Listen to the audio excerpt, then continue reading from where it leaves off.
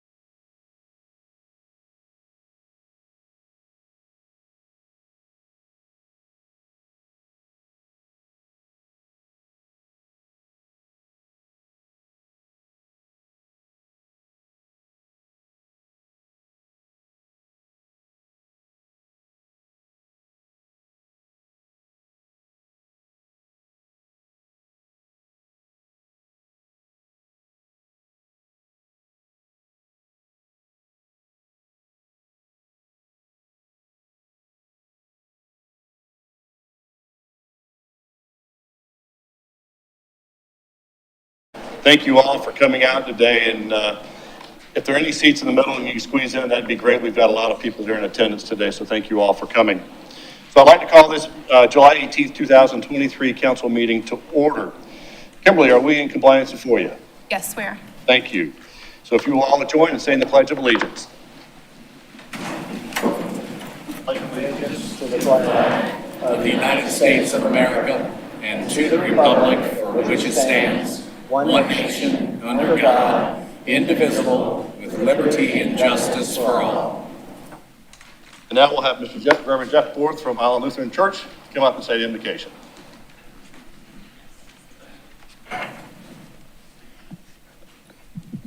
Good afternoon. A reading from Psalm chapter 36. How precious is your steadfast love, O God. The children of mankind take refuge in the shadow of your wings. I heard recently God's children are not for sale. And I want to thank you for your leadership in our community and your many hours of service. And as a citizen and as one who benefits from your work and leadership, I would just humbly ask you to visit one of our theaters on the island and watch the movie, The Sound of Freedom. Let us pray. Holy God, we thank and praise you for all the gifts you've given us each day. I pray with thanksgiving for the servants here today through whom your work and will is accomplished. Protect them, dear Lord, and grant them courage, wisdom, long-suffering, and love. I pray for their families, as well as for the families of all people, especially those who call Hilton Head their home or their home away from home. We beg you for the lives of all the helpless, the vulnerable, especially this day, little children. And we long for your gracious return. In your name we pray, O God. Amen. Amen. Thank you.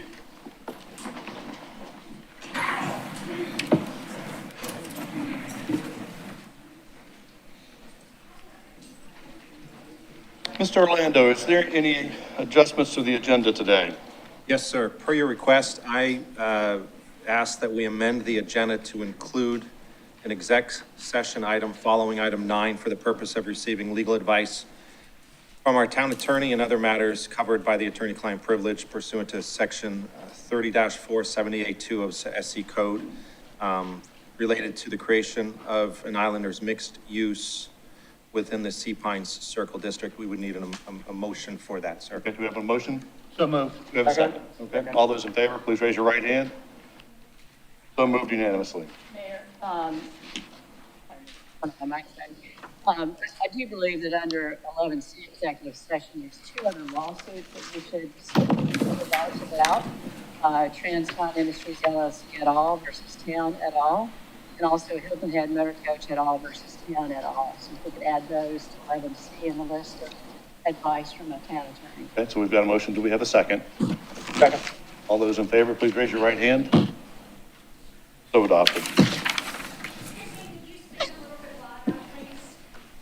Do our best.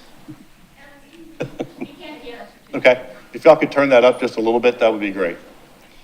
Today we have special town council meeting minutes of June 6, 2023 and June 20th, 2023. Workshop minutes, meeting minutes of 2023, and special meeting minutes 27th before us to approve. Is there a motion to approve the minutes? Move as submitted. Second.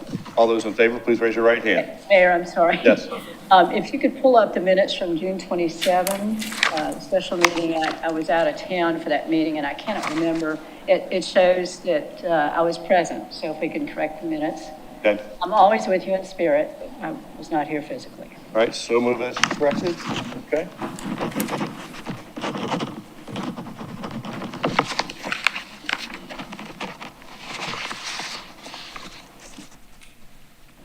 Here. Moving on to presentations and recognitions.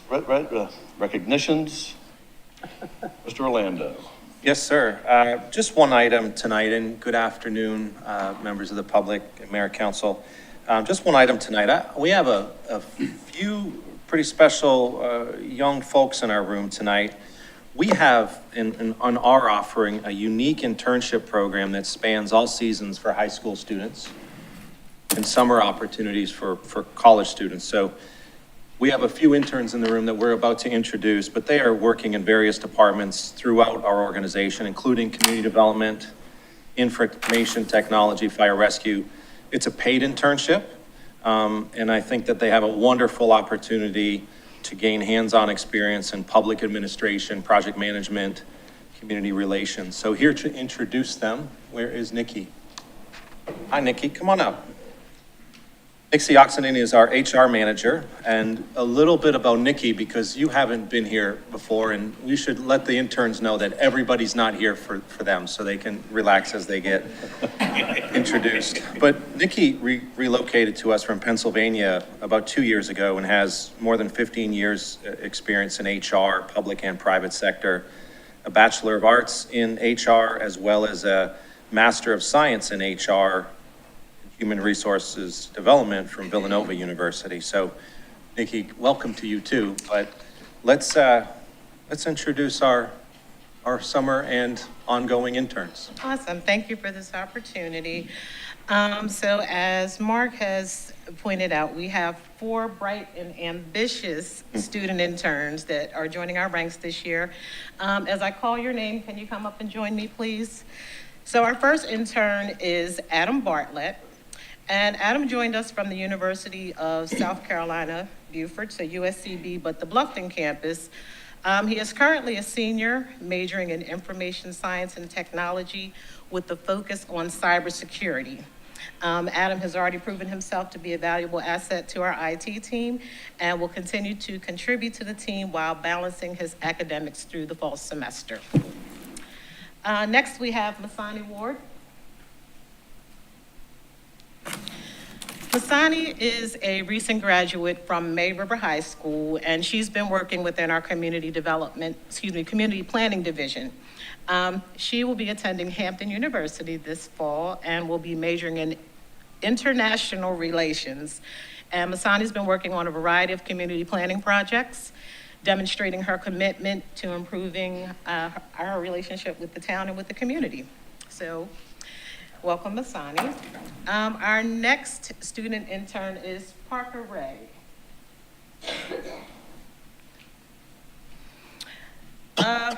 Parker is an impressive graduate from Bluffton High School, and Parker will be attending, I had to ask for this to make sure I was saying it correctly, Embry-Riddle Aeronautical University this fall, pursuing a degree in engineering. She is currently assisting our engineering division with an important asset inventory management project. And last but not least, we have John Tu Singleton. John Tu also is a recent graduate of Hilton Head High School. He currently is working with our 911 Communications Center. John Tu is a native of the island. He was born and raised in our community and is dedicated to contributing to the place that helped shape him. He aspires to serve as a 911 public safety telecommunicator. So these new interns represent our next generation of talent, and we are thrilled to have them on board, and I appreciate allowing me to introduce them. Awesome.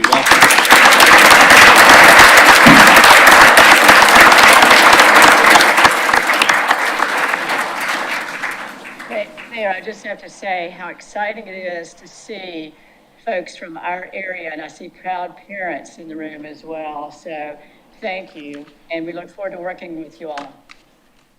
Thank you. Mr. Orlando, any other comments? Sir, nothing under the report, just the following items under presentations, recognitions. Okay. Next, we'll have Ray Craver and Steve Stauffer to come up for Parks and Recreation Proclamation Month. This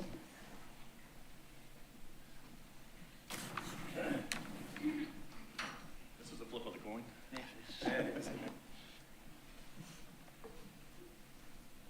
So, the Town of Hilton Head Island Proclamation.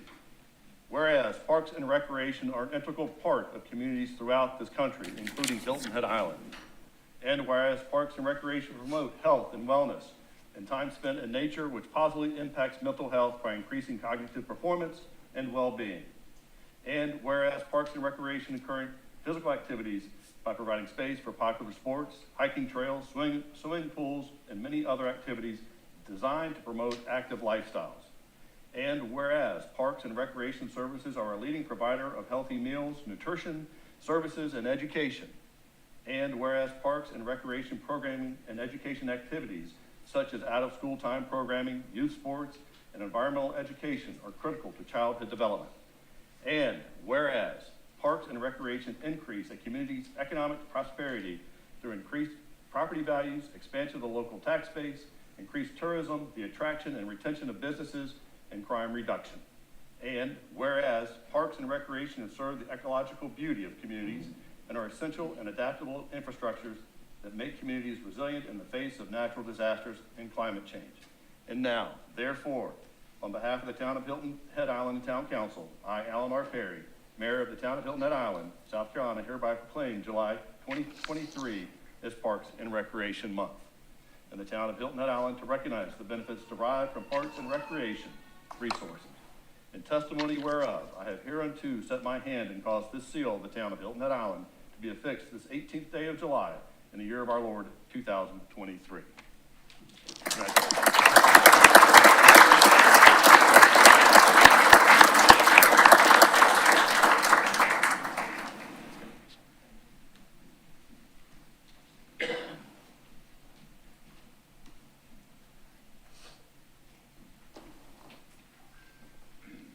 Yes, that's a lot of whereases. So, Workforce Housing Program Monthly Update, Missy Loic.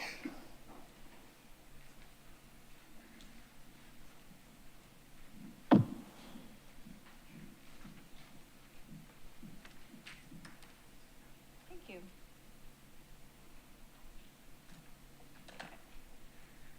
So it's nice to see you again this month to give the Workforce Housing Framework update. As you're aware, the framework was adopted on November 1st of last year. It's focused on 4 pillars: community planning, management, and revenue. And we're providing a monthly update. This update is on our website each month, and I will go through each of the progress points that we're making in order of each of the pillars. In the community pillar, we have completed an asset map, and that was a project we worked on with the Beaufort Jasper Housing Trust. It includes housing-related community partners, and that link is available on our website as well as on this update. We also thank you for the appointments that you've made to the Housing Action Committee. 6 members were appointed in June, and we still need a few more to officially launch that committee. We have not made additional progress on the anti-displacement plan, but we are working on an outline for a displacement strategy. In our management pillar, we are still working on recruiting a workforce housing program manager. We are still actively recruiting and interviewing for that position. In the planning pillar, of course, we have completed a town land analysis, and now the acquisition of the property on Bryant Road has been acquired, and that's around 7 acres for the delivery of workforce housing. As far as the North Point project goes, we are anticipating awarding that RFP sometime this summer. We have made some progress on providing some comments on the state housing program. Recently, we submitted comments to the South Carolina Housing Finance Agency regarding their draft qualified allocation plan. And those comments were focused on eligibility for projects in the Hilton Head, Beaufort County area. We also shared those comments with our local delegation. The Regional Housing Trust Fund, the Beaufort Jasper Housing Trust has been launched, and they're actively reviewing proposals that they've received, and they anticipate reviewing those and making some funding decisions in August. Of course, with the budget approval, there's $3.3 million in the housing fund within the town budget. And we've also would like to also thank Senator Tom Davis for the legislation for the development of workforce housing. And that allows local governments to use up to 15% of their accommodation tax revenues to support workforce housing. And we are in the process of preparing the required housing impact analysis for the utilization of those funds. And so that's a document that we have 85% complete and are drafting, and that will be something that we will bring forward when complete. So that is where we stand on workforce housing progress since we spoke last month. Are there any questions? Mr. Brown? Thank you, Mr. Mayor. Thank you, Mr. Report. There's two comments. As far as the displacement strategy is concerned, and I understand the committee's not fully seated and we've got work to do there, but I'm curious to know if there's any way through our current permitting process, if there's a way to kind of flag those displacement opportunities so we are aware of them or before they happen. Okay, I think sometimes it's word on the streets or rumors and that sort of thing. But if folks are coming in and applying for permits that would ultimately displace them, I think we should know about that at the council level. And the second one, I know that the whole ATAX distribution is new to all of us. We'll just ask the town manager at some point get us all smart on what that looks like and what's available and how we can use it. Thank you. Thank you. Any other comments? Thank you, Missy. Up next, we have a presentation of the 2023 Annual Evaluation Report of the Community Rating Systems Program for Public Information presented by Sean Cullen. Thank you, Mayor, Council. I'm sorry that's such a mouthful to say, when really it's just an annual report of the Program for Public Information as it relates to our community rating system. So the PPI was adopted in 2015 by the town, and this annual report is presented each year as a requirement of the certification for the community rating system. The community rating system is a volunteer program through the National Flood Insurance Program. The town of Hilton Island participates in that program. Not all communities do.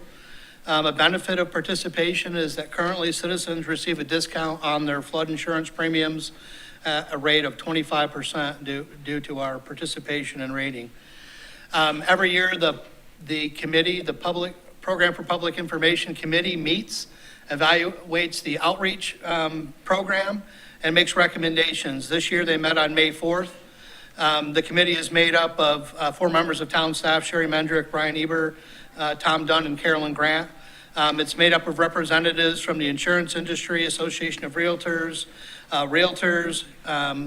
local POA, Island Time, Vacation, Rentals, Hilton Head Area Home Builders Association, and there is a slot for mortgage lender here on the island.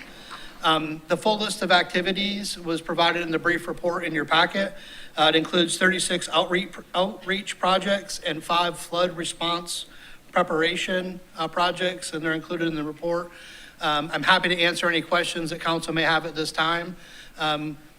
Because it's required for recertification, there's no action required from council. We have to present it to you each year. Upon that presentation, we submit it as part of the recertification. But I'm happy to answer any questions you may have at this time. Any questions? All right, thank you, Sean. So next, I think you're going to present the 2023 Annual Evaluation Report of the 2020 Low Country National Hazard Mitigation Plan. Thank you, sir, and council, town manager. Happy to be back to present this. This is also linked to the community rating system. We participate in a low country regional natural hazard mitigation plan. It was coordinated through the Low Country Council of Governments with the 4 counties in the region. We participate. The 2020 plan was adopted in 2021 by town council. It is a 4-county plan. It identifies projects to mitigate impacts of natural hazards in the region, but also more specifically to our community. This also requires an annual report be presented to town council each year for that participation in the community rating system. It also enables pursuit of grant funding for identified projects, funding from FEMA. So it's important to have projects identified. It enables and makes it an easier transition to request funding for those mitigation projects. It provides the credit toward the CRS program, again, increasing our class and lowering our flood insurance rates.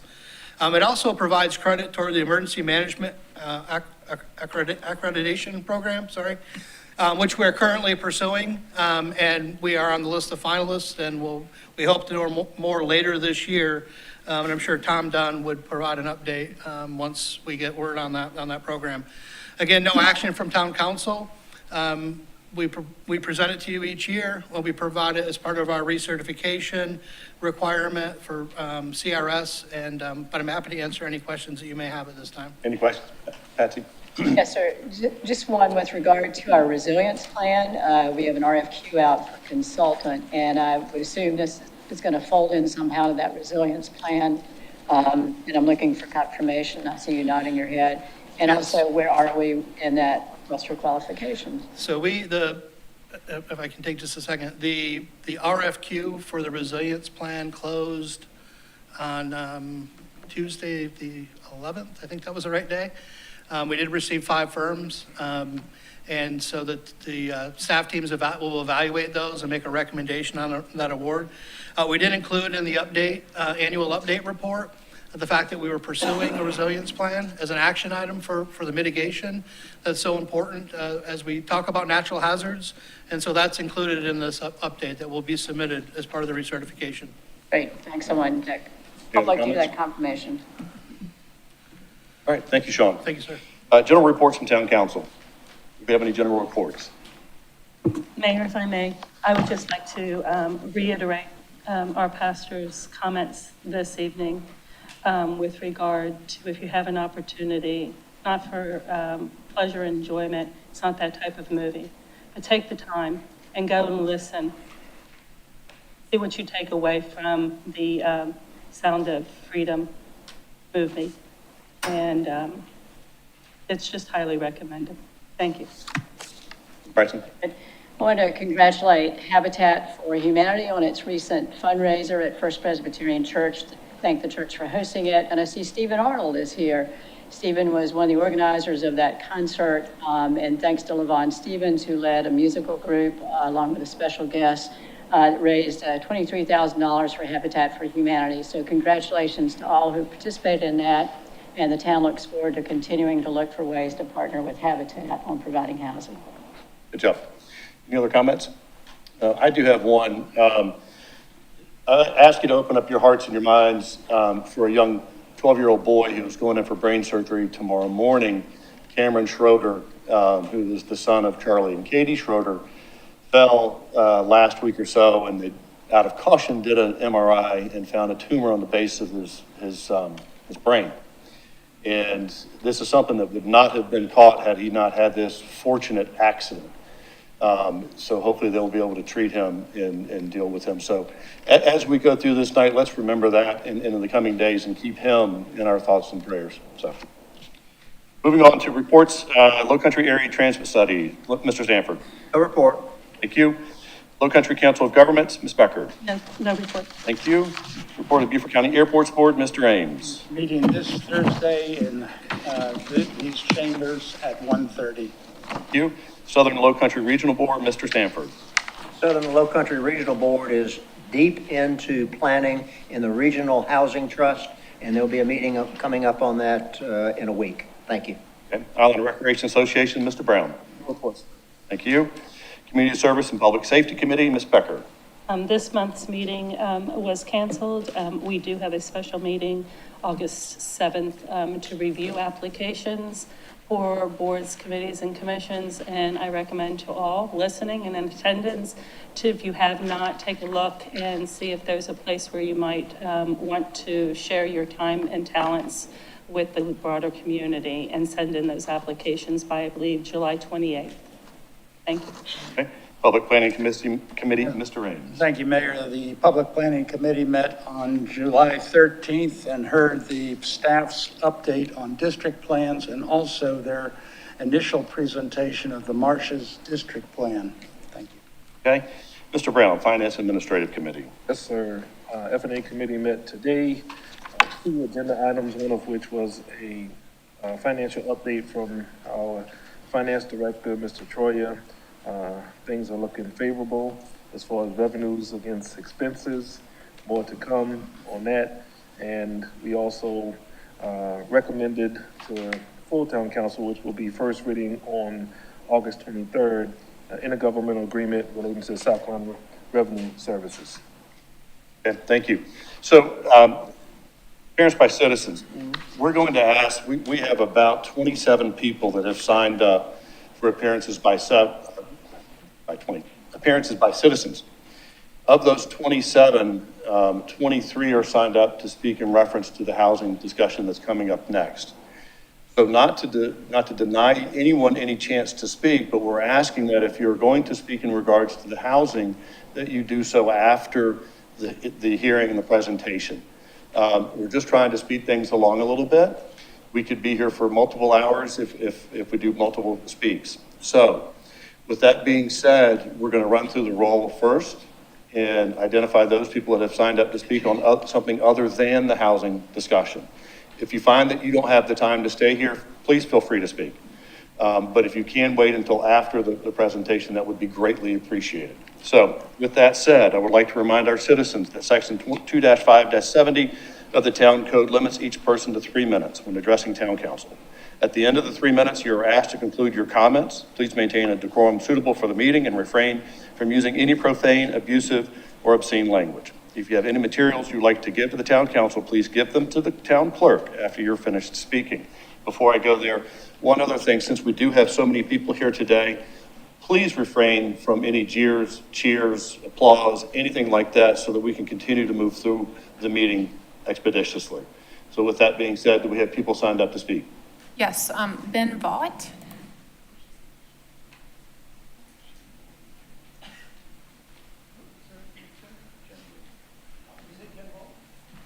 Ben Vaught. Go ahead. Good afternoon, Mayor and Council. I'm Amber Van Horn. I'm Ben Vaught. I am Jillian Campanella. I'm Jacob Perky. We are here today representing the Low Country Alliance for Healthy Youth and Teens for Healthy Youth to propose that electronic smoking devices are included in the current smoking regulations of Hilton Head Island's Town Code. In 2018, U.S. Surgeon General Jerome Adams released an urgent advisory stressing the dangers of vaping. The chemical makeup of e-cigarettes are blamed for this crisis. Nicotine is a highly addictive chemical that is at significantly higher concentrations in e-cigarettes than in normal cigarettes. In fact, Elf Bars, the best-selling e-cigarette in the United States at the moment, is equivalent to around 590 cigarettes in one single sold unit. Those who use these devices can be easily addicted to high nicotine concentration, and frequent use can lead to health consequences. World-renowned research universities have found a variety of health consequences and trends for those who use electronic smoking devices. These include DNA damage linked to oral cancer, higher heart attack risk, and higher respiratory disease risk. Also, research conducted by Columbia University has found a rise in cannabis consumption via vaping devices, which can have long-term health consequences. So besides this risk for individual users, e-cigarettes can actually have health consequences for those around the user. Similar to smoking, vaping from an e-cigarette can lead to secondhand and third-hand aerosol contact. Secondhand aerosol is a plume of chemicals released into the environment, such as nicotine, heavy metals, ultrafine particles, cancerous chemicals, and even more. When people are exposed to secondhand aerosol, it can lead to cancer, respiratory infections, and even worse than pre-existing asthma. Another threat from e-cigarettes to non-users is third-hand aerosol contact. Third-hand aerosol contact is very similar to third-hand smoke, where chemicals remain on surfaces and in dust to then react with other chemicals in the environment to form toxic chemicals. These potentially harmful chemicals can be exposed to other people, especially small children or animals, through the respiratory system, through ingestions, or through skin exposure. In 2019, the town of Bluffton successfully took action to address the e-cigarette crisis by including electronic smoking devices in the town smoking regulations. This response from a local government is the exact same thing that Dr. Jerome Adams asked for in his Surgeon General advisory in 2018, reading that local governments should take action to protect their communities. Implementing electronic smoking devices into the town code smoking regulations sends a clear public health message. Taking this action would protect the environment and the quality of life for Hilton Head Island's residents and visitors. We thank you, Mayor and Council, for your consideration. Thank you very much.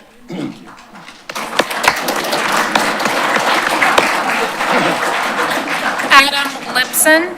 Mayor, this, I think, should be an exception. We took the opportunity to give the applause to the group before us who just spoke because their message is clear, concise, and very important to all of us. I just want to also extend the congratulations. I'm so incredibly proud of each of you. Thank you for coming tonight. Ditto that. Yes, sir. Thank you for having me speak here. My name is Adam Lipson. I'm a resident of Berks Beach. I have ties to this island dating back for 35 years. My mother first bought a place in Sea Pines. My wife and I are year-round residents, and we do not rent at our home. We've recently become aware of a plan being considered by the town council, which includes changes to Chaplain Park. These changes include parking on Berks Beach Road, potentially more parking lots on Castnets, the inclusion of Olympic-sized pool and infrastructure to support that, changing to the soccer fields, increasing pickleball courts. These considerations would have a major impact on the residents of Bradley Beach, Berks Beach, and Singleton Beach. I've been asked to stand here representing our HOA in their absence today. The members of the HOA find the plan as proposed today to be reckless and potentially a coffin nail to lifestyles of people in that community. We believe that people brought into those communities with certain rights and privileges which may be revoked. People in Singleton Beach believe that they had a unique piece of land where north of them was a protected sort of area, and people in Bradley Beach and in Berks Beach believe the same of what is south, where no development really could take place. We are not opposed to all changes, but we are absolutely opposed to wholesale changes. I'd welcome any of you to come. Part of the department includes parking on Berks Beach. Berks Beach has never had illegal parking. I also took the time today on the way over here to take a look at the crowding of parking that currently exists there, and I know that when we build something like parking lots, we want to address a problem. But I have videos, and I'll be glad to share them. Mark, perhaps you can share them with the group. Probably about maybe 15 to 20% of the spots are being used. And when we talk about adding parking, I sort of wonder what problem is we're trying to fix. And then when I think about this whole idea of an Olympic-sized pool, which would cost perhaps in excess of $20 million, I wonder what the offsetting revenue is and the operational cost associated with that, and how the people of Hilton Head would feel about a bond needed to support that. I wonder what we're trying to achieve with having a Caligny on that end of the island. Would that be something which would be appreciated or benefit, or would it increase hoteling? I recognize that balancing progress and preservation, know that health results come from that sort of innate push and pull, ebb and flow. I think the as proposed now is somewhat reckless, and I think I stand strong with my neighbors and other locals that this is not something which we feel is in the best interest of Hilton Head as a broader community or the local community. Thank you for your time. Thank you for your consideration. Thank you very much. Next. Mako.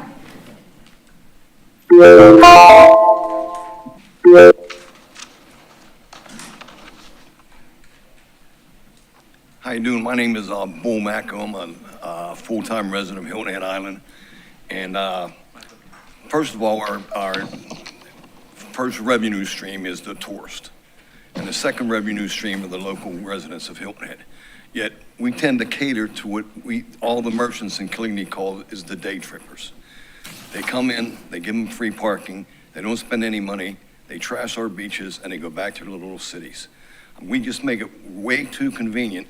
I own 3 properties on this island, and I own 1 on James Island. When I go to James Island, I gotta pay to park on the beach. You know, I did some investigation, Tybee Island charges to park. I mean, we just make it way too easy for these people to come in, and I don't see how we're benefiting by these people coming, using our beaches, and trashing our beaches. They don't spend any money down there, and I invite all you to come down for a weekend and spend it in Caligny and see what goes on down there. It's terrible. Now, I know they have installed license plate recognition devices in the Caligny lot. Okay, they're going to put up gates. I don't know whether they're going to start charging for parking or not, but I strongly recommend it. That's all I have to say. All right, thank All you right. very much. Skip Hoagland.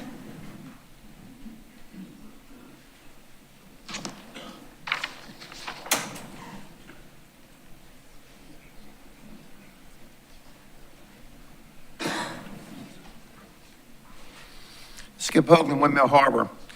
Tell me how this town government can work for all citizens and voters and taxpayers if the entire county and all the towns are chamber members with use of illegal tax funds. And many council members are also secret members of the GIC, underground government.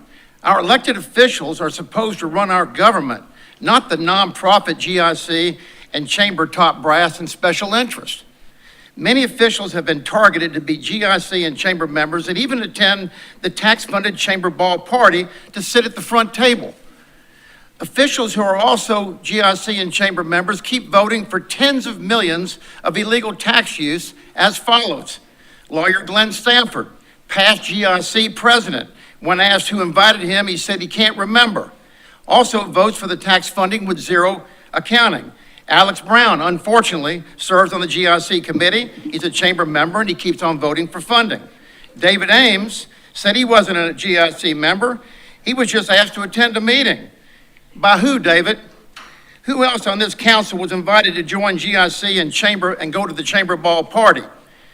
Our part-time mayor said he saw 80% of chamber accounting, receipts and invoices. This was not true. He committed financial fraud and he must resign and be removed from office. He also said he wants GIC and the chamber to be more involved with government. This is illegal. Many people who attend and speak in favor of the corridor and the chamber are all GIC and chamber members. They include Carlton Dallas, past GIC president, chamber member, school board, Lee Wellwarding, current GIC president, Ray Warco, chamber accountant, Bill Miles, personal accountant, and the GIC treasurer. Peter Christian, Hilton Head Plantation manager, GIC committee, chamber supporter, and he's being sued for election interference. How do we get fair votes if the entire council and this town staff are all corrupted chamber members and ties to the GIC? We are in a legal and even a judicial crisis in Beaufort County, where even the judges are controlled, kangaroo courts, and many cases are predetermined. What a mess we are in. And it's very sad and unfortunate. I've been here for 47 years and it's only gotten worse. Next. Lynn Greeley. Lynn Greeley. I'm here for Ms. Greeley because she couldn't make it. She's out of town. She gave me her POA, which you have on file. As again, Mr. Hoagland, we do not accept POA, and you will know the ramifications of speaking. I'm looking forward to I think it'll be my 9th citation, and I'm looking forward to solving this in court. Is it 10th, 9 or 10? I think Okay, so. great, thank you. We have beaten the chamber illegal operations issue to death before this council, yet you just continue voting to give them millions more. At some point, all council persons will have to answer questions in various investigations because this level of theft cannot continue forever. We also have the issue of fraudulent budgets and year-end audits being presented by CPA Troyer, and not one single council member can attest to these numbers are true and accurate and factual. Tell me why all you serve in this council or finance committee if you don't know what's going on. Don't you have to stipulate to a common set of facts? And how would you know the financials without hiring your own independent CPA with town government forensic audit knowledge? How will you confirm how this town is being run by Orlando, Gruber, Troyer, and Coltrane, who are all alleged already to illegally using and issuing millions to entities who refuse to provide a transparent accounting of their expenditures? What is wrong here?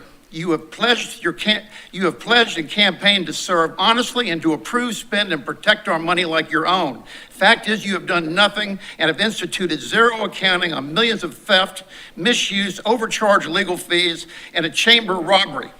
We keep electing the same entrenched, dishonest candidates, many whom we thought were honest and who have failed us, and now we are stuck with yet another 4 years of this failed part-time mayor. Mr. Perry, once again, you publicly said 80% of chamber accounting were receipts and invoices. You saw that. If you can't confirm this, the names of who showed this to you, shouldn't you resign immediately or be removed for this fraud? Instead, you seem more interested in stopping my public comments and trying to prohibit the use of a POA legal law doc to speak on behalf of other citizens who fear speaking. This is just an ongoing embarrassment to this community, as are all of our council members who keep voting and approving our tax funds to be legally used and stolen without any accounting and just disappeared in thin air. Why are you even here? Why even run for office if you don't believe in honest public service? And I want to add, if you do not fire this chamber DMO soon and start a forensic audit on what he's done with over $125 million for the last 35 years, you have violated your fiduciary responsibility to everybody in this room. I imagine taxpayers and local media, including me, are going to revolt. Lawsuits will begin as you leave no other choice. Bless your heart. Mary Next. Aminetti.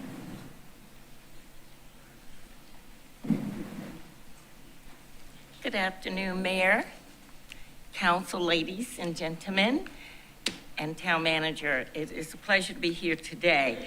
I had written a long speech, but I'll make this really quick. On Sunday, July 9th, I decided to take a walk along the beach where I live in Palmetto Dunes. As I approached the Dunes house, there was this tremendous cheering and screaming. And as I looked down the beach in front of the Marriott, there were over, I don't know how many people, but over 100. They were having a tournament, a volleyball tournament. And they had their nets anchored in our dunes, which are prohibited. And so I took pictures and videos because no one may believe me. So I contacted Bob Bromwich, and he referred me to Morgan Thompson. And I just want to say that the matter was handled quickly and efficiently. And I want to compliment Bob and Morgan. I don't know if she's here today. I don't know if I even know her. But everything was taken care of. So I just want to congratulate them on their quick response. And also I want to recognize my councilwoman, because I called her as well, and we had a nice long conversation about we have to protect our dunes at all costs. Thank you. Teresa Prince. Okay. Okay. Is anyone else here to speak on something other than housing? Want to go on up? Peter Christian.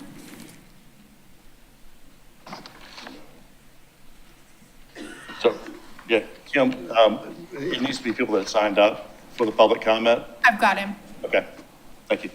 Just making sure. Mr. Mayor, town manager, members of the council. Mr. Mayor, it's a pleasure to see you at the opening ceremony for the Bayshore project, the ribbon cutting that was hosted by the Chamber of Commerce. And I wanted to own up and fess up that I'm a member of the Chamber of Commerce with Hilton Head Plantation and a member of the GIC, a chair of committee of the GIC. So I'm in good company with many of you up on the dais. And I want to applaud all of you for the volunteerism that you give by volunteering for the chamber and doing their fine work, and also volunteering for the GIC and doing that fine work. You should be commended for doing those things above and beyond what you do as council members. It was nice to see those young people up here. Reminded me of when I was a kid back in the 60s and we were all revolting against everything, that they're up here and engaged and doing positive things. Wanted to remind people we are in hurricane season. We have an excellent rating, and FEMA will reimburse us at 80% because we are pre-qualified. Tom Dunn does an excellent presentation, and if there are communities out there that have not taken advantage of Tom Dunn, who's the Director of Emergency Management, they should absolutely take advantage of that opportunity.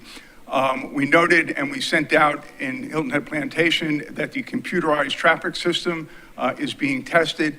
And I hope you consider with a good amount of community notification, experimenting with the Squire Pope intersection to see if we can move traffic, especially on a Saturday, a little bit faster through that intersection, that would be welcome. Property values on the island continue to skyrocket despite interest rates going up. And that boxes out more and more folks who are working folks. So we need to consider them as they try to come over the bridge to work. And we also need to consider all the work that Missy is doing and you are doing on workforce housing and continue that good work. And thank you for the opportunity to speak. Thank you. I believe that's it. Okay. Is there anybody that signed up to speak regarding the housing that has a time constraint that will need to leave and wants to speak now? That was signed up before? Yes, Risa. If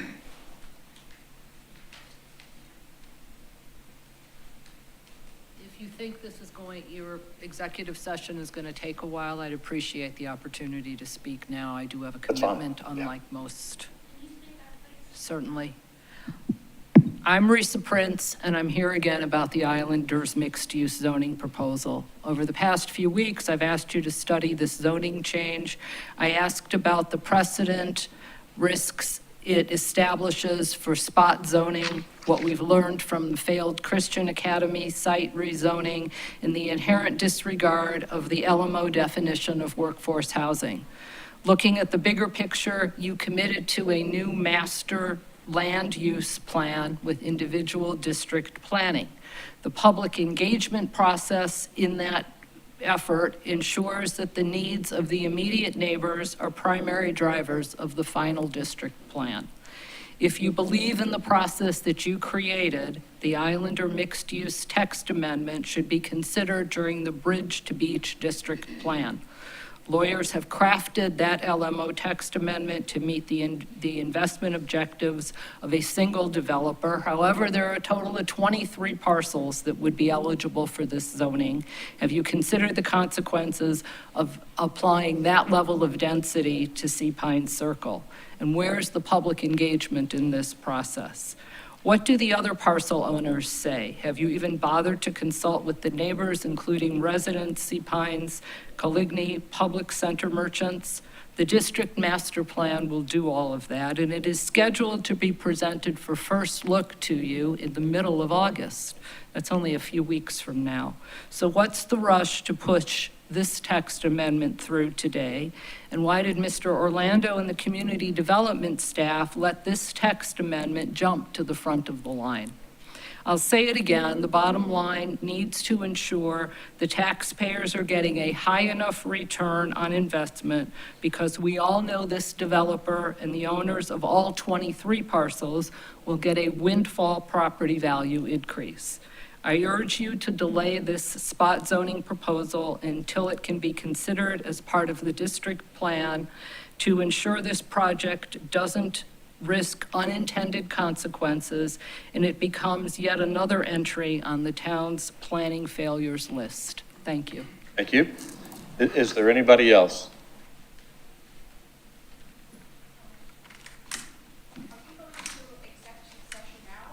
Yes, so no, we are good. If there's nobody else that will speak now, we're going to go into executive session for legal advice, and then we'll come back out of that and have the presentation of the of the Office Way project. Okay, then I'd like to speak before the executive session, which probably will take a while, right? It could.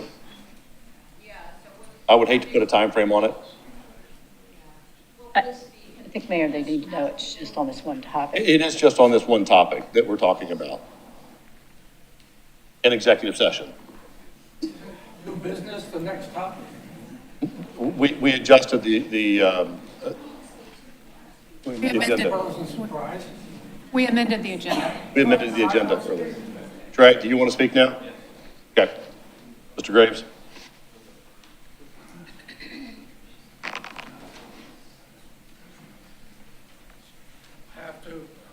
Eric Somerville. My first statement will be, it's a bit of a manipulation to publish an agenda and then change it. In any event, my comment is simple. David Ames is the one who brought this up in the planning session, and there was reluctance to move ahead on this project at Sea Pine Circle because it might set a precedent for things that could change and be allowed in the future. So my comment there is very simply to have more confidence in Sean and his staff. I think they're doing an excellent job. They've spelled out lots of details. Just so happens in the Sea Pine Circle scenario, we have a local developer who's willing to amend and listen to a negotiated settlement on the LMO requirements. That doesn't mean it should be able to go to everybody, and that's the first time when Risa just mentioned that that somehow gets approved for this. It's approved for a bunch of things. Why? You can make a one-time exception. You don't have to change your code or allow your code forever to be violated. All it takes is some enforcement of the code and things like, you're going to help me again, Aquaterra, okay? Won't happen again. And what was ever the penalty there anyway? And there should be some penalties associated for violating the code. We're working very hard with a nice staff, very intelligent, very capable, to define a code. That little circle is a difficult little spot. It's small. It's needed for update for a long time. The school is co-joined in that, and all these good reasons why we should proceed with that particular landmass. So that's my 2 cents. Maybe 3 cents. Okay. Thank you. Mr. Graves?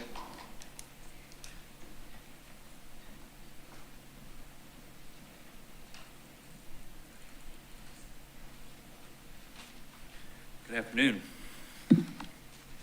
My name is Trey Graves. I live in Bluffton, South Carolina. I am a fifth or sixth generation Beaufort County resident who grew up on Hilton Head. And as this is my first time attending one of these meetings, because I try to avoid them as much as possible, it is good to put faces to names. Of these names, short of Mayor Perry and Mr. Brown, I don't know of any of you who will remember what living on Hilton Head full-time 20 years ago was. It is with that insight that I implore you as a council to be proactive and transparent in the identification of opportunity zones on this island, opportunity zones that can attempt to stack up competitively against our other competing municipalities in Beaufort County, for whom we will need to vie against for 9% low-income housing federal tax credit subsidies. Per the South Carolina Qualified Action Plan for 9% federal funds, touched on by Missy earlier, Hilton Head will never beat Bluffton or Beaufort at getting tax credits because we simply do not have the land available or on the free market. Additionally, there is a proximity factor as it relates to scoring and winning these bids with the state to receive federal funding, to include groceries, clothing and goods shopping, schools, parks, as well as proximities to jobs served. That is why I suggest that this council, instead of numerous rezoning attempts, creates a land bank with the existing land owned by the town for developers to compete for the opportunity to develop responsibly inside the guidelines set forth by the federal low-income housing tax credit framework that is very cut and dry. I say that to say this: I can no longer afford to live on Hilton Head. Neither can the majority of my peers. In a county with one of the highest median average incomes in the state,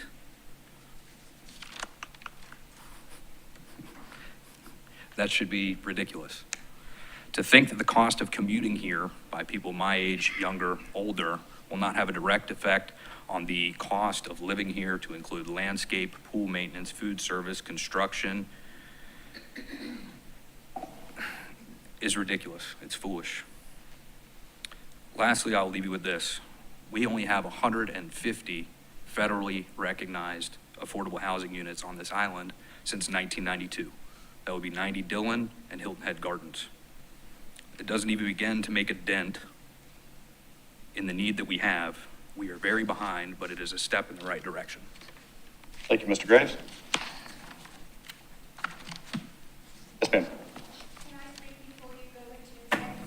Yes, you may. Yeah. Understand, we're not trying to keep anybody from speaking. It's just in lieu of time, just to make certain for those that can't stay here. So everybody will be heard. Okay, Mr. Mayor, Mr. Orlando, and members of the town council. Your name, please? Oh, I'm sorry. Well, I wanted to welcome them first and then say, my name is Sherry Mikert, and I live in Indigo Run. First of all, today, I don't want to read anything. I just want to speak to you from my heart. I moved here 20 years ago, but I've been visiting the island for the last 40 years. I fell in love with this island for two main reasons. Its beauty and its restaurants. Yes, I fell in love with the restaurants. I was skinny then, and I moved here and now. But our restaurants are very important to this island. There are hundreds of restaurants, and they do need their workers. You talked about the number of people who want to speak today, Mr. Mayor. Well, I think the council needs to look at what the citizens want. I talked about, and I want to thank you, Mr. Stanford, for your letter that you sent me with all the information. But I think it's really hard to ask a developer to say, oh, you have to do this for 30 years versus 10 years. How do we know it's going to happen in 10 years from now? There may be a hurricane and wipe out the island, so for 10 years we're going to make people suffer. I pray that never happens, but we have to look at that. There's many more positives to this than negatives. I read what the Housing Committee wrote, what you need to have for the workforce housing. I think the only way that you're going to get that is if Hilton Head buys the land, they do the development, they do the building, and then they can say, okay, this is all workforce housing, it's going to be for life, and it's going to be this income range, but it's going to have to be from Hilton Head. And I really don't want my money spent on this. This is going to be an endeavor that's going to increase our workforce housing, but it's not going to cost us citizens any money. I remember in last elections, a lot of you, especially you, Mr. Mayor, said, you stood right next to me and you were saying how you wanted to take down dilapidated buildings. Well, this is your chance to come true on your campaign promise. Everybody else who ran also said workforce housing and get rid of dilapidated buildings. This is your opportunity to do that. There are 100 good reasons, maybe 25 reasons that you may not agree with. So I think the good reasons outnumber the bad reasons. I really urge you to vote yes today on the text amendment on the Office Park Way. Let's not table this for futures. Let's get this started so our restaurants can get their workers and I can continue eating in the restaurants. Thank you. Thank you. Is there anybody else that had signed up to speak during the public comment section, reference housing, before we go into executive session? I would imagine that executive session will take 30 minutes to an hour. Just better safe than sorry. Anyone else? Bad idea. Okay. Mr. Wolf.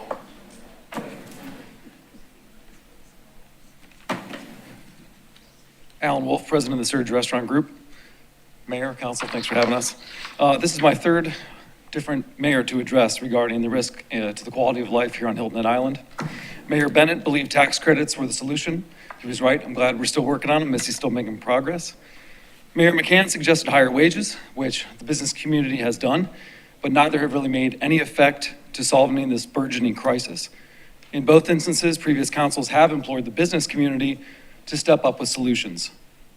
Over 2 years ago, on May 17th, 2021, I met with David Despain and his partners on behalf of the Surge Restaurant Group. His partners and he were pursuing dormitory units for restaurants, hotel workers, and the University of South Carolina, Beaufort. And they asked how many dorm units the Surge Group would like. And we said, please don't build 8 to 10 bedroom dormitory units. We don't think it's the right product for the local workforce, nor for the Sea Pine Circle.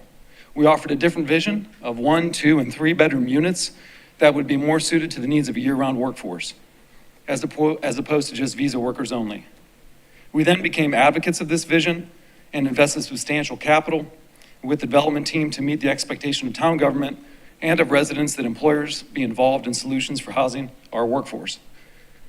On May 18th, 2022, over a year ago, we were introduced to the idea of a text amendment to the LMO by town staff as a means of taking an already allowable size building on our property within the Sea Pines Commercial District and making it into smaller units, essentially slicing that Giuseppe's pizza instead of 12 slices into more slices without making the pizza any bigger.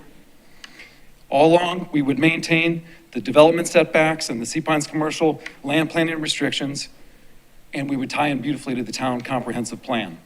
Further, it would allow us to build 16 dormitory, 4-bedroom units for the University of South Carolina, Beaufort, and it would apply only to properties within 500 feet of that university. Our team has worked through numerous requests by town staff and public planning committee. To Teresa's point, we have met on 12/15 of 22, nearly 9 months ago, to get full unanimous support from the Planning Commission for this project.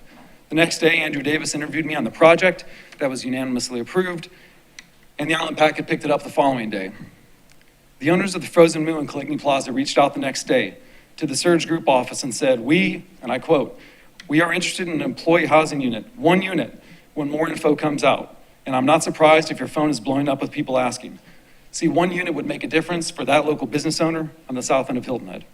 So finally, the business community begging for solutions, we've stood up, we've lined up. We've got probably 10 Surge partners in the room, is that right at this point? 40 local partners that are ready to bring a solution. And I implore you on behalf of all the local business community to approve this Islander mixed-use text amendment to ensure the future quality of life for our residents and the future viability of our business community. Thank you. Thank you, Mr. Wolf. Is there anybody else that was signed up to speak for public comment, Ms. Lee?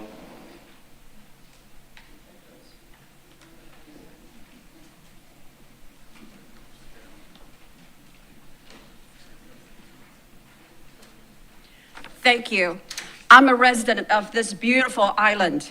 I urge you to vote yes to proceed with the first reading of the tax amendment. The council has a robust process to debate the merits of the project through the next public planning committee meeting and the full council meeting for a second reading.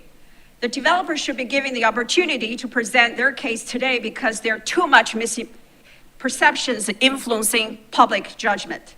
First, the island mixed-use tax amendment is not spot zoning. It is a new land use within an existing zone. In reality, it will reduce, not increase, the density of bedrooms or occupants per acre from 440 as by right to 292.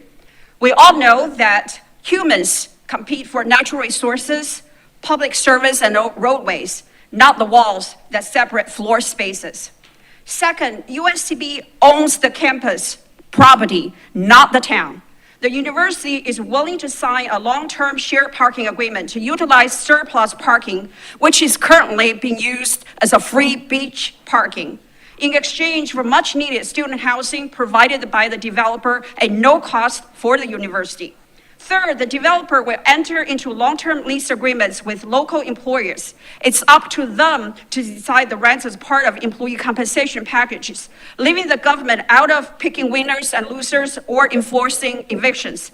The town created an obstacle in terms of poorly designed dwelling units and resulting density. It is an overreach to request payment in the form of 30-year 6 to 80% AMI to remove it when there's no public funding involved and when other projects have met no such conditions. What's missing in the entire public debate related to the Office Way project, it's its long-term benefits to the town, such as better design standards to preserve that island way of life, a thriving USCB to support future research centers for your resilient plans as well as environmental studies, and revitalizing a dilapidated prime location to support local businesses. The decision in front of you is quite simple. Do you want to proceed with a by-right plan which does not need the council approval, or do you want to support an innovative approach that actually reduces occupant density, therefore relieving traffic burden around the Sea Pine Circle district?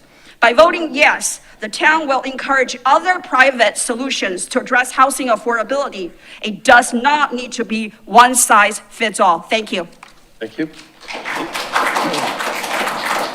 Advocate.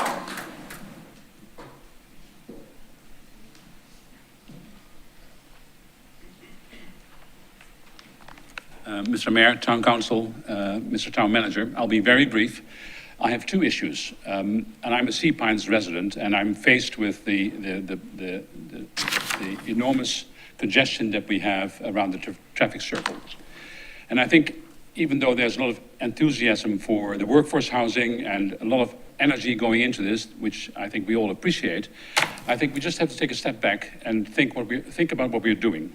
Because the pressure on the Sea Pines Circle is going to increase because of these developments, which is, I don't debate that. But we have a number of things going on in the town.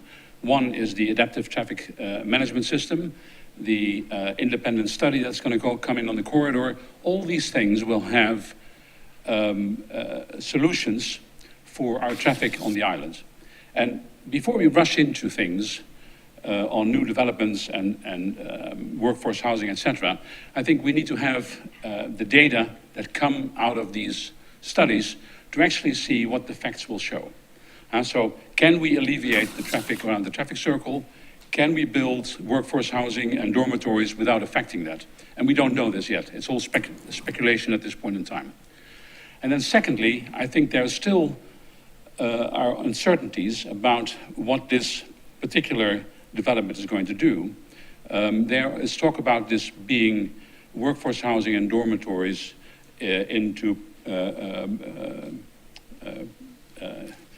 forever, in a sense, into perpetuity. And is that really the case? There seem to be different opinions within the town council and with people whether this is actually the true. Is this going to be workforce housing and dormitories into perpetuity, which makes it a different thing, or will a new owner in 10 years or 15 years convert it back into regular housing, which will be not a very positive thing to do. So my question to you is to take that into consideration, and let's not rush into making a decision on this, but let's do this in a smart and intelligent way with all the data available to us. Thank you. Thank you. Again, is there anybody else that has signed up to speak, on this? You have to be signed up, Mr. Mayor, or is it public comment? So it's public. We're still in public comment from the original where people had signed up by noon yesterday. Yes, ma'am. Yes, parents by citizens. Get this right. Thank you, Mayor and Mr. Orlando and all the council members. Hi, my name is Carol Buxer. I live on Hilton Head Island, South Carolina. My message today is very simple. Council needs to approve the Islander housing project at today's meeting. Private business has stepped up and is willing to do now what the public sector continues to drag their feet on. And thank you, Alan, for coming and speaking on this behalf. This has been going on too long. The plan to take existing buildings that can be best described as urban blight and turn them into housing, dorms, mixed-use retail space is exactly what is needed here. It's a win-win situation for everyone. Needed housing for workers and students, cleaning up urban blight. Privately funded. There's absolutely no downside to this project. So what's the holdup? The private sector has stepped up and is ready to go now. Sea Pines and the Richardson Group have already created workers' housing, and here's another opportunity to create more and get started quickly. I urge all members of council to take a leadership stance, approve this project immediately. If workforce housing is as important as our town government says it is, then this is your opportunity to step up and take a big step forward to solve this problem now. Who knows, it could inspire even more private development of workforce housing. Repurposing of rundown, decrepit existing structures just makes common sense. The more involved local businesses are in this process, the better.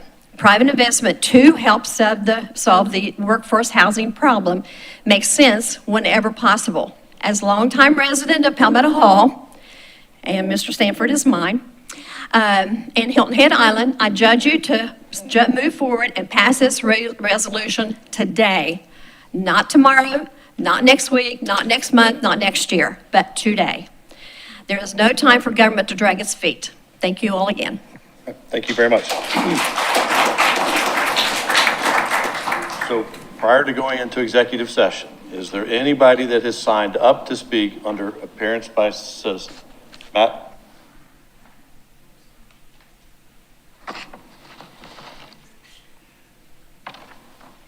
Thank you, Mr. Mayor. My name is Matt Sweeney. I live at 512 Colonial Drive. There's a website called Pictometry that is a portal to the past. It has high-resolution historical satellite photos of the Sea Pine Circle District. And if you go back to 2011, you can see the same empty parking lots in Office Way that we see today. If you zoom into the number 12 building, you can actually see the same plywood on the side door that you see there today. Today, we also have a beautiful but underutilized USCB campus, where Chancellor Panu and other school leaders have said student housing would be a game changer. Today, we also have a dozen of the largest employers on the island saying they want 1, 2, and 3-bedroom apartments for their essential service workers. Such family-friendly apartments fit the character of our island better than 8 and 12-bedroom dormitories or another self-storage facility. I consider USCB and major employers such as the Surge Group to be an important set of stakeholders on the island, and in the Sea Pine Circle District in particular. Today, after 12 years of plywood on the doors in Office Way, we have an applicant who listened to the needs of these stakeholders and has a plan for needed, diverse, and obtainable housing options. Some might ask, how committed are the stakeholders to the Islander mixed-use project? Well, the stakeholders have already signed letters of intent and stated their interest publicly in these chambers.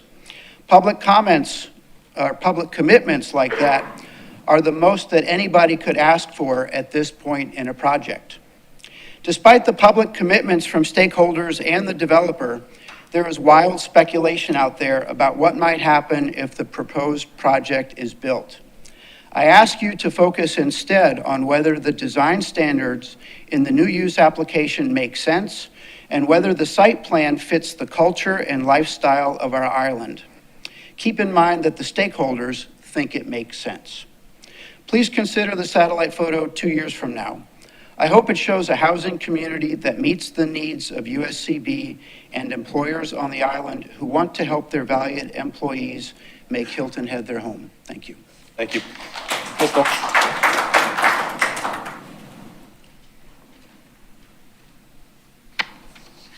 Good afternoon. Cherry Norrison Shipyard. I'm going to keep this super simple and brief. We have a great opportunity. We have a developer who is willing to take a dilapidated building and turn it into a multi-use residential and retail property. The development would provide much-needed student dormitory housing for USBC. It would solve much-needed workforce housing supported by the Surge Group and other businesses who are willing to manage their employees. But best of all, it's no use of government or taxpayer dollars. This is a project funded by the developer who's willing to take the risks. I've been following the Island Mixed Use Project meetings for several months, and I support you in saying yes to start the process. We've had ample time to debate the merits of this text amendment, and I believe the town has spent hundreds of thousands of dollars on consultants to no avail, so it's time to let the private sector take the lead. The developer, the college, and employers have the most invested and the most to lose. This is free market capitalism, what our nation is founded upon. It's a good deal for the town and taxpayers. Please vote yes for the text amendment for the Office Way project. Thank you. Thank you. Fontaine? Yes.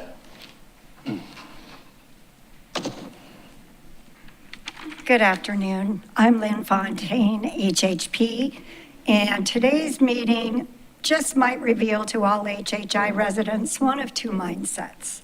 One, a town council that is serious about a workforce housing using zero taxpayer dollars, no government subsidies, and will actually provide places for the workforce to live.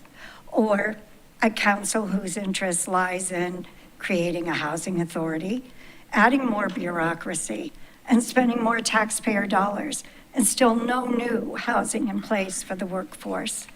I have been following the Islander Mixed Use Project town hall meetings for a couple months now. I urge you to vote yes to the first reading to start the process. The public will have ample opportunity to debate the merits of the text amendment in the Public Planning Committee forum and the second reading. Thank you. Thank you. Again, I will ask the question. Yes, Mr. Birdwell.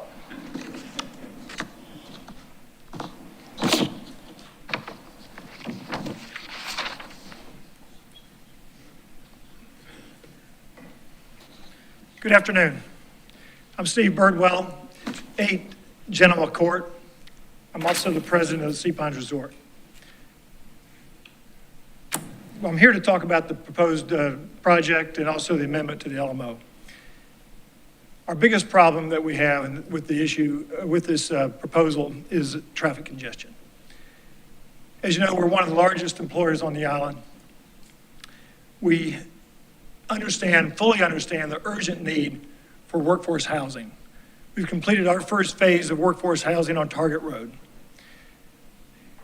We fully support all the efforts that are underway to add new workforce housing. We believe there is a workable solution to Mr. Despain's project. We fully support all the businesses that have signed the letters of intent. We also support USCB, and we fully understand their need for student housing. But we have serious concerns regarding the proposed project and the proposed amendment to the LMO. The project increases residential density from the current 12 units an acre to over 30 units an acre, more than 2.5 times the current allowed zoning. The on-site parking will fall well short of the actual parking needed, even considering the shared parking arrangement. The proposed ordinance applies to not only the current project, but all properties in the Sea Pines Circle District within 500 feet of USCB, a total of 23 commercial properties. So as I said earlier, our biggest concern is traffic congestion. The Sea Pines Circle District, as you know, is already a very dense and commercial area.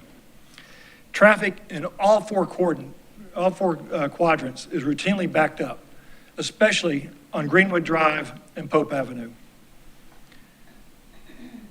If the undefined density is allowed to move forward on 23 additional parcels, traffic will likely become unbearable.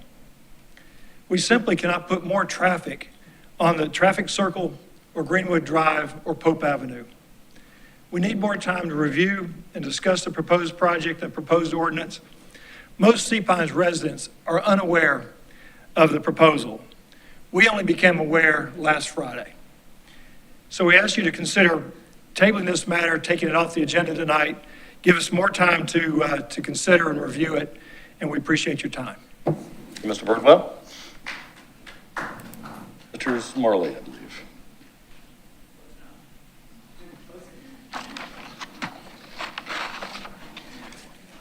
Good afternoon. My name is John Smarsley, and I'm an 18-year full-time resident of Hilton Head Plantation. I'm here to express my support for the proposed ordinance 2023-07. I believe this text amendment can provide 3 key solutions to problems that have haunted our island for decades. Number 1, the Office Way eyesore. Why for decades have local entrepreneurs and developers, owners of these buildings, done nothing with them? Why did the town allow these buildings, many of which should have been condemned, continue to stand? I wonder why the brain trust behind the ever-powerful, super-secret council of folks never crafted an action plan. Maybe they did. It's a secret. But now, finally, we have someone coming forward with a plan to revitalize a rundown area seen by many locals and visitors. Revitalization paid for by private business and shovel-ready. Number 2, a first step solution to our workforce housing issue. We have a local developer partnering with local business, coming together, pledging to lease space. Private business working together to solve a problem we have. Locals helping locals. Number 3, a recommitment by the town on its ongoing support for academic programming at the USCB campus. The agenda packet contains letters of support by the chancellor and a letter of intent to lease parking spaces owned by USCB. Recall the town donated this land to USCB in 2017. Many longtime locals will remember the strong debates in 2015 and the monies used to create that campus. A recent opinion piece by David Lauderdale in the Island Packet defined the term getting Murdoch. Quote, "We envision bigwigs setting the rules to their own advantage. We see a system manipulated to hear nothing, see nothing, and know nothing."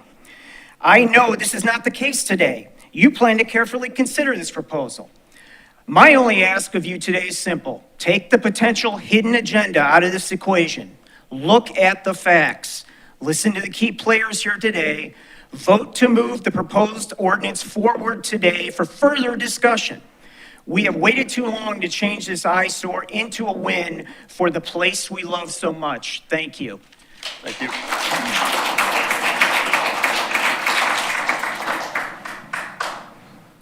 Dr. Panu.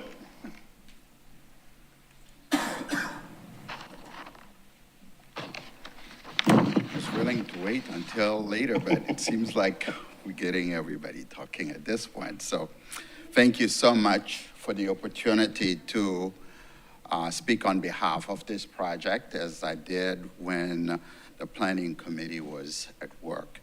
First, let me begin by thanking you again as a body for both the vision and the commitment to the stewardship of places, which the university shared, because without which we would not really be here on the island with the campus.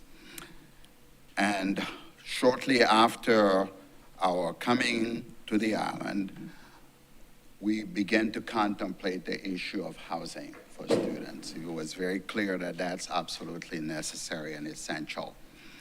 Fast forward, remove the years of COVID in there. We've only really been active for maybe 3 years of actual engagement outside of the COVID years. But it's very clear to all of us the importance of student housing. And let me say that we've had conversations with other entities regarding the need for housing, and most of the time, most of the instances that we've had, the affordability and the ability to really bring about housing for the university was not possible until the present project that we are looking at right now. And we have data that has indicated how important and critical housing is, not only from feedback from our students, but also from what we've learned from our other campuses that is absolutely critical for the growth. And I promise our students here will be good citizens, and they will revitalize and contribute to the welfare of the community, as well as the workforce needs that are so critical here. Thank you so much for both your vision, your support, and your continued commitment to the stewardship of places. Thank you. Thank you, Dr. Panu. Yes, Melinda? My name is Melinda Tunner, and I live at 20 Lenox Lane in Palmetto Hall. I'm here today to ask for your support to vote yes to the first reading to start the process regarding the text amendment for Islander mixed use within the Sea Pines Circle District.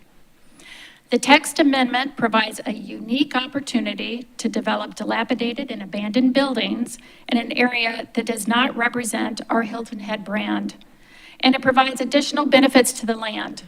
What are those? The island. What are those benefits? Number one, dormitories. I think we can all agree that we want USCB to succeed. Currently, the $20 million investment in the campus is not being fully utilized and realized. Students are choosing to attend campuses off-island, which has resulted in only a 10% enrollment. Dormitories would provide a strong incentive to attend on-island and provide much-needed workers in hospitality. Having a thriving college brings recognition to the island and provides opportunities for new programming. Number two, workforce housing. Local businesses are looking for housing for their employees. These businesses are already stepping up, and we've heard from them today, by investing and signing letters of intent for long-term leases on units for their employees. In regards to the traffic, number 3, the design encourages walking and biking to school, work, grocery stores, and restaurants, which lives into our vision. Number 4, no taxpayer dollars are needed. This project is funded solely by the developer. Agreements with USCB, the employers, and students are with the developers and not the town. The town has made workforce housing a key priority, and it will require a combination of public funding, public-private partnerships, and private solutions. This work isn't easy. If it was, it would be done already. So, first place, I want to recognize the work of the Public Planning Committee and town staff. You have talked through to define guardrails through the text amendment process to ensure a mutually successful design for this private solution. In closing, there have been a lot of press releases over the last 3 months regarding land purchases by the town for $15.3 million. Wouldn't it be great to have a press release that said the town was supporting the building of dorms, workforce housing, and the redevelopment of land that is an eyesore? And the best part, no taxpayer dollars were spent. Thank you. Thank you.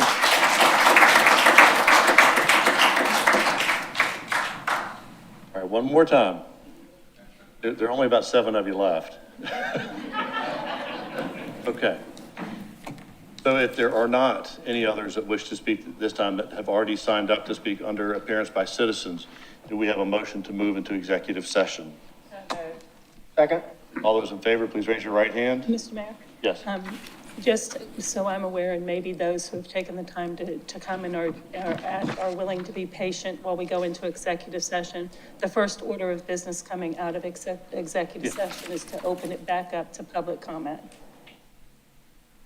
No, the first order of business coming out of executive session is to have the presentation on the project. Wait then, so there's no additional public comment, it's That's waiting correct. till after the presentation. Thank you for clarifying that Yes, one. thank you. Okay, we're going to executive session.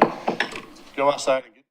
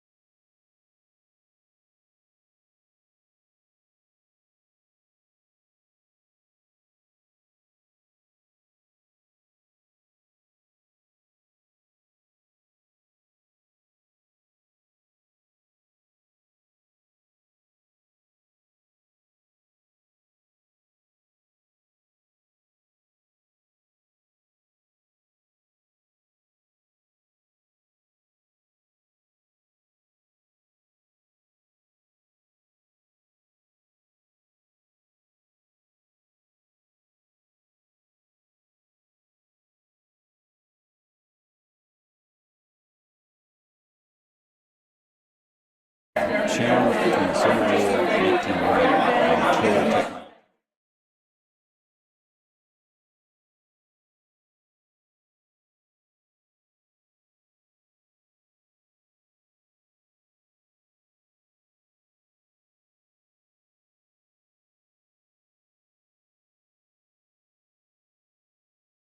Invented now, and it's still a widely used military explosive even today. Smokeless powder is invented during this period of time.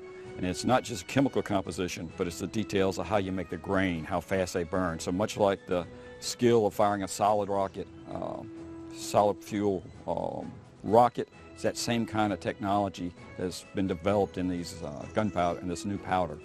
So our weapons of this day are much, much greater.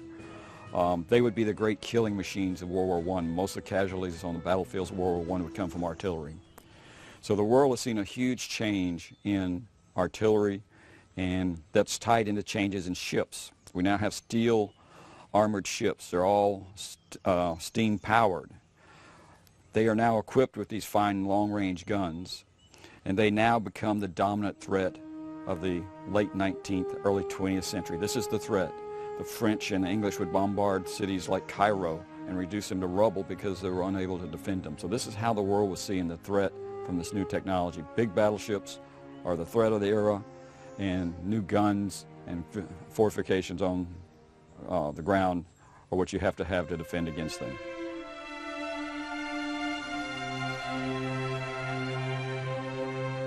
One of the most important and first things that happened after the Civil War is they built a railroad to Port Royal Sound, which didn't exist. It was the first connection of the Sea Islands to the mainland. And the advantage of that railroad is it brought coal to Port Royal Sound. So when the coal was delivered, the Navy followed. In 1872, Robert Smalls was in the South Carolina legislature, and he pushed through a resolution to the Secretary of War calling for them to put a Navy station on Parris Island. And eventually he would go on to Congress, where he would continue his support for a Navy station here in the Beaufort-Port Royal area. They eventually opened a Navy station here and a coaling station. They created in the 1890s on Parris Island the largest dry dock in the United States. This is the period when the U.S. Navy was switching from sail to steam. All the navies of the world needed a coaling station. This was the principal coaling station, because of the railroad, for the Caribbean and South American U.S. fleets. This would be the biggest dry dock south of Norfolk. In fact, it is the only dry dock south of Norfolk, Virginia, that's capable of taking these new modern battleships and these new modern armored cruisers. So this becomes, at this point, a strategic Navy base in that it provides coal, and it provides top-line support to the ships, and they can repair the hulls of even the biggest ships in the U.S. Navy. Following the Civil War, national strategy and emphasis in the United States shifted to recovery from war, and all of our coastal fortifications went into neglect. The military was busy taming the West, and coastal defenses became something that was no longer important. In the rest of the world, technology is moving forward, and they're developing these battleships, they're developing new high-quality artillery, and this is going on worldwide. And in 1885, President Grover Cleveland appointed the Endicott Board. This was headed by Secretary of War Endicott, William Endicott, and the board would meet and issue a report in 1886, and they said the conditions of our coastal defenses were just unbearable. They cannot be allowed to stay like that. And they made recommendations for fortification and improvements. They identified 29 places that needed fortifications, and 11 of which were critical. In that list of 29, Savannah and Charleston are on the list, but Beaufort is not on the list. It'll take international events to bring Beaufort into the play of modern fort technology.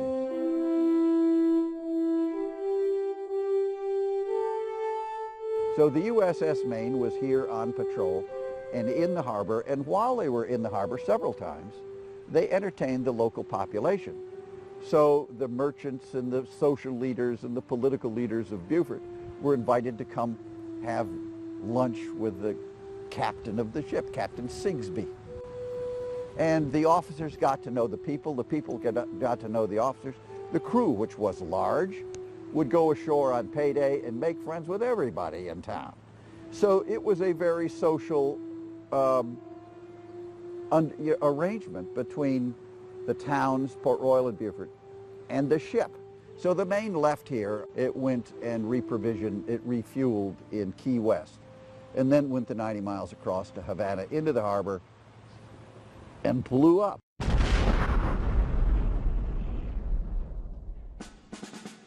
This inflamed the already hot passions both in Cuba and here in the United States. At that point, somebody in the War Department realized that we had this big dry dock, the only dry dock in the South that could take on and repair these big capital ships that were in our Navy. We were going to start operations against a power in the Caribbean, and this fort was totally undefended. And that's what put Fort Fremont on the map. We had to have a fort here to defend the coaling station and especially this big dry dock, as well as this fine harbor that's here. And of course, that event, which killed 300 or more sailors on the ship, was very much followed by the local news media and very much lamented by the many friends that the crew had made here.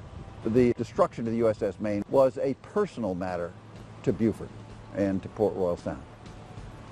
And of course, it was the Spanish-American War and the attempt to defend this harbor again, which led to the creation of Fort Fremont. The United States declared war on Spain in April 1898. And by early May, we had temporary batteries in place here, submarine mines were in place, and in the summer they would actually place the mines across the Beaufort River behind me. The temporary batteries were a temporary expedient. They were located to my left about 1,000 yards. They immediately began construction of what would become Fort Fremont. The large batteries would house the large guns. Battery 4 Nance, the rapid-fire guns, the smaller battery, was completed by June of 1898. In 1898, everybody in town went to war. They had a naval militia unit, South Carolina Naval Militia Unit, and they were absorbed by the Navy. Many of them ran tugboats from here to New York to Key West, which was the principal support base, Tampa and Key West, for the U.S. Army operations in Cuba. Peace was declared by the end of 1898, and the remainder of Fort Fremont would not be finished until early 1899, and the first soldiers would arrive from the regular Army at that point in March 1899. Well, Fort Fremont was named for Major General John Fremont. He was actually a local boy, so to speak. He was born and grew up in Savannah, Georgia, just south of us, and went to college in the College of Charleston, up just north of us in Charleston.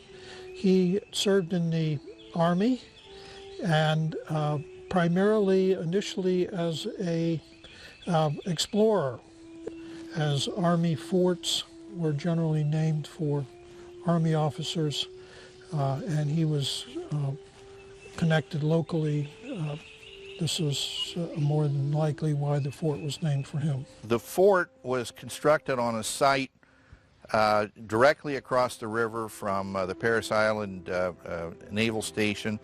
And the site selected was 170 acres, which included the two artillery batteries. Fort Fremont, of course, had Battery Forness and Battery Jessup.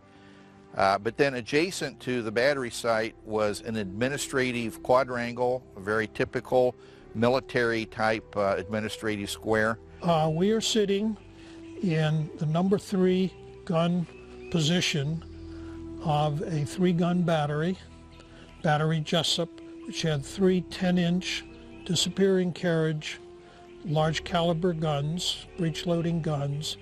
Their purpose was to engage the warships that might be entering the harbor and Port Royal Sound. We're here now at the 2nd battery that was part of Fort Fremont. This is Battery 4 Nance, was named for Army officer that was actually killed during the Spanish-American War during the Battle of San Juan Hill. Battery 4 Nance mounted 2 British-made 4.72-inch Armstrong quick-fire guns They were called quick fire because they were loaded with a complete cartridge, and in time of action they could fire 4 to 6 rounds per minute. The purpose of battery forenance was to defend the minefield, which was the other component of the Endicott Coast Artillery or Coast Defense System. A minefield with controlled mines, controlled meaning that they were connected electrically to shore and could be fired on command from shore. That control station would have been probably shared with the plotting room. And in order to protect the minefield, obviously an enemy would want to interfere with that, might send vessels, small ships in here at night to try to interfere, and this battery would take those vessels under fire if there was suspected that they were doing something to interfere with the mines, such as pulling up the cables and cutting those. The Endicott era fort was a formidable technology. It represented state-of-the-art technology, defense technology of its time against the state-of-the-art threat, which would be the battleship.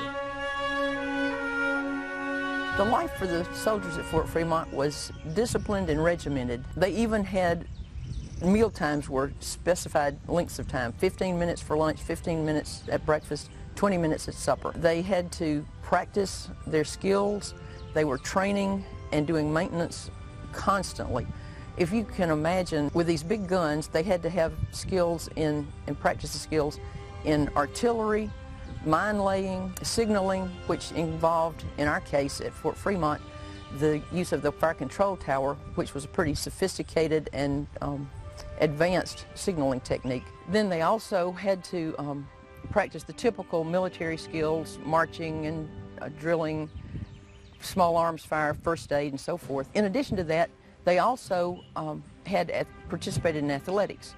They had physical training, PT, and they also had sports teams. So this was to keep them physically fit so that they could continue their duties, because it was pretty rigorous at Fort Fremont.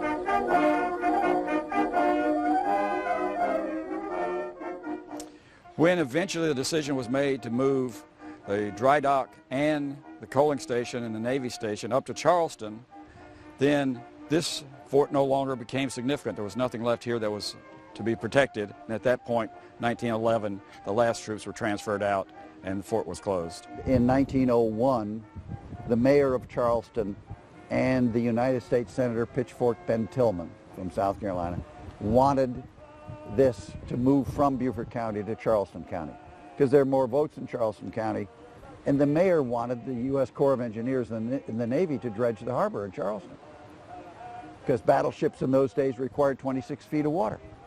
Charleston's natural harbor is 15 feet of water. Port Royal is 30 feet of water. In order for Charleston to sustain its port, its commercial port, it had to dredge the harbor. Well, if they could get the Navy up there, they get the Corps of Engineers to dredge the harbor. That was the play. And the play for Pitchfork Ben Tillman, the U.S. Senator in 1900, was that he'd get a whole lot more votes from the largest city in South Carolina. So it was a political, commercial operation, and they moved the nation, and it was done, boom, like that. The fort did its job. It was a deterrent for anybody that wished to attack these. It provided protection. In fact, the whole Endicott system, although never challenged in this era here in the United States, provided some 300 major guns, coastal guns, to protect major areas, and left the United States at the beginning of the 20th century with as well-defended coastline as any place in the world. But I would just like to say that it's a magnificent artifact of an era. And it's an era that has been neglected. The turn of the 20th century, the naval station across the river here. And so it's a piece of history that's disappearing, and the Friends of Fort Fremont and Beaufort County have preserved it for the use of the public and as a memorial to that moment in history. Fort Fremont closes a 350-year story of homeland security addressing European imperialism in the 19th century. It's a tale of how geography, technology, and national security creates a transition for America to become a global power. It's also a wonderful snapshot of America in the beginning of the 20th century. The Friends of Fort Fremont and Beaufort County have a valued partnership working in tandem to preserve the fort's integrity and promote the historical, natural, and cultural aspects of the fort. Most important, we are always looking for creative ways to enhance the visitor experience.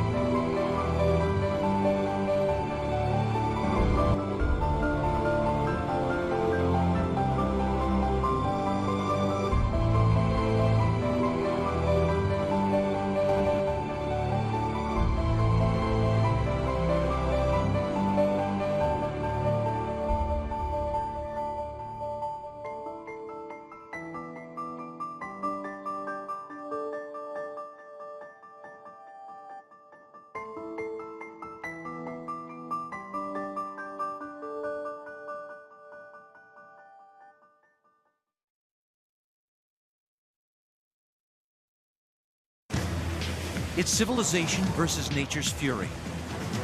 Raging blizzards bury cities under thousands of tons of snow. Howling hurricanes tear apart coastal communities with wind and rain. And flash floods wipe entire towns off the face of the earth. As the skies clear, people begin to pick up the pieces. But after the storm, insidious damage is still being done. Our most vital natural resource is under assault, our nation's waters.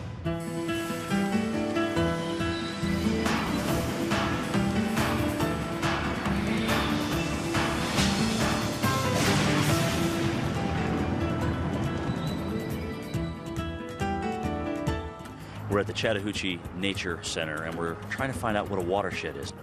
First victim. I need you to tell me what a watershed is. Do you have any idea? Watershed? A watershed? Where people go to the bathroom? Sweating, I guess. Something to do with sweating? Uh-huh. Like after you run, when You perspire, yeah. and then you shed it? Uh-huh. We wanted to ask you if you knew what a watershed was. A watershed? Yeah. Is it kind of like the rain? Do you know what a watershed is? Shed that holds water. Come here for a second. I want to ask you something. Do you know what a watershed is? No. No. Do you have any idea? What do you think it has something to do with? I don't know. What a watershed is? Yeah. That's just a drain pool, I guess you'd say, or the drain area. That's where the rainwater drains into the river. Correct. That's a great answer. A watershed is that area of land that drains to a body of water, be that if it's a river, a stream, the ocean, an estuary, a bay. Wherever you live drains to some water body, and you live in a watershed. So everyone lives in a watershed. And in this modern industrial age, our water sources are becoming more contaminated with each passing year. The biggest water quality problem that we have in the nation today is polluted runoff.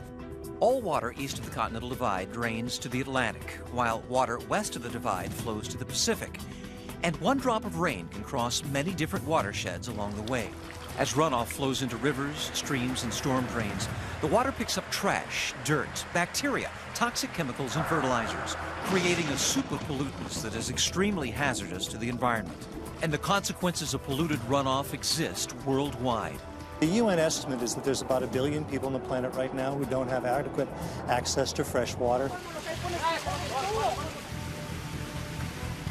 97% of all water on Earth is salty ocean water. Of the remaining 3% that's fresh, over 2/3 is frozen in glaciers and polar ice. That leaves less than 1% of all the planet's water for our use. I predict in the future that some of the U.S. water needs are going to come through pipeline because we have just overused our supply. To address the complex threats facing U.S. water resources, the Environmental Protection Agency recommends adopting a watershed approach. We're trying to reconnect some of the river. It's a method that looks at each watershed for its own unique set of environmental challenges and solutions. In many cases, people mistakenly identify large discharge pipes in the water as the problem. But that may not be the problem. It may be coming from agricultural runoff. It may be coming from stormwater runoff over parking lots and impervious surfaces. Every watershed is different, and you need to look at each watershed in its own terms and then think systematically about how you remediate, how you clean up that watershed. In California, the Santa Monica Bay watershed drains a dangerous amount of polluted runoff after each storm. When it rains, literally the whole residue of urban living ends up getting washed into the storm drain system and ends up going straight into the bay on Santa Monica Bay's beaches with no treatment whatsoever. It's actually like a giant toilet flushing because all of the pollution, the dog mess has been building up and building up and building up. When it rains, it just flushes into the storm drain and goes directly into the surf. In 1996, the Santa Monica Bay Restoration Commission proved there was a link between the contaminated runoff in the Santa Monica Bay and reports of illness afflicting people who swim there. What we did find was at the outlets of storm drains, no matter where they were up and down the bay, if there was a flow of runoff into the surf zone, those people that were swimming in those areas definitely experienced higher incidences of illnesses. The pollutants in the water affect surfers because we're actually the indicator species with all the pollutants. When we are in the waters, we're ingesting it through our skin and our mouth. Even if people don't take a swallow of water, it's still getting into our systems, our ears, any orifice on your body. And it causes infections, it can cause colds, sore throats at the very least. I wouldn't want to swim in water that's got those diseases in there, just floating around, making more diseases. I've seen it pretty much as bad as it can be. I've seen crap floating out in the water, literally. Generically, we call it fecal coliform. More specifically, you might know of it as E. coli, salmonella, or enterococcus. Whatever's in poop. There's times when it tastes funky, for sure. Every day, the city and county of Los Angeles perform a battery of tests to keep the public informed about water quality in the Santa Monica Bay. Cesar Arzadan begins the monitoring process each morning by taking a series of coastline water samples. Then it's back to the lab for analysis. Most of the bacteria that you're going to see, it comes from feces. And when you put it under the UV light, you're going to see a different kind of color. It's a fluorescent sign that there is a bacteria, and that one is called E. coli. That one definitely is feces from animals, or it could be humans also. The results are reported to the health department, and beach warnings are posted as necessary. The number of beach postings has decreased, and 85% of the beaches that have been monitored in California have received either A or B grades, and that's significantly different than 4 years ago.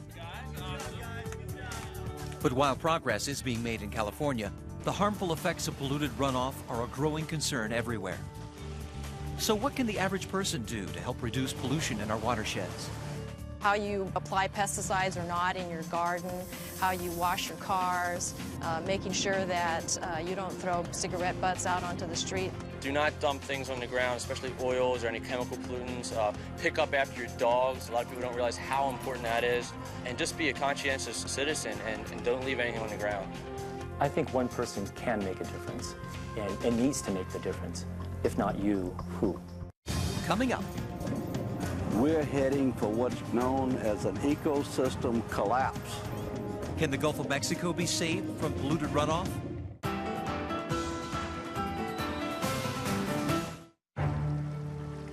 It was a flood of apocalyptic scale. 26,000 square miles of the lower Mississippi Valley inundated by water. More than 200 lives lost, and 600,000 people displaced from their homes. The flood of 1927 was the most disastrous in U.S. history, and its effects are still felt today. After the flood of '27, massive levees were put in place. And while they helped protect the lower Mississippi River basin from flooding, the levees and other human activities would ultimately harm the watershed in unforeseen ways. The Gulf state of Louisiana is the terminus of the Mississippi River, the mighty watershed that drains 41% of the area of the lower 48 states into the Gulf of Mexico. We receive water from as far away as Montana, Michigan, to Pennsylvania, Ohio, Iowa. All those waters drain right past this area right here.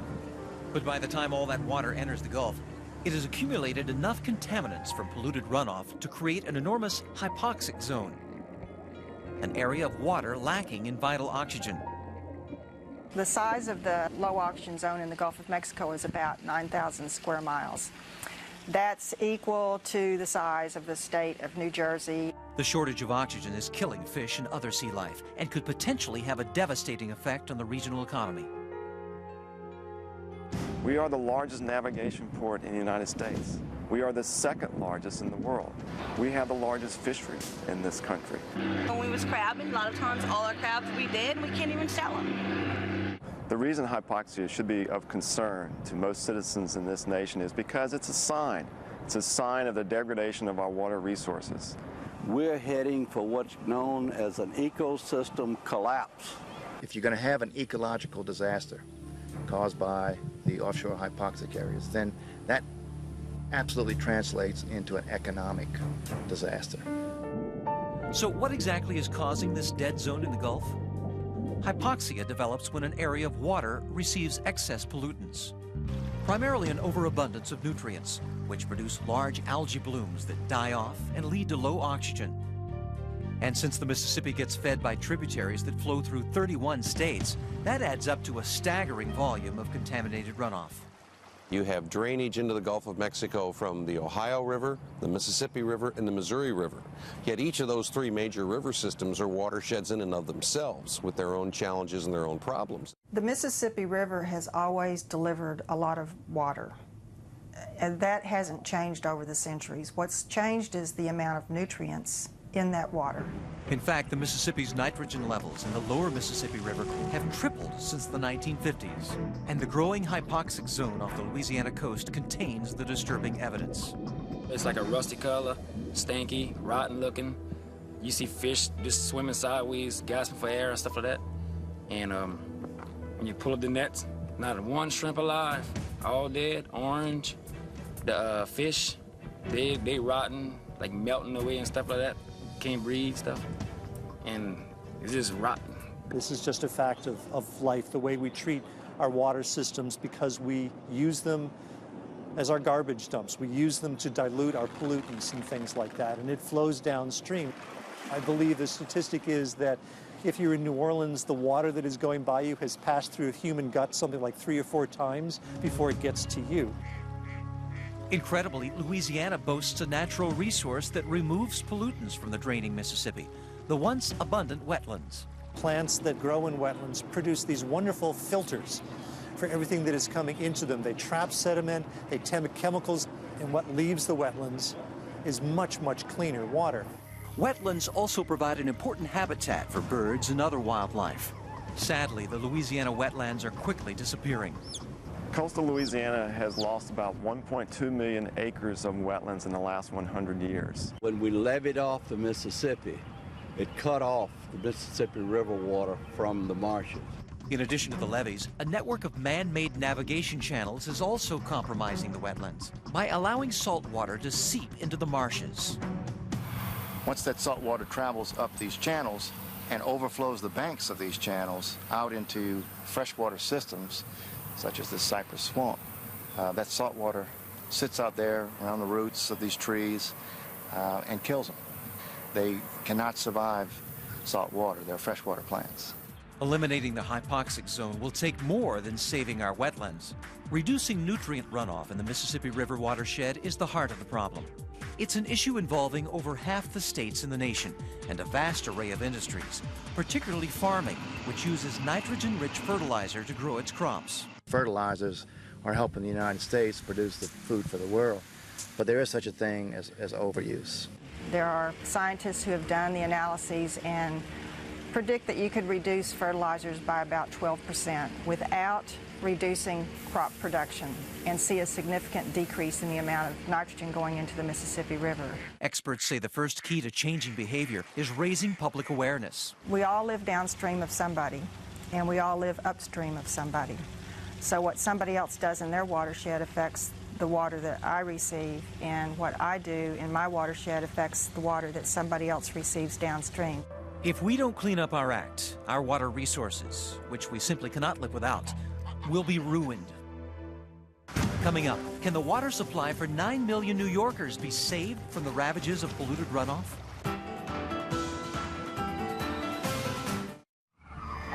In January of 1996, one of the most devastating winter storms in history slams the East Coast. 2 feet of snow dumps on New York and throughout the Northeast Corridor. Schools, airports, and roads are shut down.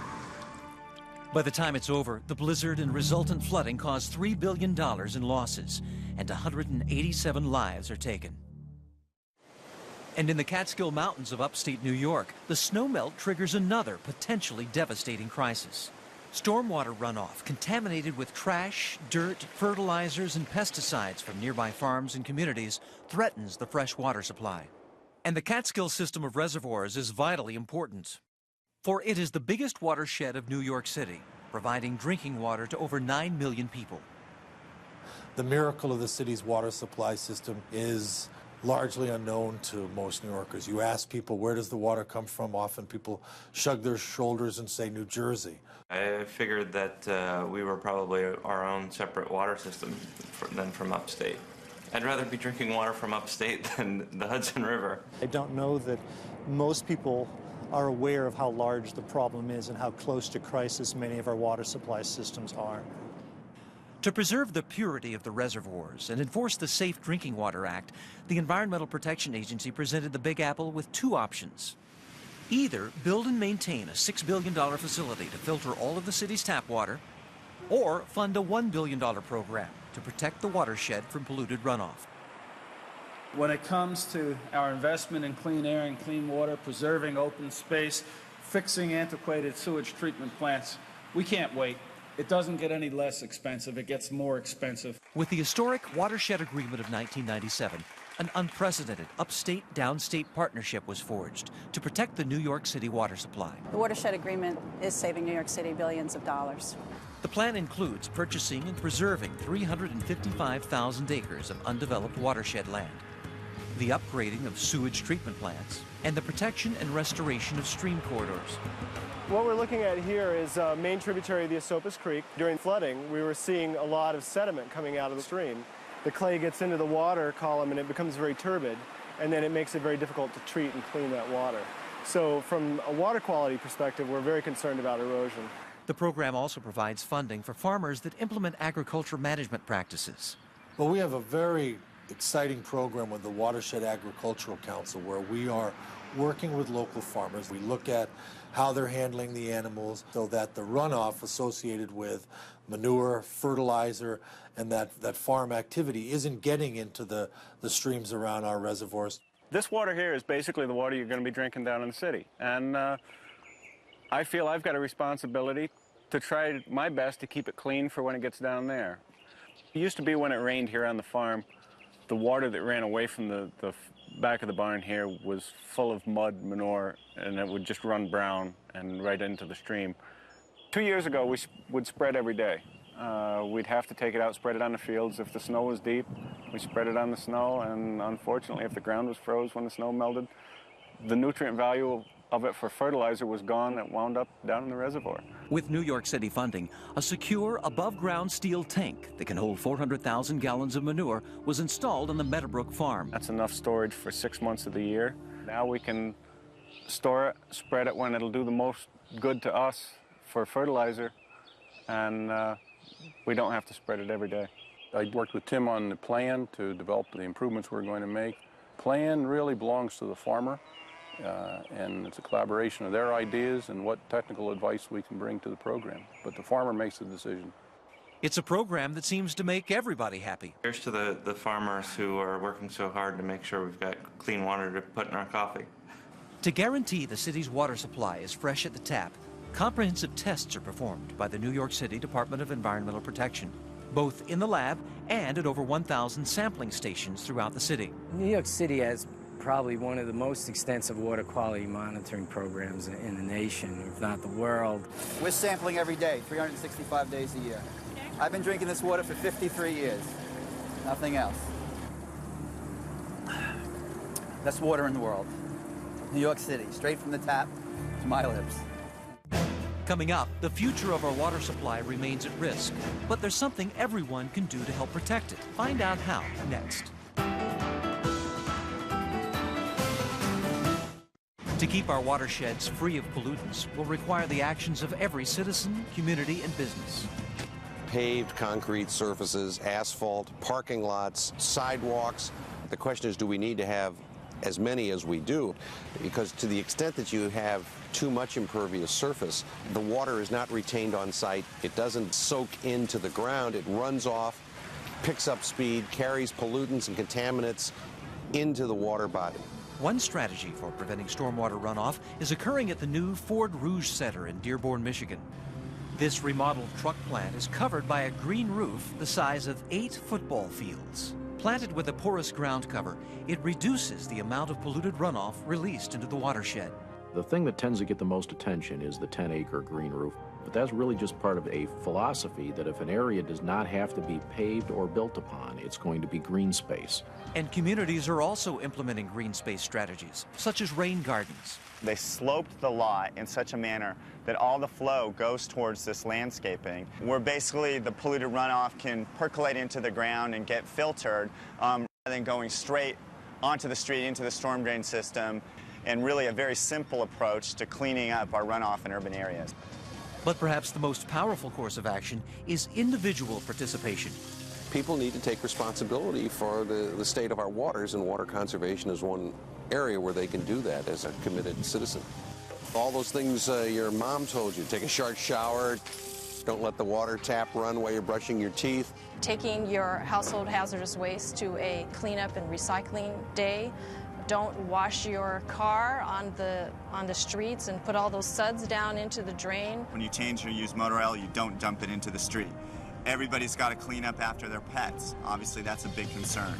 Fertilizers, herbicides, pesticides, and make sure you don't use them anytime there's any chance of rain coming up in the near future. When you're irrigating your lawn and your garden, make sure that you're not overspraying and causing all those chemicals to end up getting into the storm drain system. The only way we're going to solve the problem is if everybody does their part. We all live in a watershed. We all have an impact on our environment. And we must all play a role in the protection and restoration of our valuable water resources. To learn more about how you can get involved and to get a free brochure called After the Storm, visit epa.gov/Weather Channel.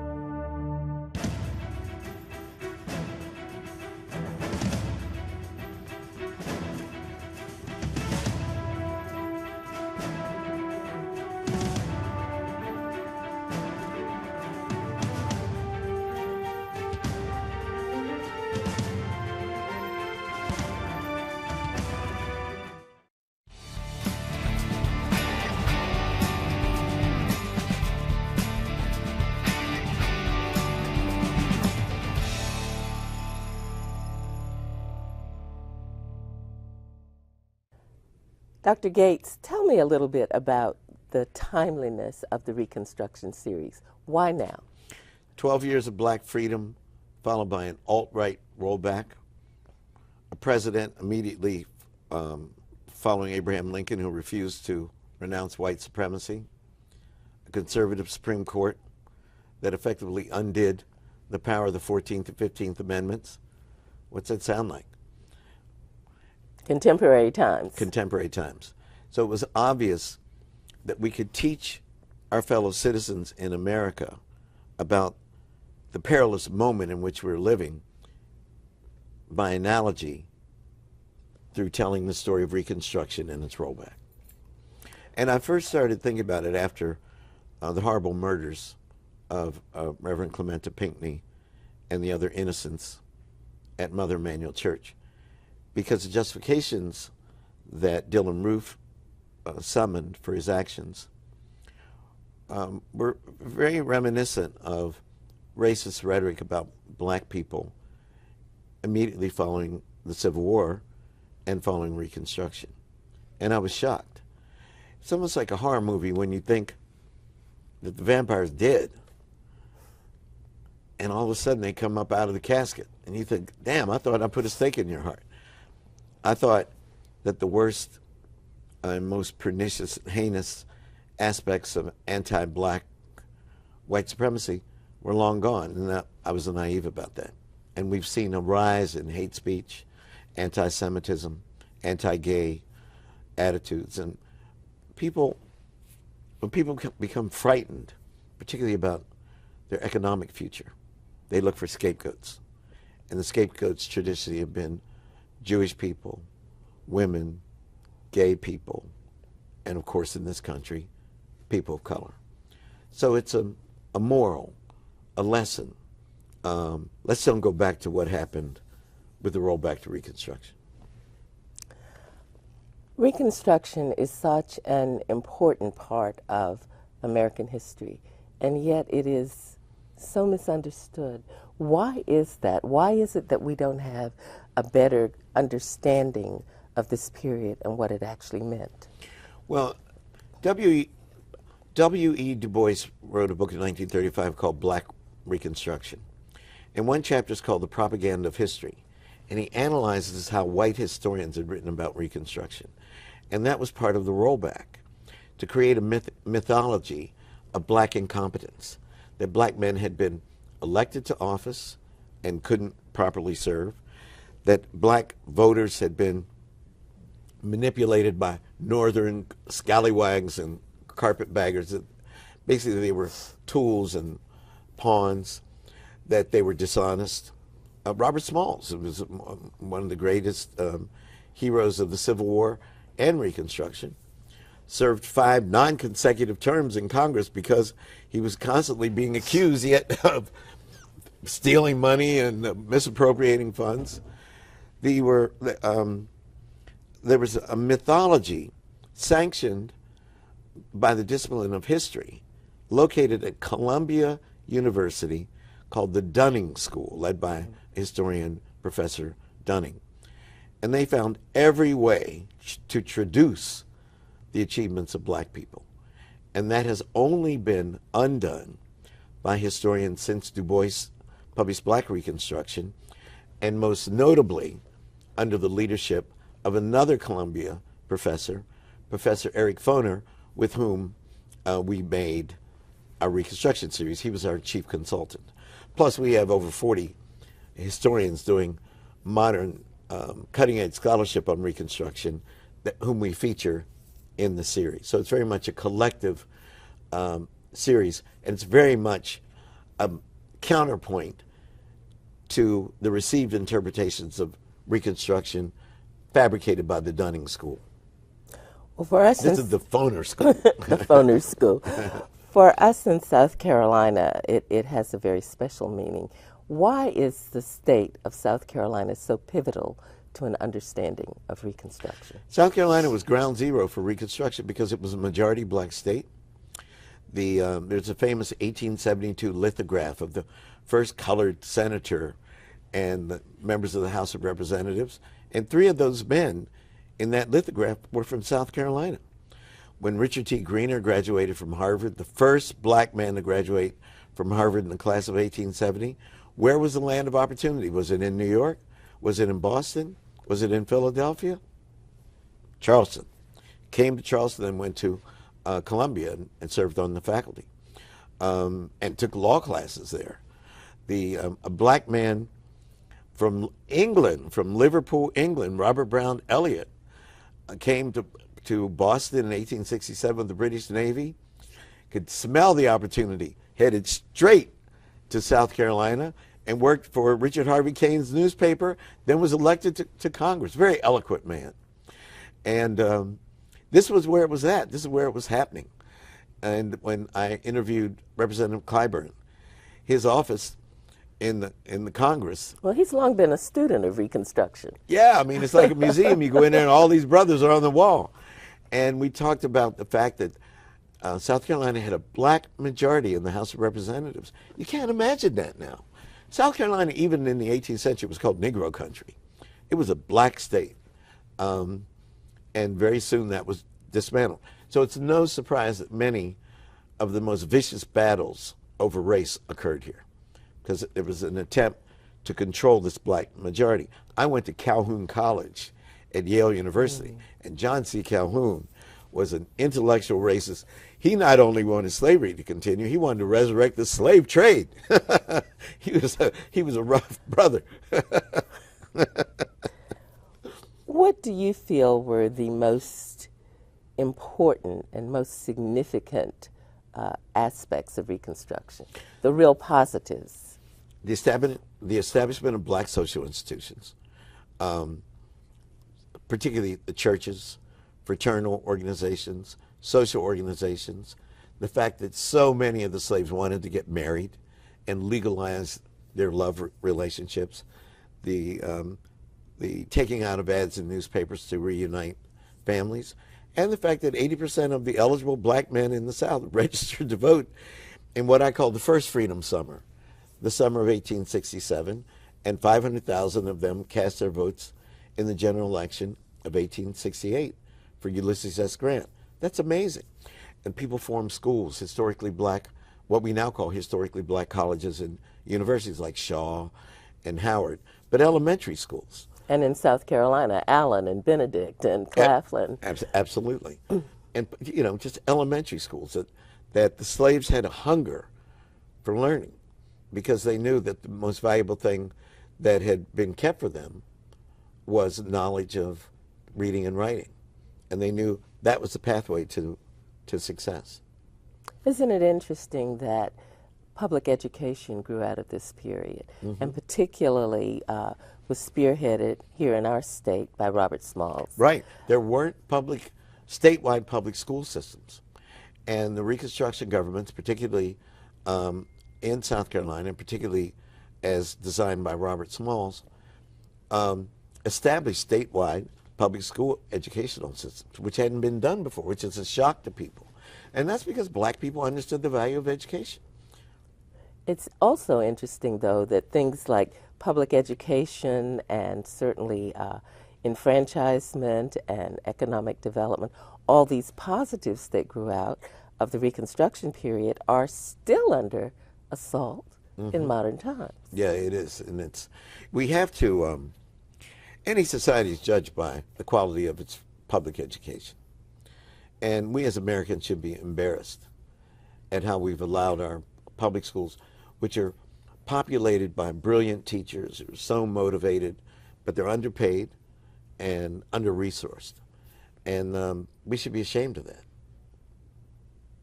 You know, people have a general idea that the collapse of Reconstruction was solely in the hands of the South. That's not true, is it? No, the collapse of Reconstruction was a conspiracy between economic interests and political interests in the North and in the South. They said 12 years is enough. There was the economic panic of 1873, which was called the First Great Depression. And people looked around and said, why do we spend all the money on these Negroes in the South? Let them thrive. They're free now. And they acted barrel as if 200 years of slavery could be wiped out with no reparations, with no benefits given, no 40 acres and a mule, no help. That each of these people were on their own. Not only that, new forms of oppression were institutionalized. Debt peonage, sharecropping. The rise of the Klan. The rise of the coup, terrorism. And so very much Reconstruction is about issues that still roil our society today. Who has the right to be a citizen? Who has the right to be an American? What is the relationship between political and economic democracy, and what is the role of terrorism in the healthy functioning of a democracy? What's the role of the chief executive in the face of the manifestations of terrorism? How can we have this very blatant reminder from 150 years ago and not be mindful of its impact today? That's why Dylan McGee and I made this series. And with PBS, we'll get, and I am on the road. You know, I flew down to Beaufort from Harvard. I did my official duties. I jumped on JetBlue and came down here because I wanted a South Carolina screening to remind people that this is ground zero, that then is now. And I want to do one in Charleston, and I want to do one at the Penn Center as well. It is very important that the country understand that we made this series about the current racial climate in the United States, though it's through the mirror and the analogy of Reconstruction and its rollback called redemption. One final question. What is the measure of success for you for this series?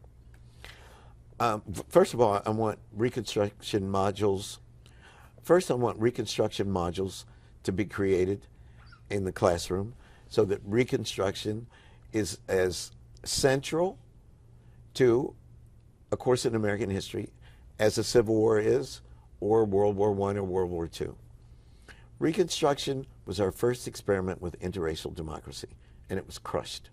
And the only way that we're going to survive as a society is if we fashion forms of interracial democracy and collaboration that allow a multiplicity of voices, sexual orientations, religious beliefs, etc., gender identities, to thrive and live in harmony and peace. That's my goal in creating this series, and I hope people will watch it. Dr. Henry Louis Gates, Jr., thank you. Thank you. I can talk to you all day. It's always a pleasure.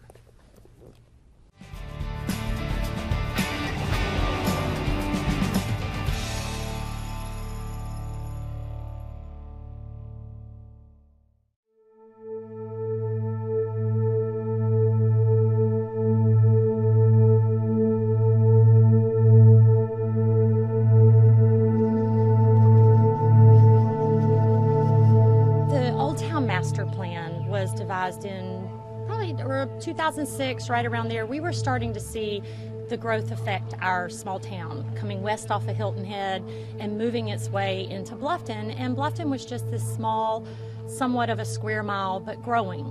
So we decided to put some money and a lot of our efforts into what is called the Old Town Master Plan.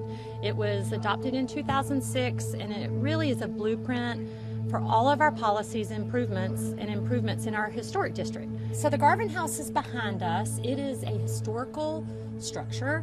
It's probably the last freedman's cottage that's on the river. So you look at it and people think, tear it down. Well, again, if you go back to this Old Town Master Plan, it would tell you, enhance your structures. Put your time and effort and your money into places that can't be duplicated. My wife and I live here in Bluffton. And this has been a piece of property that we've looked at since about 2008, and before the restoration and renovation started, and something that we've been interested in seeing progress over time. Well, it's very interesting. The house has been called the Garvin House for just kind of folklore vernacular. And as Melanie Marks, my wife, went through the genealogy, it became clear that his real name was Cyrus Garvey, but through transfer of deeds and the way people wrote things, that his name is actually Cyrus Garvey. But it took on Garvin, and at times you see Garvin, at times you see Garvey, but his real name, as you track back his family and so forth, is truly Cyrus Garvey. You know, the history says that he built the house in 1870, shortly after, his freedom, on property that belonged to Joseph Baynard, who was a plantation owner. His summer home was here on this property, but his plantation was near or possibly in the bounds of Palmetto Bluff, the development. And somehow Cyrus was able to work this land, build his house in 1870, but didn't get deeded the property until 1880 by Joseph Baynard. When you think about this house and he was living here and the view that he had, it's amazing. My wife and I got together and we said, we have to become part of this somehow. We have to come down here and spend time here and try and facilitate and bring more awareness to the fact that this is important. This is history, and how could we help? Well, what brings us to Bluffton is this magnificent house here, the Garvin House. We've been working as director of the Palmetto Trust. I'm all over the state working with municipalities and communities, and this has been on our radar ever since I came on in 2007. And this was an amazing story of this family after freedom were able to build their own lives here in their own property. This is kind of a unique situation because most of the properties we work with do get turned into private homes. This is one where it really is going to be like a museum situation where the place is saved and the community can participate in learning about it, and the town can leverage it as part of their historic character that is so known in Bluffton so well. Basically, when we took over this project, there was a stabilization project, which basically means where these 6x6s cribbing carries a steel beam that pretty much runs through the length of the house. So you've got one here, and you've got one pretty much that runs down the center, and this was basically to give support, because you can see the structure got to the point of where it really couldn't stand by itself. Now, this is new product, but what we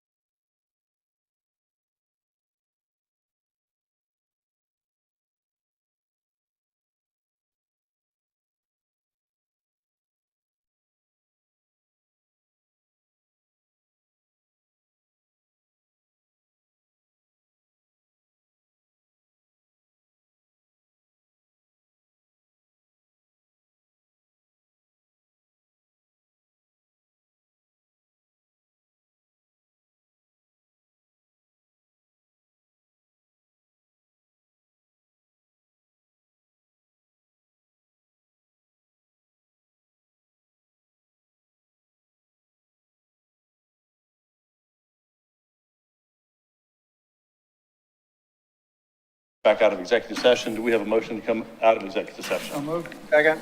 All those in favor, please raise your right hand. Okay, new business, consideration of proposed ordinance.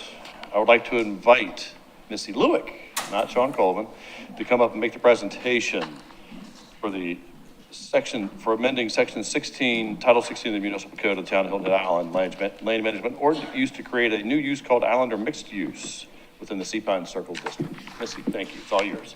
Thank you. Hi, I'm Missy Lewick, Assistant Community Development Director, and I'm here to talk about Islander mixed use today. So what's in front of you today and what you're considering is to review and consider the proposed ordinance 2023-07 to amend sections of the land management ordinance to create a new use called Islander mixed use within the Sea Pines Circle District. This is a request by Josh Tiller of J.K. Tiller and Associates for a text amendment to create Islander mixed use within Sea Pines Circle to establish a definition for that use and use specific conditions and exceptions to the development form standards. It specifically amends these sections in the code. 16.3.105M, Sea Pine Circle District, 16.4.102A, Principal Uses, 16.4.102B, Use Specific Conditions, and 16.10.103A, Use Classifications, Use Types, and Definitions. So this application request has gone through some public process. which started, we received the application in July of 2022. It went to the Planning Commission in August for a proof of concept discussion, and then went to the LMO committee in September, and in November. It was at the November meeting where they moved it to the Planning Commission. The Planning Commission held a public hearing on December 21st and moved the amendment to be recommended for approval to Town Council. The Public Planning Committee considered this proposal twice, first in January of 2023. They deferred action at that time until a traffic impact analysis and a mass scale and density visual was received to illustrate the policy. Then the Public Planning Committee met on June 8th and voted 4-0 to advance the proposal to Town Council without making a recommendation.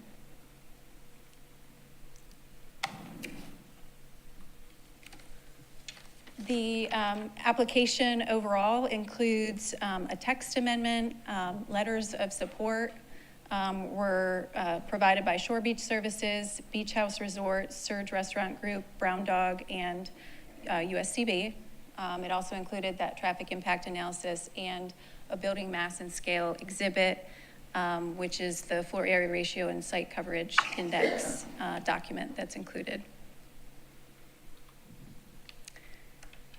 So we're going to cover what the actual text amendment request is, and then we'll go through the analysis of each of the components of the request. It is a request to change the policy within the LMO. While the applicant team does have a development in mind that's shaping some of the policy, this presentation mainly focuses on the policy question. So it is a text amendment to create a new use, and that use is within the Sea Pine Circle district, as well as establishing 10 use-specific conditions and those and an exception from the development form standards. So what is the definition proposed? It is development that includes 2 or more different uses, which shall include multifamily or workforce housing use and 1 more of the office uses described in 1610-103F, or 1 or more of the commercial service uses described in 1610-103G, or some combination thereof. The uses should be functionally integrated and share vehicular use areas, ingress, egress, and pedestrian access. So this use is proposed at a density that is undefined, but limited by applicable design and performance standards such as height and parking. As far as the parking requirement, it requires separate parking spaces for residential use at 1.5 spaces per dwelling unit, and separate parking spaces required for the non-residential use at 1 per 500 gross floor area. There are 10 use-specific conditions that are part of this request. They are all listed here. I will go through each one. The first 2 are related to shared parking.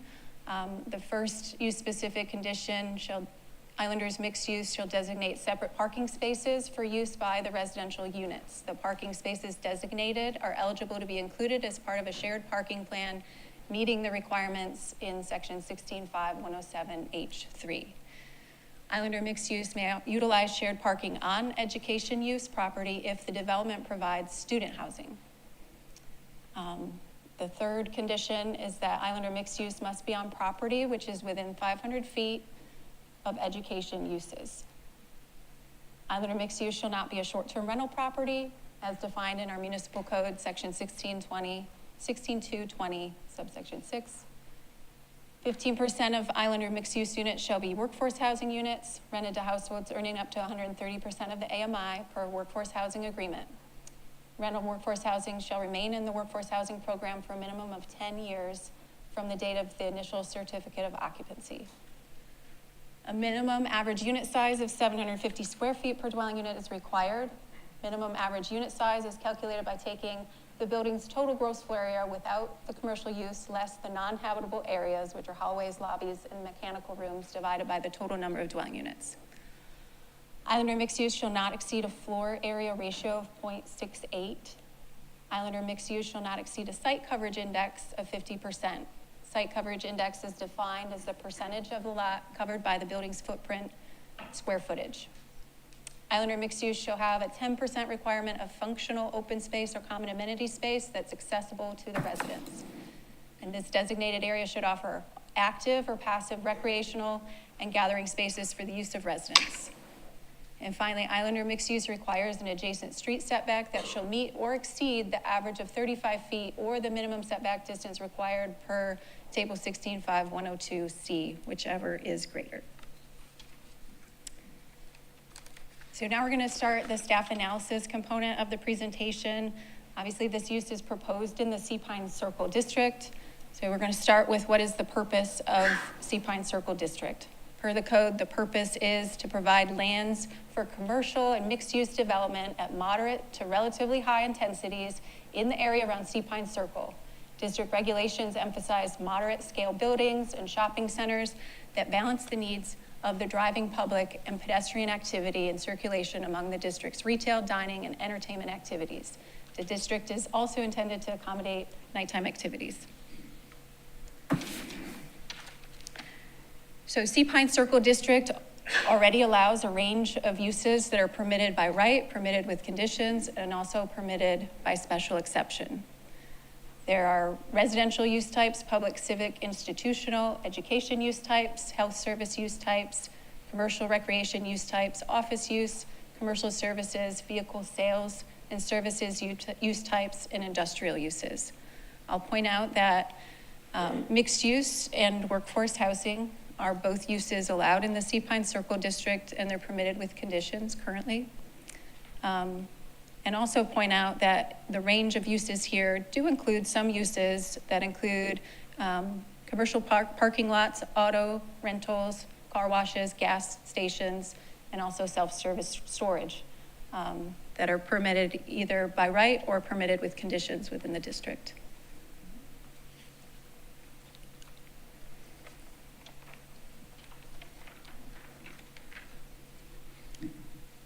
So the next 25 or so slides will analyze the text amendment policy and each of those use-specific conditions. So obviously this is a new use that's proposed. The definition is the same for Islanders mixed use as it is for mixed use. So the difference between the two are the use-specific conditions. Again, we just talked about the district allows a range of uses. Also, workforce housing is allowed with use-specific conditions within the Sea Pine Circle District.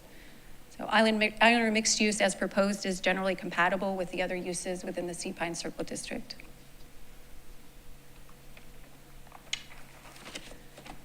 So this use is allowed only within 500 feet of an education use in the Sea Pine Circle District. So there's a graphic up here that shows that 500-foot radius from the only education use in the Sea Pine Circle District, USCB, and only the hot pink colored there in the Sea Pine Circle District are the parcels that are applicable to this policy.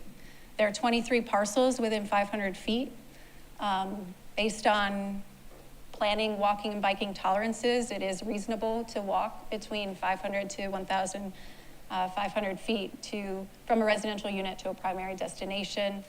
Also, the 500-foot radius coincides with a shared parking requirement. In our existing code, shared parking spaces shall be located no more than 500 feet walking distance from the primary pedestrian entrance to the uses served by that shared parking.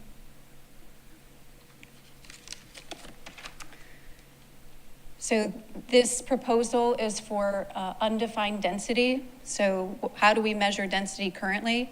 It's a measurement of intensity of the development of a parcel of land. So for residential uses, it's calculated by dividing the total number of dwelling units by the net acreage of the parcel. For non-residential, it's calculated by dividing the total number of gross floor area by the net acreage of the parcel. For mixed use, it is a combination of both. So the acreage allocated for residential use is not used to calculate the non-residential density, and likewise for the non-residential to residential density. Also, the calculation of density does not accommodate dwelling unit size, meaning that one dwelling unit is one dwelling unit, whether it's 400 square feet or a 5,000 square foot unit. So in the Sea Pine Circle District, the density allowances are 12 dwelling units per net acre for residential and or 10,000 gross floor area for non-residential. Again, the proposal is for undefined density, and that's limited by the applicable design and performance standards. such as height, parking, lot coverage, setbacks, and buffers. Our Coligny Resort District currently has undefined density, and that's allowable in our current code.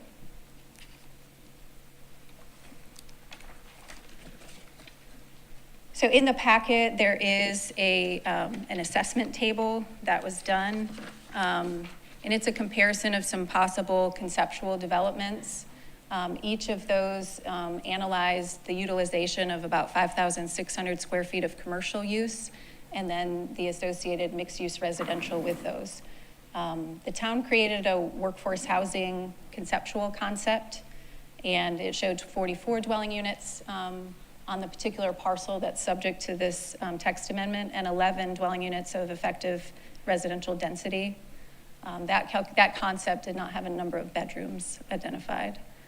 The applicant had provided a mixed-use development concept or by right development concept that we reviewed, and it resulted in 45 dwelling units, a floor area ratio of 0.86.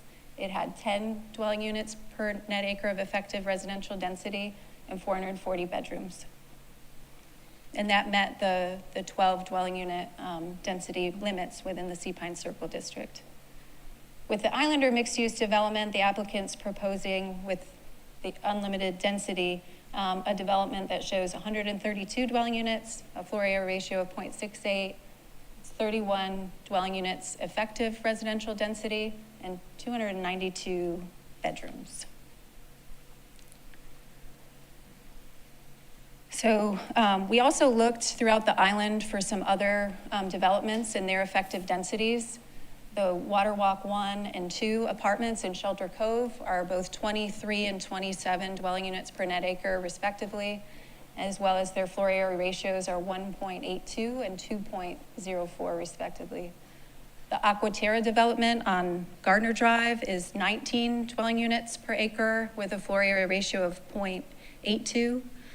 And Harbortown has 22 dwelling units per acre, and we are not sure of what the floor area ratio is in that area. For the by right mixed use development concept, that was 45 dwelling units. That concept that the applicant team had proposed had 25 8-bedroom units and 20 12-bedroom units within their proposal. And while a development with that high bedroom count per dwelling unit is not prohibited per the code, it may not meet the market demands as it would result in a low parking supply based on the parking requirements.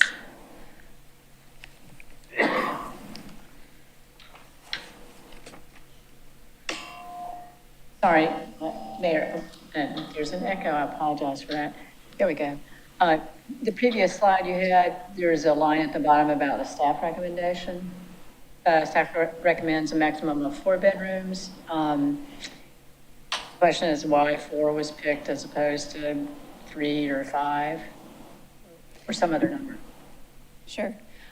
It was recommended to govern the overall bedroom count, and so they wouldn't have these larger 12-bedroom or 8-bedroom unit scenarios.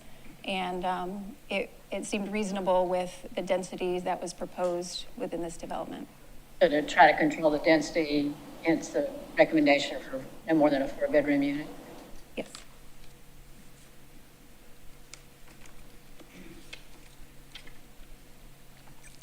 So now we're going to go through floor area ratio analysis. What is floor area ratio? It's the measurement of the building's total gross floor area in relationship to the lot size that the building's located on. So it's a calculation of maximum building size to the land area. And it's a separate calculation to density, but it's certainly related. The proposal again in front of us is for a maximum floor area ratio not to exceed 0.68. Floor area ratios are not required for any other uses within Sea Pine Circle District. We did look at floor area ratios for developments throughout the island. There are some that are listed here on the screen, and we have images of those that I'll go through individually. The Seabrook development is a floor area ratio of 0.76. Aquaterra is 0.82. The Courtyard by Marriott is 1.36. Water Walk 1 is 1.82. Water Walk 2 is 2.04. The Cypress is 2.79.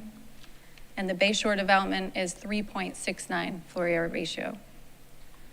We also looked at the floor area ratio in the vicinity of this use within the 500 feet of the policy consideration. And the floor area ratios within this area are lower, and they range from 0.09 to 0.78. Floor area ratios do tend to be higher for mixed use or residential developments than for office or commercial developments. Here it lists the floor area ratios of the properties that are developed within this proposal area. And we have just a few of the images that follow. Here are the floor area ratios affiliated with Building 6, Building 10, and Building 12 on Office Way of 0.27, 0.25, and 0.17.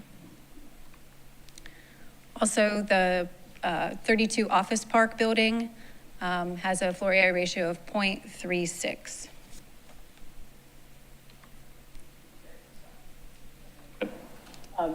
So while we don't currently have the floor area ratio requirement within our LMO, we are looking at including that in the series of LMO amendments now coming through the process before Planning Commission and Public Planning Committee and Town Council. Is that accurate? That's correct. We're looking at floor area ratio currently for single family. Yeah, I'm sorry, Sean Coleman, Assistant Town Manager. We do have floor area ratio in our overlay districts related to residential, but we are evaluating additional floor area ratio language for consideration, some at Planning Commission next week, but part of district planning too. I expect the floor area ratio will be part of that discussion going forward. Thank you. Now we're going to look at parking as it relates to this proposal. So currently mixed use and as proposed Islander mixed use requires 1.5 spaces per dwelling unit for the residential and 1 per 500 gross floor area for non-residential. And the Sea Pine Circle District allows mixed use development with conditions, but one of those use specific conditions for mixed use does not allow parking spaces for residential to be part of a shared parking plan. So for this specific proposal, there are 2 use-specific conditions related to parking. One is that the parking spaces designated for residential can be eligible to be included as part of a shared parking agreement, and that the IMU development may use shared parking on education use property if the development provides student housing. So it also refers back to the current code standards for shared parking, and they are allowed for other uses. Shared parking plans per the code allow up to 50% of the parking spaces required for use to satisfy the number of parking spaces required for other uses, provided the uses generate parking demands during different times of day or different times of the week. And just to not utilize this particular development, but that means that if there was a proposal that wanted to utilize this policy and they needed 100 parking spaces, then 50 of them could be part of a shared parking plan.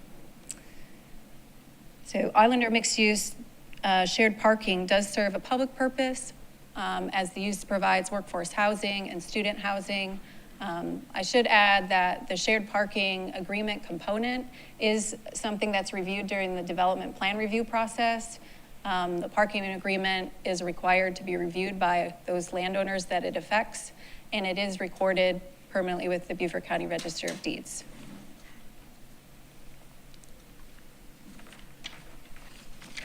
So this use has a site coverage index. There are no other requirements within our code for a site coverage index. So what is it?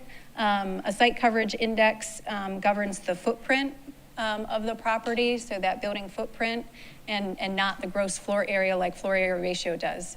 So site coverage index is the percentage of the lot coverage by the building's footprint square footage. And what's proposed in this policy is that it not exceed 50% of the lot area. And on this slide that was provided by the applicant, you can see the relationship of the floor area ratio to the site coverage index. And in the middle, in the salmon colored slide, shows their 0.68 floor area ratio, and the 50% site coverage index as a possibility for this policy. One more note, so showing something like this with both floor area ratio or FAR and site coverage index is similar to the kind of massing and scale that our design review board has been asking the town council to consider. So this text amendment addresses some of those mass and scale concerns. Is that accurate? I see Mr. Collins, and you nodding your head, thank you. Sorry, I'll keep jumping up here. Yes, ma'am, that's absolutely correct with what the DRB had recommended we evaluate, and it's part of what's on our list for the LMO amendments. So this proposal is proposing a required 10% functional open space or common amenity space that's accessible to residents, and it should offer passive or active recreation and gathering spaces for the use by the residents. Sea Pine Circle District only requires open space if it is a major single-family residential development. In that case, then 16% of open space would be required, but for all other development types, there's no open space as a requirement. This use proposes an amendment to the adjacent street setback requirements. So it proposes that the adjacent street setback shall meet or exceed the average of 35 feet or the existing setbacks, whichever is greater. Just for context, an other street has a setback of 20, a requirement of 20 feet. Minor arterials, a setback of 40 feet. Major arterials, a setback of 50 feet. And so as proposed, it would be a greater setback if it was an other street, and then the requirements for minor and major arterials would apply for those streets that it was adjacent to. The proposal includes a minimum average unit size of 750 square feet per dwelling unit as a requirement. The minimum average unit size is calculated by taking the building's total gross floor area without the commercial use, less the non-habitable areas, so eliminating hallways and lobbies, mechanical rooms, divided by the total number of dwelling units. So this will regulate the average unit sizes in the development and would prevent a development with both a large quantity of micro units or mega units, large scale units. So this use also prohibits short-term rentals. Short-term rentals are allowed within the Sea Pine Circle District with a short-term rental permit. Short-term rental use intensity typically is greater than residential use intensity just because of the turnover and the nature of the services required for that use. As proposed, the short-term rental prohibition does not sunset like the workforce housing requirement, so Islander mixed-use development would remain in the long-term rental inventory. What is a short-term rental? It's a property that's defined in our municipal code, but it's a rental for periods of less than 30 days. So this proposal does include workforce housing. It proposes 15% of the units shall be workforce housing rented to households earning up to 130% of the AMI for Beaufort County per a workforce housing agreement.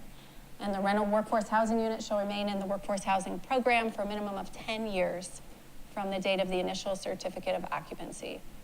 Of course, the town has a workforce housing policy and program, and this particular proposal does differ from the town's workforce housing policy in 5 areas. Number 1 is the percent of units within workforce housing. Islander mixed use requires 15%. The town's workforce housing program requires 20%. The area median income for IMU is up to 130% of the AMI, and our town's workforce housing program is for rental units, it's between 60 and 80% AMI, and for owner occupied, between 80 and 100% AMI. The term is also different. Islander mixed use is proposing a term of 10 years, and the town's workforce housing program is a term of 30 years. The density is also different. Islanders mixed use is undefined density, and the town's workforce housing program for commercial conversion is based on the existing building envelope and the minimum unit sizes that are in a chart within our definition section. So it's really based on that existing commercial envelope and then what you can convert within that envelope. And there's an agreement requirement in the town's workforce housing policy. The applicant is not supplied a workforce housing agreement document. Staff created a sample Islanders mixed-use workforce housing agreement based on the town's agreement that was included in the packet.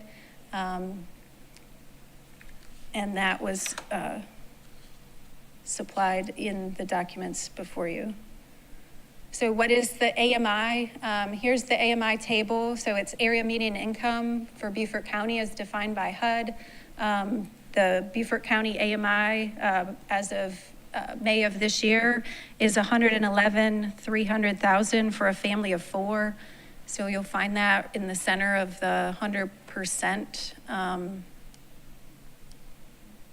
here. Family of 4 at 100% AMI. And the Islanders mixed use is proposed at 130% AMI, which is the bottom band on this chart. So for a household size of 1, for example, the area median income to qualify would be $101,300, a household of 2, $115,000, and so on per the chart.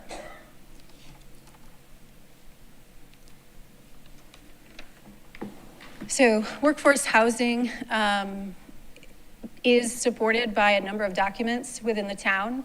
There's a 2019 workforce housing strategic plan that was adopted that includes housing recommendations. Of course, there's the 2022 workforce housing framework, Finding Home, that also includes a policy framework for workforce housing program. Our comprehensive plan, our plan, includes housing goals, strategies, and tactics, as well as the town's strategic action plan includes within the top 15 strategies implementation of the workforce housing framework. We also analyzed the traffic impact analysis that was provided by the applicant team. That analysis was prepared by a consultant, Kimberly Horn. It makes 2 main recommendations if this project were to be built. Basically that there's 2 ingress and egress access points, one off of Office Way and one off of Office Park Road. The traffic impact analysis was reviewed by town engineering, and they agreed with the findings that were part of that analysis. In addition, engineering provided the traffic counts on Sea Pine Circle between 2005 and 2022, and they're up on the screen here. It shows the AM peak hour, the midday peak hour, and the PM peak hour at the Sea Pine Circle intersection.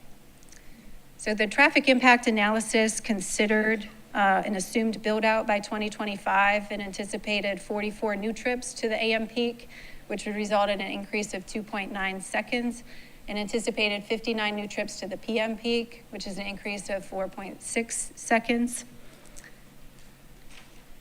So these potential impacts do not exceed the thresholds set within the LMO for traffic circles. We also included a comparison chart that was provided by USCB.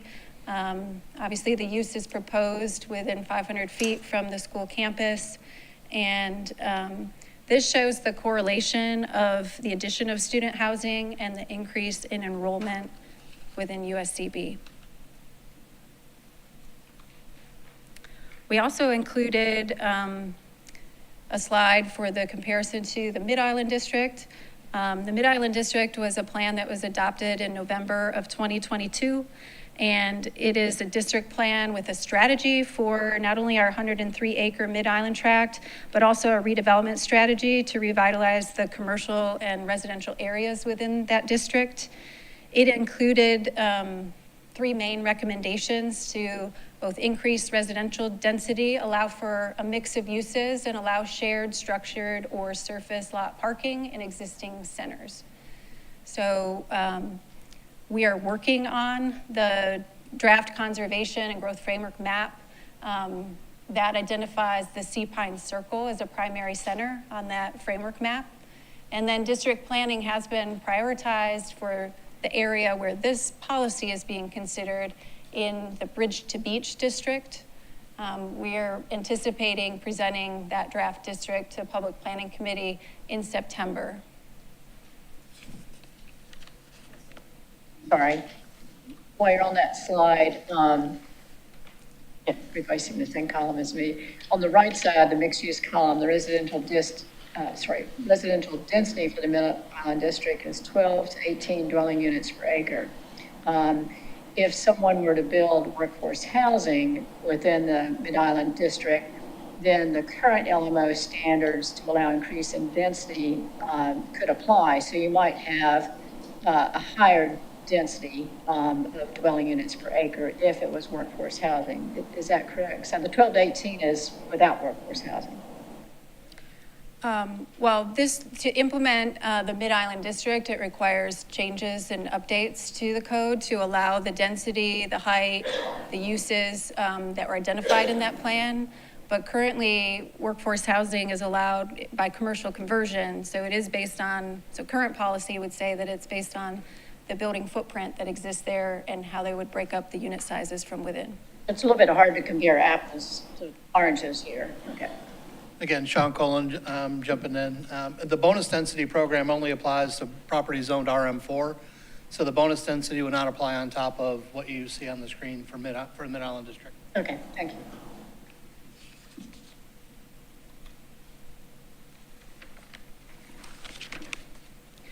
So within the packet, attachment 6 included an assessment table that we included here. This summarizes the policy discussion overall. Here are all the uses allowed in Sea Pine Circle. Of course, Islander Mixed Use is proposing a new use, but all of the other uses within the Sea Pine Circle district would still apply.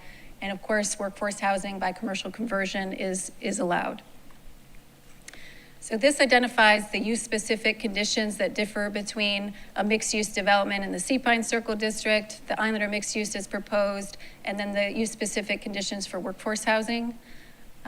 We've talked about that mixed-use development in Sea Pine Circle does not allow parking spaces to be a part of a shared parking plan. And also the density requirements need to meet the density per the Sea Pine Circle district for a mixed-use by right development. We went through the 10 use-specific conditions in the Islander mixed-use proposal. And again, the workforce housing concept does allow commercial conversion, but again, it's based on the footprint of the existing commercial buildings that are on the site. So the densities, of course, we talked about in Sea Pine Circle District, there are 12 dwelling units for residential and or 10,000 gross floor area for non-residential. Islander mixed use is proposing undefined, but again, it's limited by those applicable design and performance standards. Parking is the same for any development type, 1.5 spaces for non-residential and 1 per 500 for, 1.5 for residential and 1 per 500 for non-residential. The height limit is 45 feet throughout the district. There's a 60% impervious coverage requirement. The open space is only required for major residential subdivisions, so Islander mixed use has a greater open space requirement. There's only a floor area ratio requirement for Islanders mixed use. It's not applicable to other developments within Sea Pine Circle District. The setbacks per the code apply for other developments, but for Islander mixed use, it's a 35 feet adjacent street average or the applicable code, whichever is greater. The buffers are the same no matter the development, and all three of the concepts did have a workforce housing eligibility. Islander mixed use does differ from the town policy. So for text amendments, the review standards are outlined in the LMO, and you have to look at its relationship to the accordance with the comprehensive plan. Is it required by changed conditions? Does it demonstrate a community need? Is it consistent with the purpose and intent of the zoning district? Would it result in logical and orderly development pattern? And would not result in significant adverse impacts on the natural environment, including but not limited to water, air, noise, stormwater management, wildlife, vegetation, and the natural functioning of the environment.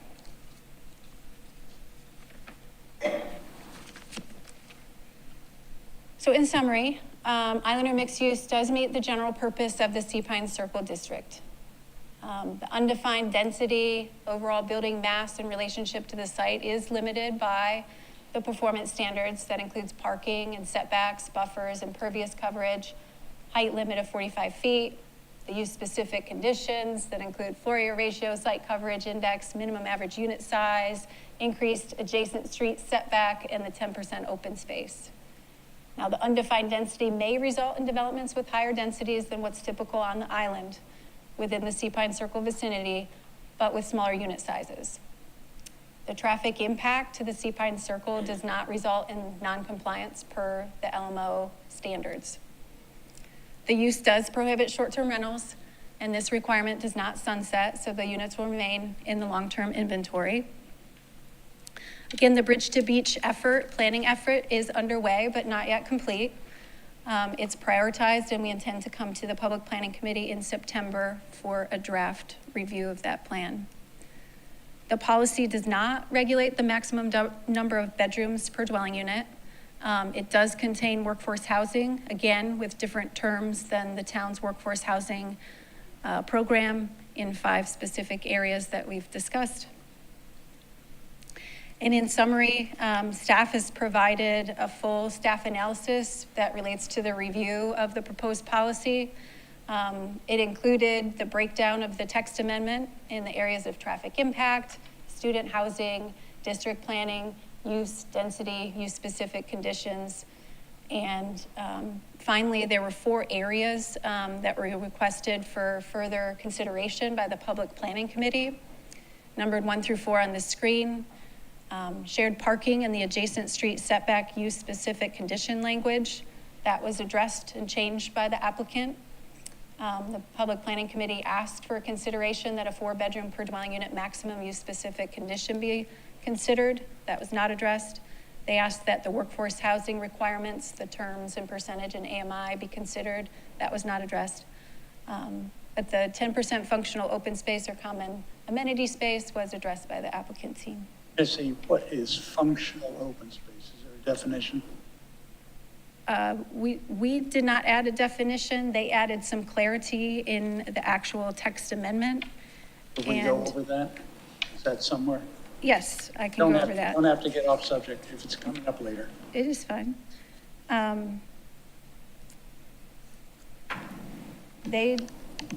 They defined it as this designated area should offer active or passive recreational and gathering spaces for the use of the residents.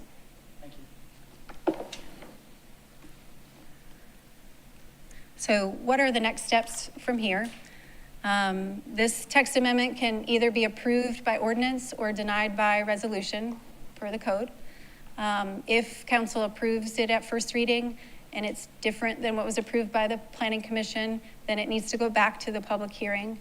And the next Planning Commission meeting is July 27th.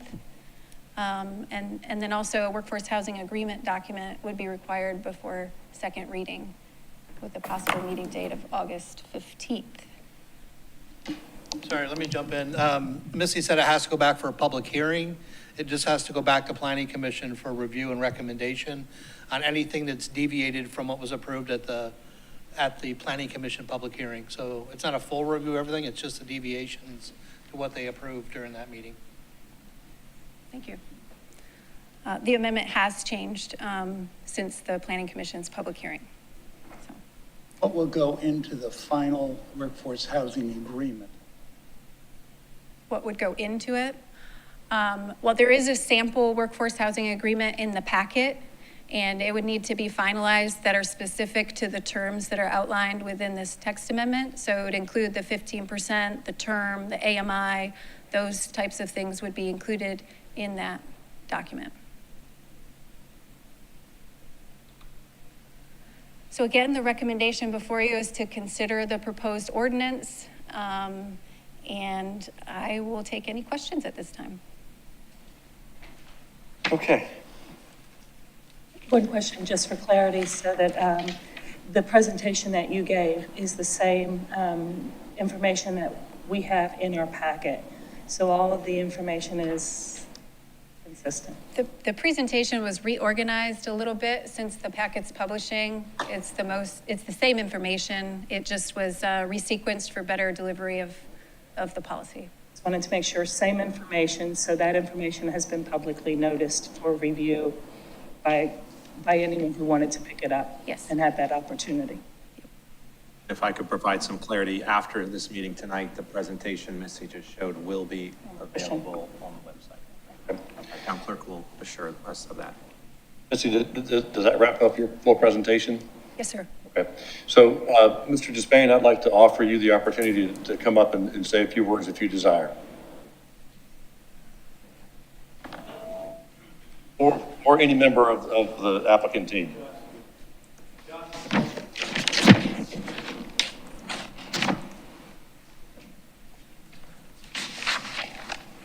I hopefully have more than 3 minutes. Is that correct?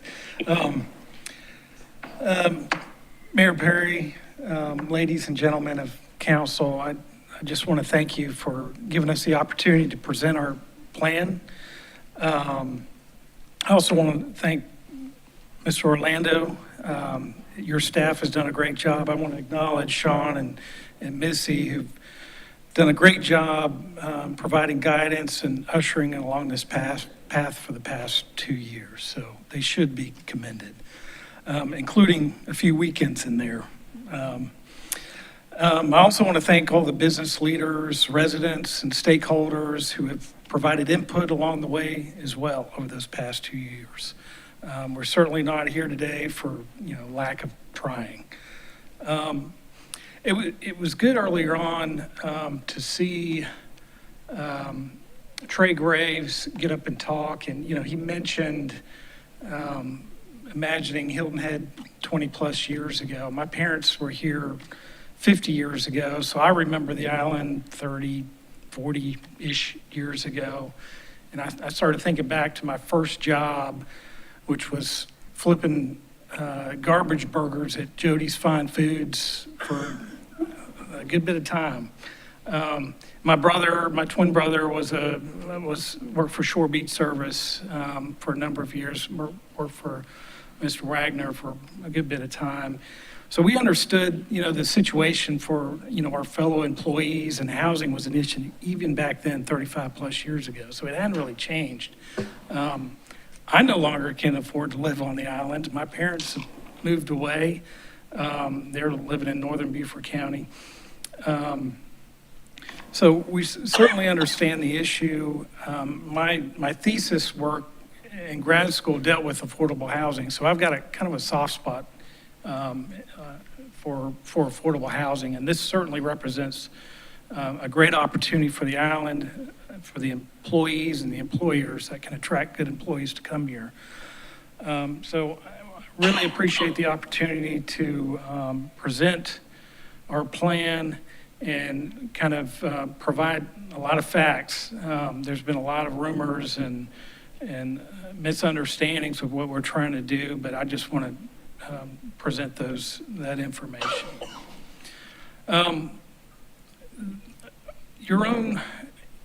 I spent a lot of time on planning commission at the town of Bluffton, and when we had a lot of tough decisions. I've sat on that side of the dais, not as difficult as your all's decisions, but we always leaned on a comprehensive plan when we did have to think about these tough decisions.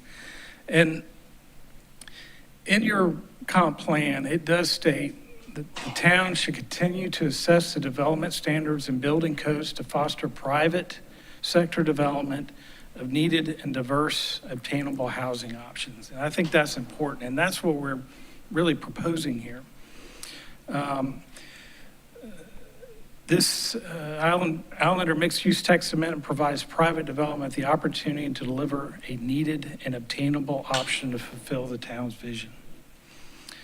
Although this project has been in the public domain for more than a year, we've held numerous discussions with staff and council members, stakeholders, business owners, and residents. It's critical that we share the same understanding of the text amendment proposal and the long-term benefits the project brings to the community. As you can see here with these pictures, For more than a decade, these buildings have sat vacant and run down. And it's unbefitting to this island's world-class image. It's not good for the university. It's an eyesore for them. It's an eyesore for the residents. Our proposed project is to replace 4 dilapidated office buildings with retail residential units for essential service industry employees and USCB students. The new layout will have increased setbacks and a better footprint. And it's important to note that, this is not a workforce housing project, and it's definitely not a public-private partnership. On the site, you can see in the brown colored, those are the existing buildings. The green are the proposed new buildings. So we're going to raise these buildings, replace it. If you notice, these buildings are really placed where the existing parking is. So there's going to be very little impact to the existing tree canopy. So we're going out of our way to preserve a lot of the natural resources in addition to redeveloping this property. The Sea Pines Circle District was created in the 2014 LMO rewrite as a mixed-use and business district. As permitted by right, that is, the project doesn't require town council approval under the existing LMO. The new buildings could house 5,623 square feet of retail space and 45 dwelling units with 440 total bedrooms. And I think, Alan Wolf mentioned earlier that Mr. Despain approached him with this kind of option, and it was not favorable at the time. So we took a different approach because the feedback from the business owners was that they wanted 1s, 2s, and 3-bedroom units, not these group style living. It's just not fitting for the island. It's just not good for their employees. If you notice on that previous version, there's 440 total bedrooms, and this is by right. Under the Islander mixed use option, we're going to have a mix of 1, 2s, and 3s under the apartments, and then 4-bedroom student housing units, and that comes to just a total impact of 292 total units. So it's important to note that it's not just density from a dwelling unit standpoint, it's the number of bedrooms, and that is quite a significant drop. It's almost 34% drop in total bedrooms from what's approved by right. Again, going back to the old Giuseppe Pizza analogy that Alan brought up, and based on sound guidance by town staff, it was decided that the text amendment was needed to create a new land use category within the Sea Pines commercial district called the Islander mixed use. It seeks to reconfigure the internal dwelling unit layouts that actually reduces the number of occupants per unit and impose those design standards. There's a misperception that the developer is seeking a higher density. Although these units would increase under the reconfigured plan, the total number of bedrooms will decrease by 34%. The LMO defines a dwelling unit as a living quarter with common area, a kitchen, and a bathroom without limits on the number of bedrooms. Therefore, all else being equal, the more unit counts, the more space will be required for the auxiliary uses.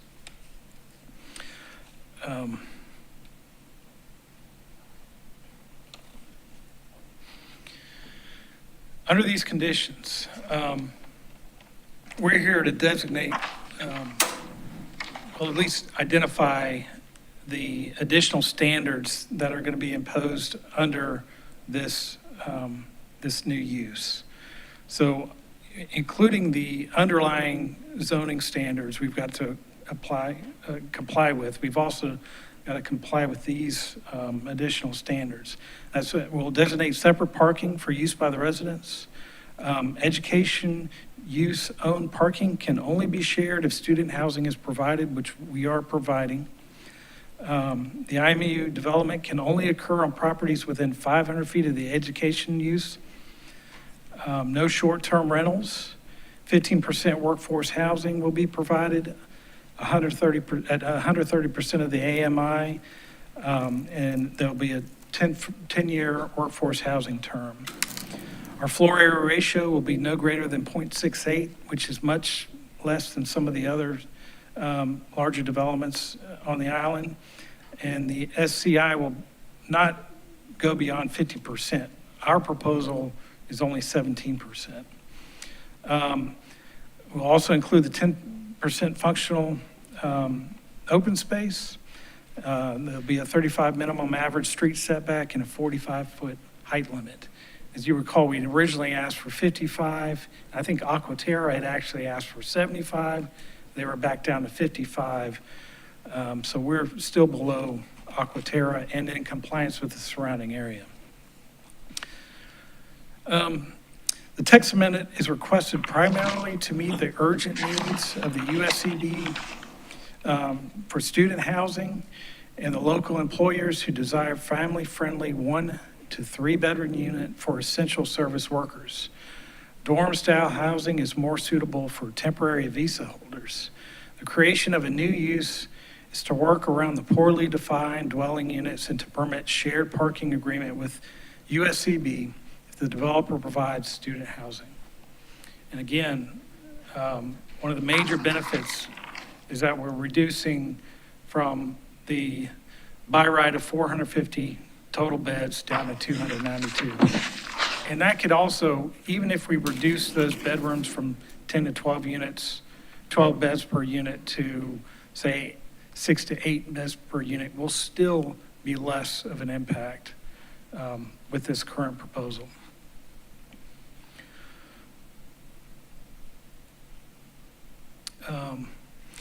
There's another misperception that the town gives an acre of parking spaces to the developer.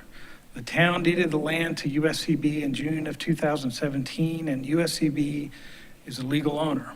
Prior to development, USCB and the developer went into a long-term shared parking agreement. The university will supply 75 surplus parking spaces, 11 of which will be overflow for their students. The developer will supply 64 student bedrooms at no cost to USCB or the town.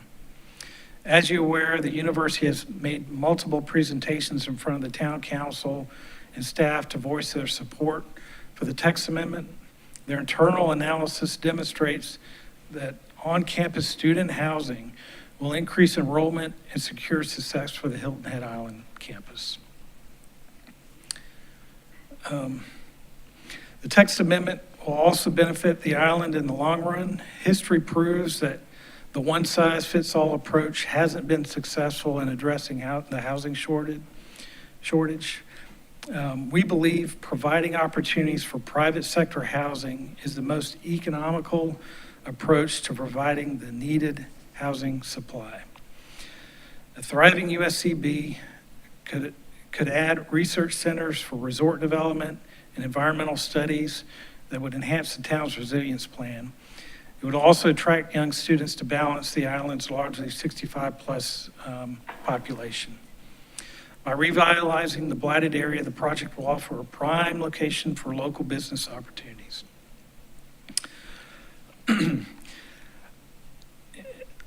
Here, I understand that there are concerns about the implication of the adjacent parcels. The only parcels within 500 feet of the USCB property, only parcels within 500 feet of the USCB property will be able to utilize the Islander mixed use for development. It's not spot zoning because it's not a new zoning district. All other development will be subject to the same design standards and requirements for providing student housing.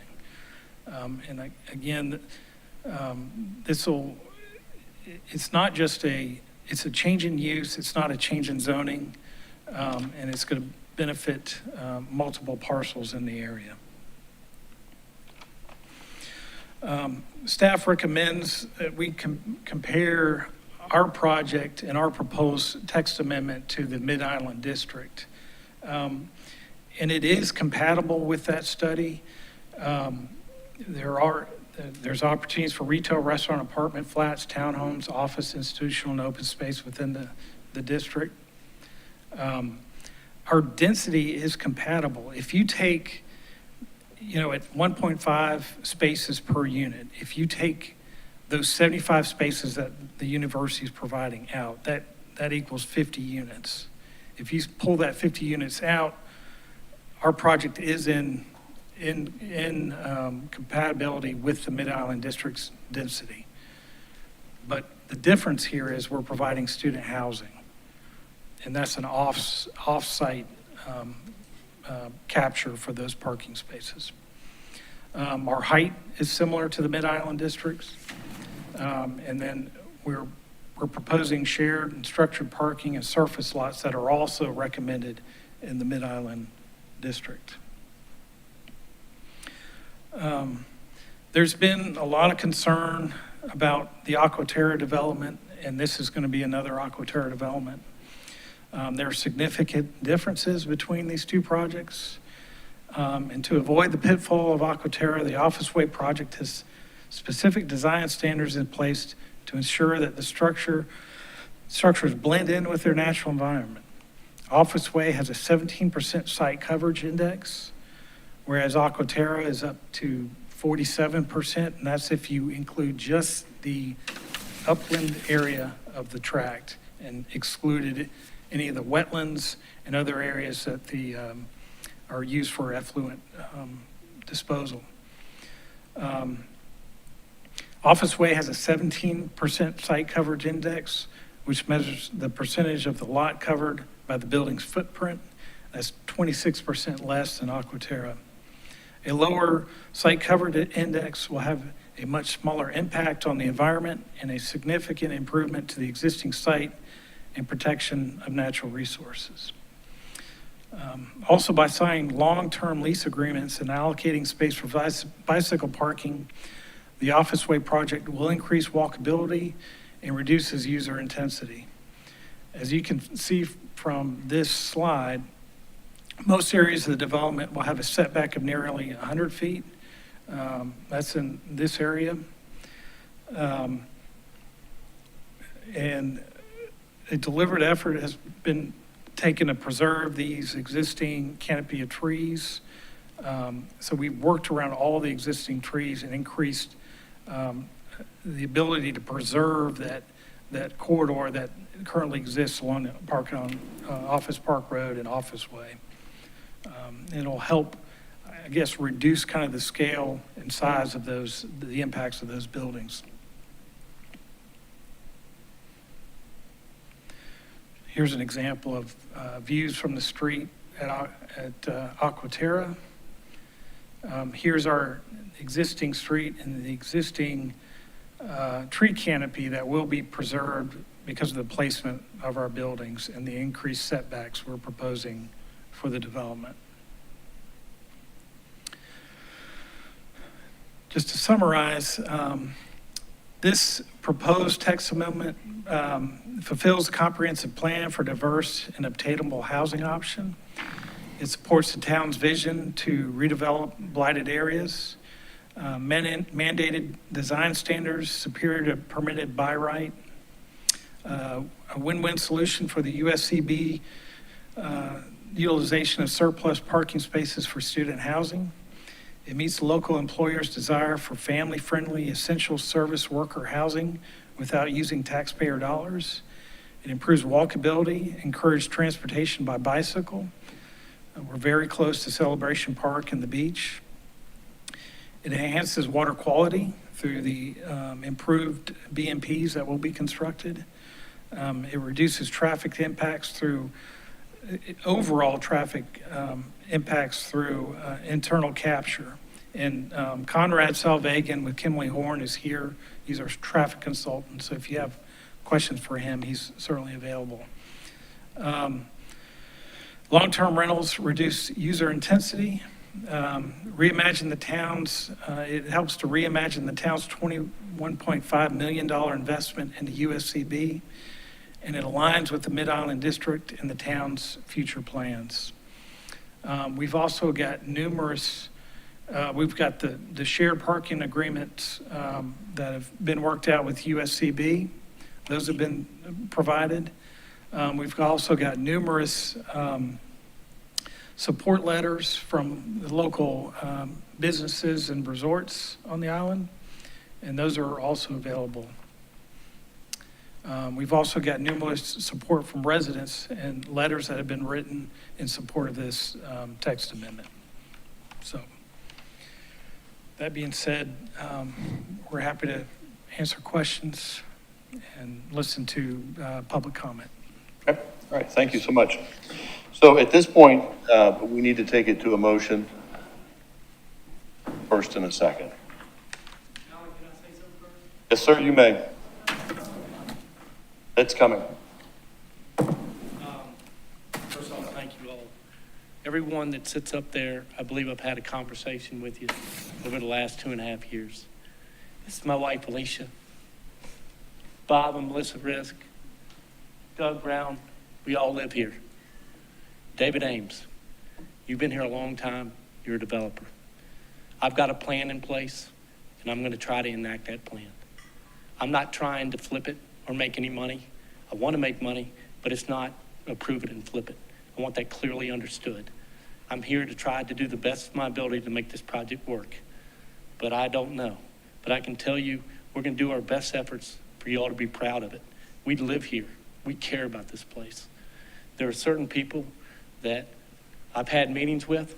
They didn't learn about it just last week. This has been in public domain for over 2.5 years. I've had meetings at the chambers. I've had lots of meetings. And I just hope you all understand all the benefits here. And there's one clear point I want you to understand. It's an increase of units, but it's less people. And that's what, we take a piece of pizza, and if it's 12 slices, we're going to make the pizza 18 slices, but it still have to fit in the box. And Mark Orlando can tell you, he's been here. We've had numerous meetings about the box.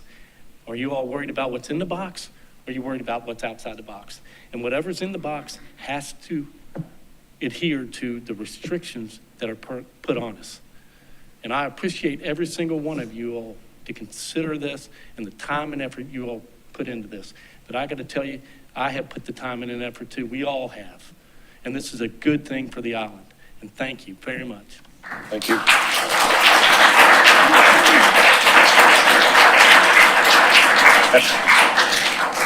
Here, I'm sorry, I have a procedural question. Are we required to have a motion for adoption on first reading before we take public comment and comment from council members? I would Curtis, can you advise on that? feel more comfortable if we have some discussion before we make a motion. Well, until there's been a motion made, there's nothing to discuss. So yes, you have to have the motion first. Can I move that we discuss it?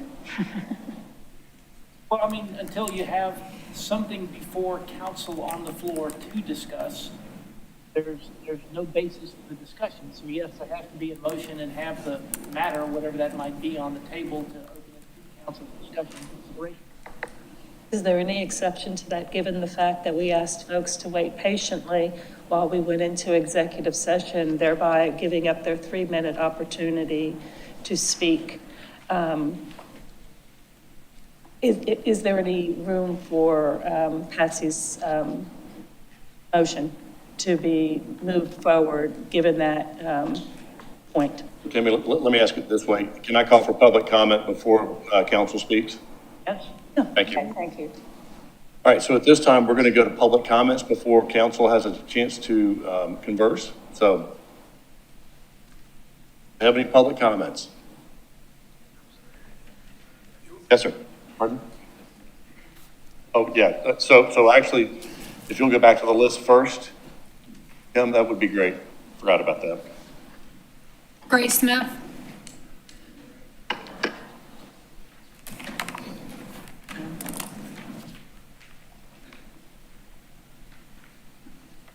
Thank you, Kimberly. I appreciate the ability to go first.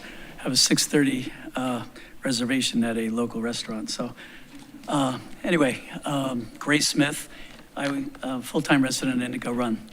Mayor Perry, Town Council members, Town Manager Orlando.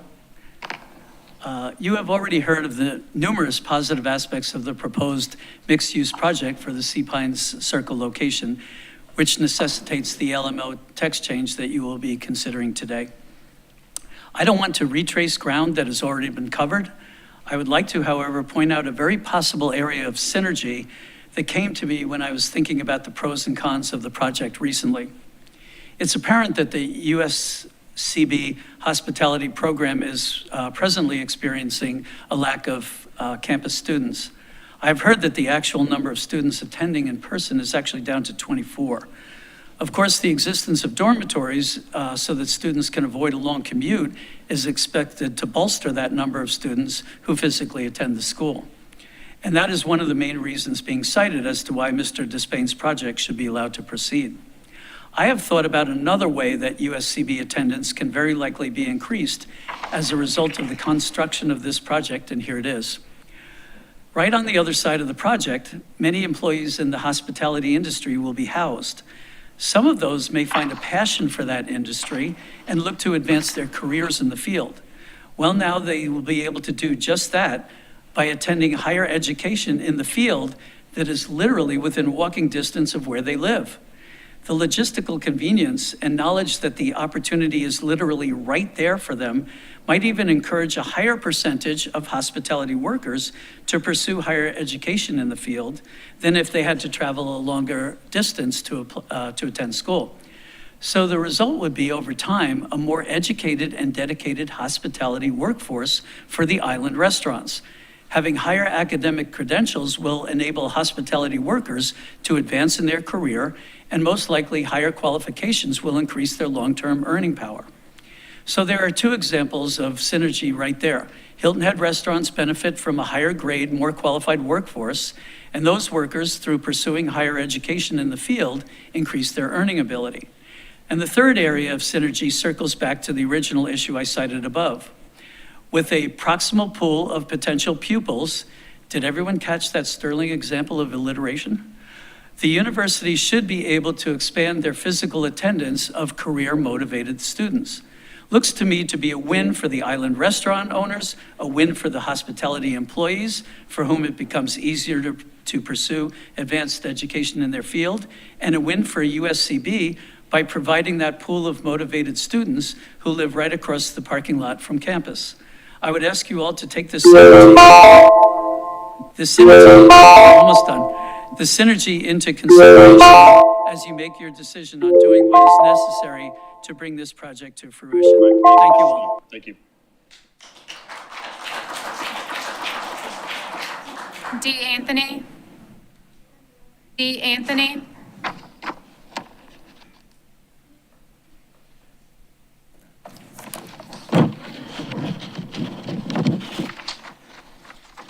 Hi, my name is Dee Anthony. I live on Walking Horse Street. I'm also a lifetime island resident. As few of you know up there that I've actually emailed and talked to, I was not initially convinced on the new Islander mixed use. However, I was in favor of the project itself. For me, the biggest threat was that Islander mixed use could be used in other areas of the island, especially in the vulnerable North End communities. When there is a change, my first instinct is to start asking questions. After many meetings and conversations, my questions have been answered. This use is for Sea Pines Circle area only. The density will be controlled by FAR and square footage of the units. Most importantly, Islander mixed use for Sea Pines Circle area does not threaten single-family home neighborhoods. We, the public, have been asking for repurposing buildings instead of building on beautiful raw land. This is our opportunity to repurpose dilapidated buildings for housing. A large portion of our apartments or townhomes, workforce or typical long-term rentals have fallen into the short-term rental real estate. This new use does not allow for short-term rentals. If anyone is concerned about the traffic, we were just proposed the corridor project plan, which is designed to better control the Seafine Circle area. I encourage the public to take a look at that proposal. This may be an opportunity to move forward with housing in a positive way. Thank you. Thank you. Gregory Thompson.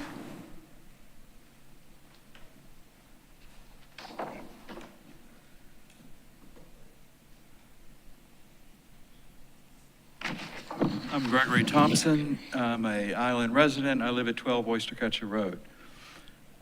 Tonight I'm representing the Association of Sea Pines Plantation Property Owners and the Advisory Board. It does business as the Sea Pines Property Owners Association. While we are aware of the shortage of workforce housing unit availability and fully support actions taken by the town and developers to mitigate the situation, the proposed solution and amendment fall short of a satisfactory solution. Our concerns are primarily that the dwelling unit density and probable increased congestion. Our concerns are the primary dwelling unit density and the probable increased congestion in an already crowded area. It's not clear how many dwelling units will be included in the project, but it appears to be a significant change from the existing limit of 12 units per acre. We are here to request that the council reject the proposed amendment to the land management ordinance to create a, a new use called Islander mixed use within the Sea Pines Circle District. Thank you very much for the time. Thank you. And the opportunity to speak. David Ellis.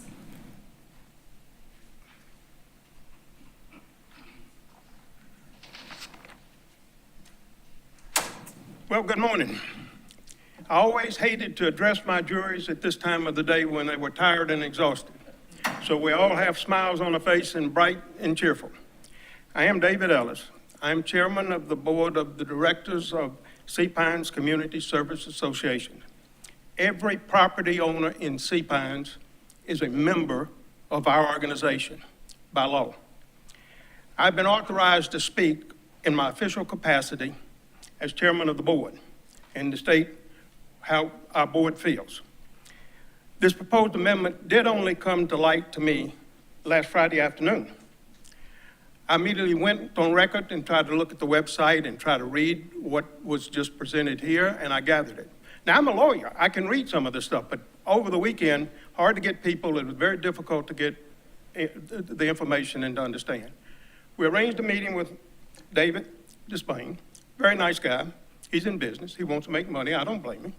And, you know, we discussed the issues because I see a number of defects from my work as city attorney for 20 some odd years in my hometown that you're going to have problems with. But the main thing is we have to take in consideration the residents, the people who live here. And we've got the entire Sea Pines community. We got everybody who comes through that circle. Now, we talk about we're going to only add a few seconds. Well, let me tell you, when I go through that circle with my wife, she says, oh, it's going to take 10 minutes. I've learned to set my stopwatch. But you know what it does take?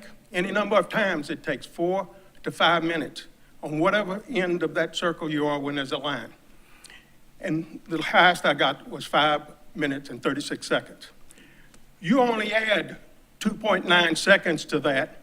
You're going to continue on every project you approve on that basis, incrementally kill the goose that laid the golden egg.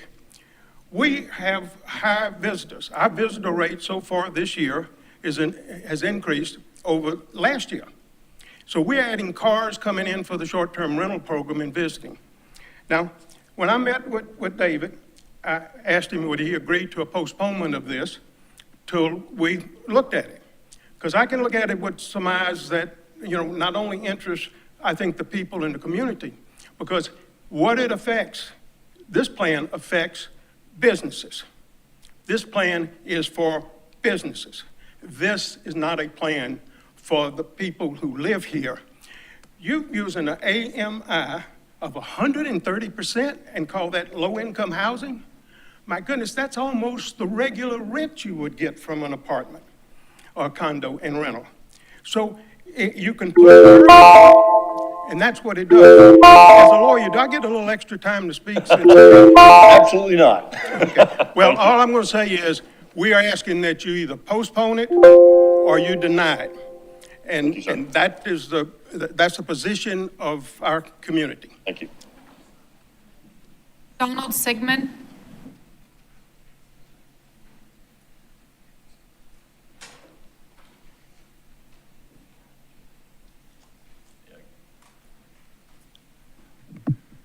Oops. I'm Don Segman. I'm a resident of Sea Pines since probably 1990. I know several of y'all on the board, on the council here. Own businesses in Sea Pines. Since I found out about the project, I've interviewed several of my members, different employees, staff, etc. For the most part, everybody's for this. A few have concerns about the traffic impact. After I evaluated it for a little bit, I feel like it's a less impact than many other uses that could be on this site. Also, support the idea of workforce housing and helping USCB. Most importantly to me is that the project is east of Greenwood Drive. That's my concern, is the traffic coming out of Sea Pines. All of this traffic can be funneled to the stoplight. It can cross Pope Avenue. It can go on New Orleans Road. None of these units need to access Greenwood Drive. They're walking distance, biking distance to everything. I don't feel like it's an impact on Greenwood Drive. You're talking about 150 cars. If 150 cars can park east of the Greenwood Drive and access everything they want to go to without going on Greenwood Drive, that's 150 cars that do not have to come down Palmetto Bay Road, get on Greenwood Drive, get on the circle, and as they cross the circle, we have to back up into Sea Pines. So yes, that's a deterrent right there. These cars do not have to come down Palmetto Bay Road, nor do they have to come down the other direction and on the circle. I feel like it's a plus, because it's taking cars off of Palmetto Bay Road that will be on the circle, that will back us up trying to get out of Sea Pines. I think I'd rather have the cars east of Greenwood Drive so they can go in and out. I like the idea. I support it. I think David's done a very good job. I think the planning staff has done a very good job helping him. So I'm in favor of it. The people I've supported, I've mentioned too at my tennis club, the majority of those are in support of it. Once I mentioned to them in my idea, it'll cut the traffic down as opposed to all those cars coming down Palmetto Bay Road. Thank you. Thank you. Mike Wagner.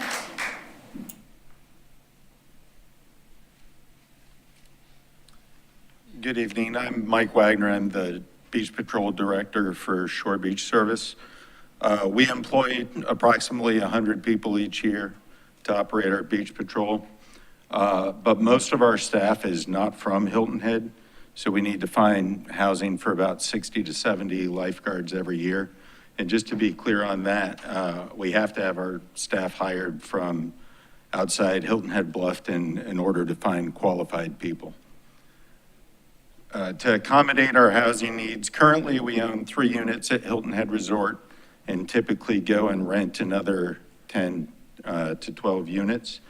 As more and more condos over the years have transitioned to short-term rentals, we've essentially seen those units become nearly impossible to find. And what we do find is extremely expensive, almost to the point where we almost don't even ask the cost anymore. If we find it, we have to take it. We've considered purchasing additional condos, building a standalone complex. That doesn't make a lot of sense for us because we have essentially a 4-month need. This Office Way project would be perfect for us for several reasons. First of all, we've agreed in principle to work with USCB to rent the dorm units for the summer, so it would fit the time frame that we need them perfectly. Additionally, the location is perfect for us because Many of our lifeguards don't have cars, so it's an easy place to get to work, also to get to our office, which is relatively close. And also it's nearby restaurants, all those sorts of things that they need to get to. And like I said, they need walking distance because they don't have cars. I'd also imagine several of our year-round employees would be interested in the additional housing. But overall, I think this project, would satisfy a need for a lot of workforce housing that's desperately needed to staff, first of all, us, but then obviously several other businesses on the island. Thank you. Thank you. Daniel Anthony.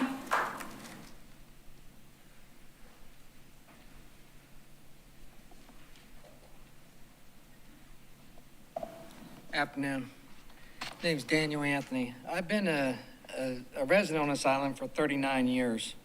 And I must admit, when I first heard this project, I was very skeptical.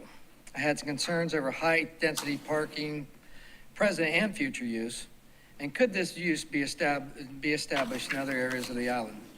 Since then, I have researched this project, talked to town staff, listened to your concerns and the concerns of island residents. It is my understanding that these concerns have been addressed with the developer, and he has agreed to alter his plan to accommodate those concerns. So I stand corrected. I do believe this is a good first step in addressing the housing issues we face on this island. This project also addresses the enormous eyesore that this area has had for many years. I also believe this project will be an enhancement to the future Bridge to Beach district. There has been a lot of talk lately about redevelopment, not overdevelopment. Doesn't this project express exactly that philosophy? This project provides not only housing for the workforce, housing for the USCB students, but it also provides a means by which the residents can walk or bicycle to different nearby areas, thereby reducing traffic, not only from the normal commute across the bridges, but also reducing the traffic around Sea Pine Circle in the south end of the island. By right, the developer doesn't have to do any of this. He could go in a completely different direction, not to mention that this project is being funded entirely by the developer. Private dollars, no tax dollars are to be used. The developer takes all the risk. If this project fails, he takes the hit to the tune of many millions of dollars, as I understand it. Instead of individuals creating ways to delay or even cancel this project, we honestly should be thanking him for taking the risk. This is a good project with a conscientious developer, a developer who lives here and calls Hilton Head his home. We should all support him at this project. Thank you. Thank you. Angie Hutchins. Angie Hutchins. And lastly, Peter Christian. Peter Christian. He spoke earlier, but he Wanted to speak again. Do we need to wait? No? Okay. All right, that's it. Anybody can speak now. Yeah, anybody can speak now. Mr. Davis, Senator Davis.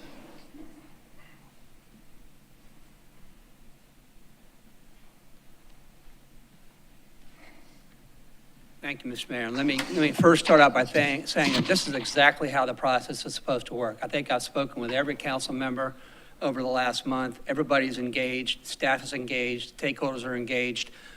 This is a model for how this is supposed to work. I'm sympathetic to what my constituents in Sea Pine say. They're concerned about densities. They're concerned about impact on the traffic circle. And if this were a second reading and final approval, I would agree that we need to continue it and find out more information in that regard.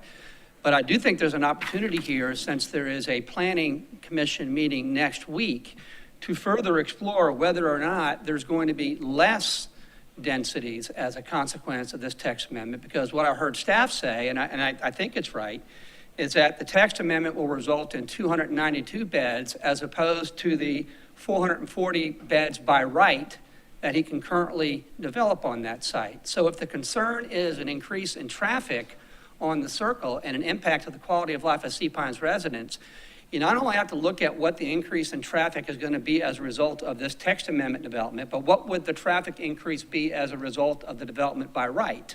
And it seems to me that the by right densities would increase the number of traffic in that circle. But anyway, there'd be an opportunity at that committee meeting next week to further explore that. And then you guys would have back before you gave it final second reading, that information and that data. And if there were still questions at that time, I would then support and agree with y'all that you need to continue it to make sure the entire community is engaged. But I do think there's an opportunity here to go ahead and move the process forward, still maintaining the right of the public to learn more about this, to get their questions answered about this, so you can get both objectives achieved, in my opinion. I'm agnostic at the end of the day about what you all do. This is a local decision. But I'm looking in terms of process and trying to weigh on the one side somebody who's been trying for a couple of years to have a hearing on the merits, and on the other hand, the community having the right to hear and get more information to figure out how they stand on this issue. I'm sympathetic to what Mr. Avocad has said and what Mr. Birdwell said and what the two gentlemen representing Sea Pines residents have said. I think they need answers to feel comfortable about that. I think that's fair. And I think if there weren't a meeting scheduled for next week, I would agree we need to continue this matter. But since there is that opportunity for community input and have questions answered, I do think there's a way to accommodate both the desire of the developer to move the next step forward and also the desire in the community to learn more about the project before you guys make a final decision. So those are my thoughts on process. And again, I'll close by commending all of you guys for doing the exact right thing. This is the way that all local officials should behave. Thank you all. Thank you, Senator Davis, and thanks for all you do. Yes, ma'am.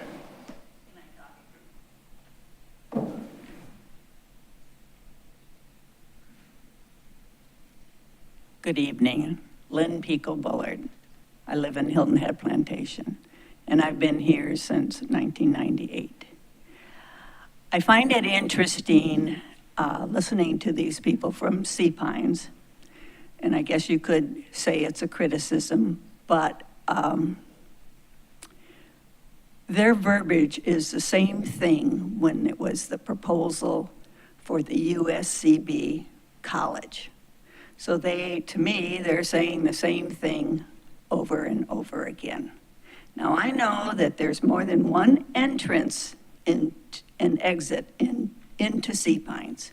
I also know off of 278, you can make a left on New Orleans Road and come around to that office park development. So there are some solutions here. We saw these 4 wonderful students. So why aren't we supporting our wonderful students that would be going to USCB? I mean, they're our future. As far as workforce housing, anybody who's tried to get into a restaurant during these tough times of the big tourist season, it's time to support an entrepreneurial venture, and let's look forward, not backwards. Thank you. Mr. Wolf. Thank you, Alan Wolf. Be very brief. 130% AMI sounds like a big number, but I wanted to offer just a little context using Missy's chart with the current AMIs. A 3-bedroom unit with 3 wage earners, 1 per bedroom, living in that unit. If they earned $45,000 per person on average, they would exceed 130% AMI. So $43,500 would be the max that they'd be able to earn. So I think that's very attainable, actually. And if you take it down to a 2-bedroom unit, the same math, you can have 2 wage earners in a 2-bedroom. If they earn more than $58,000, they would not qualify at 138 or 130%. So when you have to factor in all the bodies and all the incomes involved, 130 is not as crazy as it sounds when you put that math to it. Thank you. Thank you. Yes, ma'am.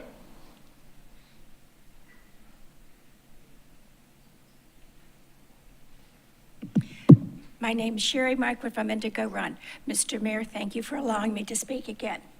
And I want to thank you for that extremely long recess break. It gave me time to talk to a lot of the people in here.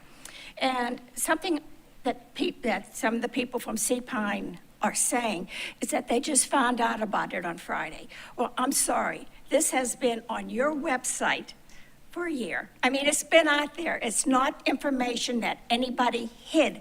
It has been there.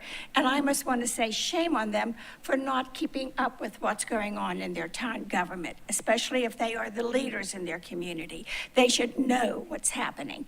And the second thing is, like with what Lynn said, they're talking about traffic when the university was being built. At that time, I lived on the South Forest Beach area.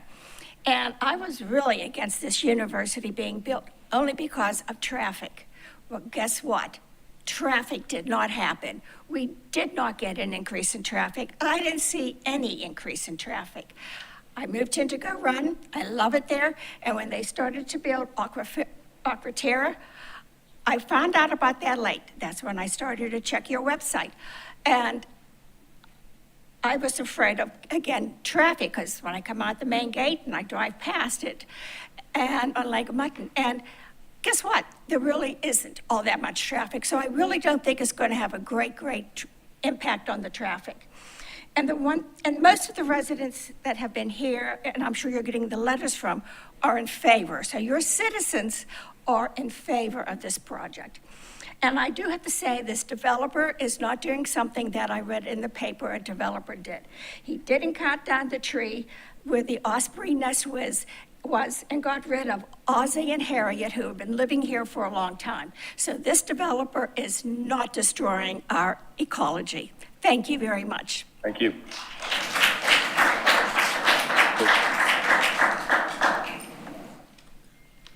Good evening, Mayor and Mr. Orlando and the Town Council. My name is George Paletta, and I live in Sea Pines. I would like first to address the fact that Sea Pines residents are not united against this. That is a fallacy, okay? This is the first time I've heard Mr.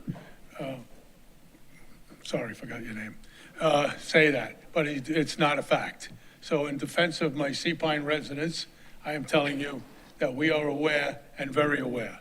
Now, second of all, I'd like to say that we've been chasing this ghost for about 5-6 years now through different administrations. It is time now that we have come together and we keep picking at something to try to stop it. Well, do you remember your circle to circle? Do you remember the costs on that? What did that do for us on traffic? So let's get these facts down here and get them straight. And we can all nitpick at something and look at the detrimental part. Let's be positive. We need help on this island.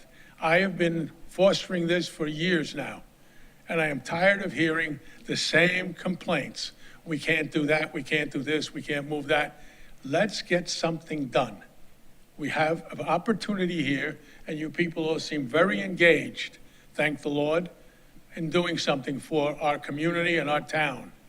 And I think if you let this disappear or be halted by some of these innuendos that are being spread around, when we have someone using his money, not yours, not mine, but his money, to provide housing and to provide a development here that'll enhance a blighted area, which we have many of on the island, unfortunately.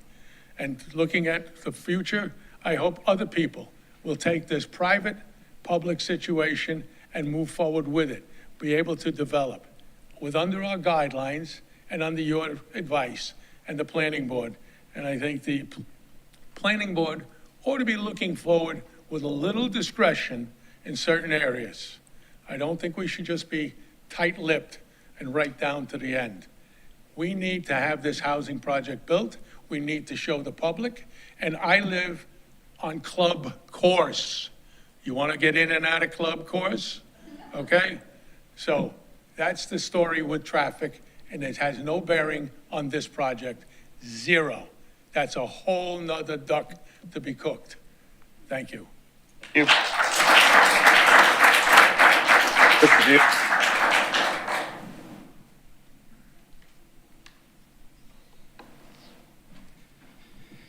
For the record, Ray Deal, controller at the Hilton Head Island Bluffton Chamber of Commerce. I'd like to read a letter that we wrote to Mr.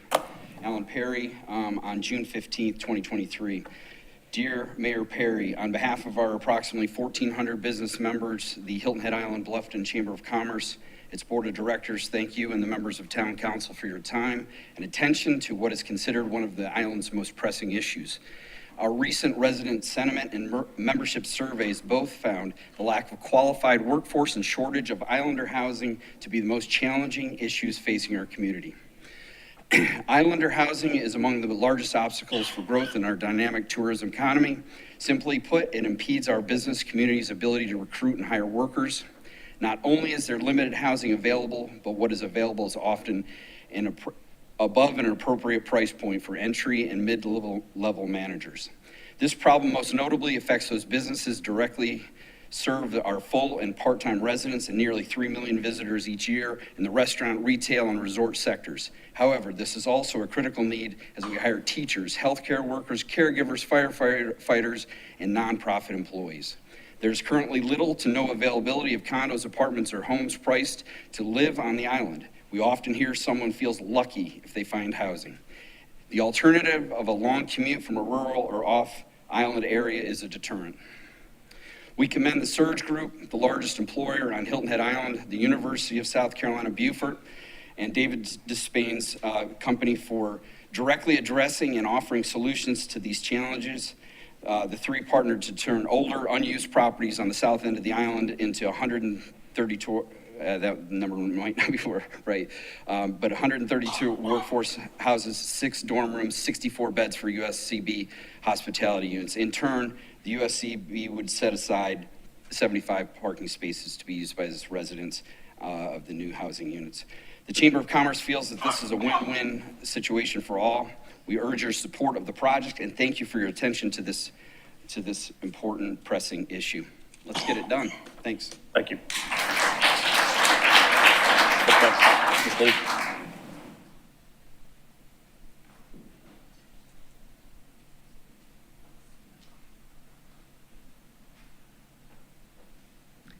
It's me again.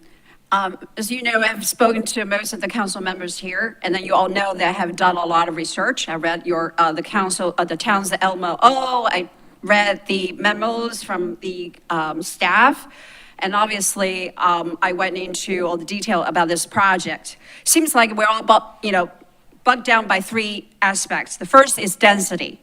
Again, the density, by definition, maybe exceed the density of 12 units per acre. However, again, it's people who use the roadways, it's people who use the water, and it's the people who use the public utilities. So therefore, you should be comparing permitted by right, which is 440, versus the new tax amendment of 292. That itself should reduce the use of roadways.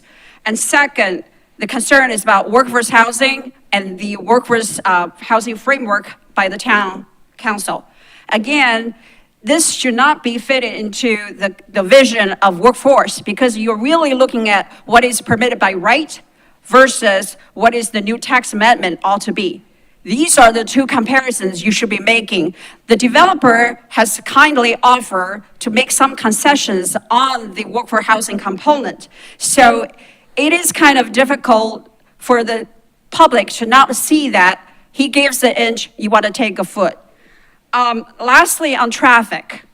Traffic will not be solved by this developer alone. The big elephant in this room is the 20 million cars coming every year, 67,000 per day. That means we need to consider about tourism as well as short-term rentals impact on the traffic, on the user intensity. So that will be my observation on the 3 issues, and I hope you all will be considering that. Thank you very much. Thank you. Any other? Mr. Babel.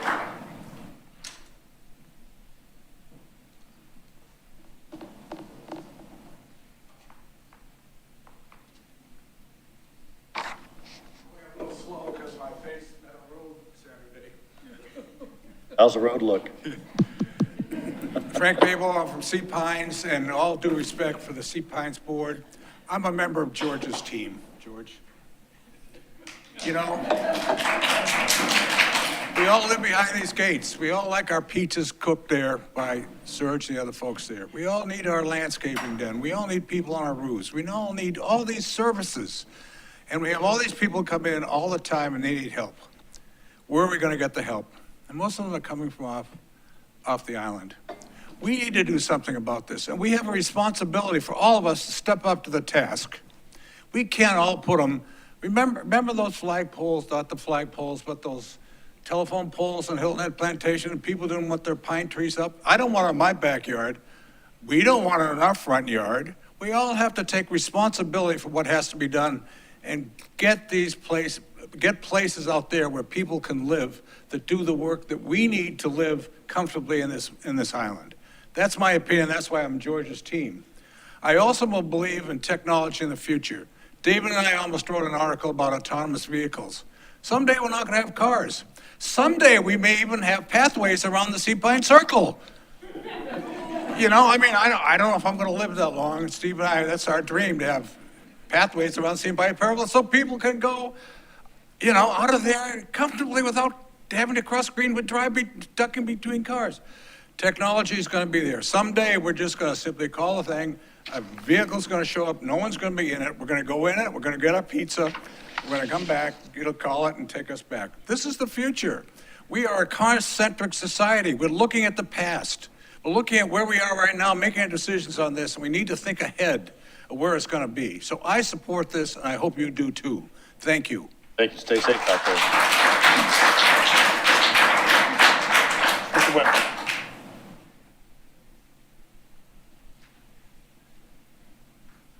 Good evening, Jay Wendell, General Manager of Beach House Resort and also resident of 18 Manor Court, Hilton Head Plantation. So thank you for having me, Mayor, Council, Town Manager. You know, I heard a lot today, and obviously you've got some mixed emotion here. And I think Missy stated that there's been 6 different meetings regarding this. So how nobody knew what was going on here is beyond me, especially if we have leadership in our communities that should be following these issues within our community. But this issue has been going on for years. We talked about it before. 8 years ago, I met with Mayor Bennett, right? And talked about employee housing issues, right? We didn't have any. I have a manager on my staff.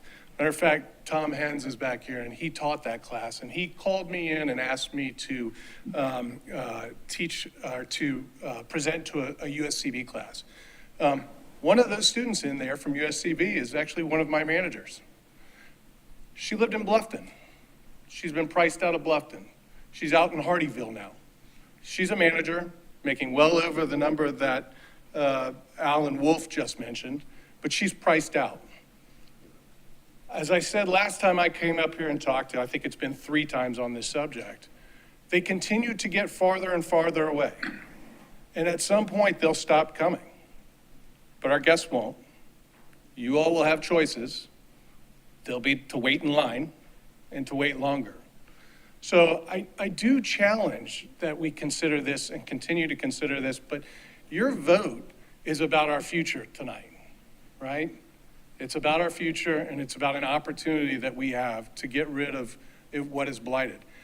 I have a hotel there. I am not looking to increase my staff count by 20, 30%. I'm just looking to fill open positions.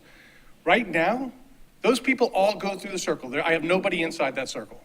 So if I had a housing solution, they would never go through that circle. They wouldn't have to. And that's what needs to be considered, right? Thank you very much. Thank you, Judge.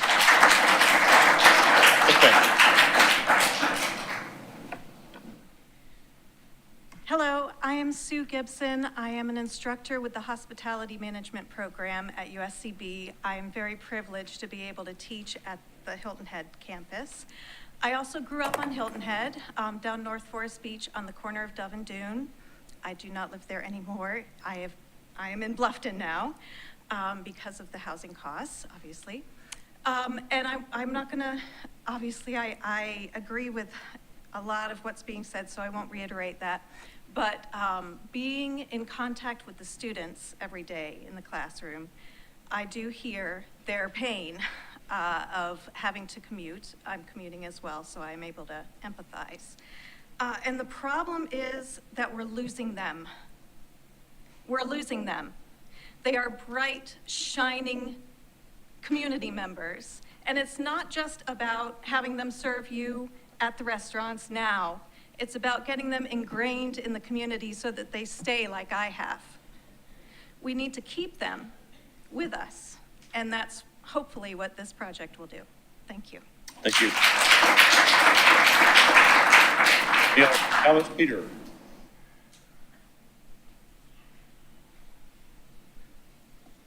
Mr. Mayor, Town Manager, members of the council, Peter Christian, I'm here as an employer. And just about every one of you, with maybe the exception of Councilmember Becker, I have served on either a board, a commission, or a task force with you. And I don't want to say I have a thorough knowledge of the LMO because no one has a thorough knowledge of the LMO. Maybe Chet does.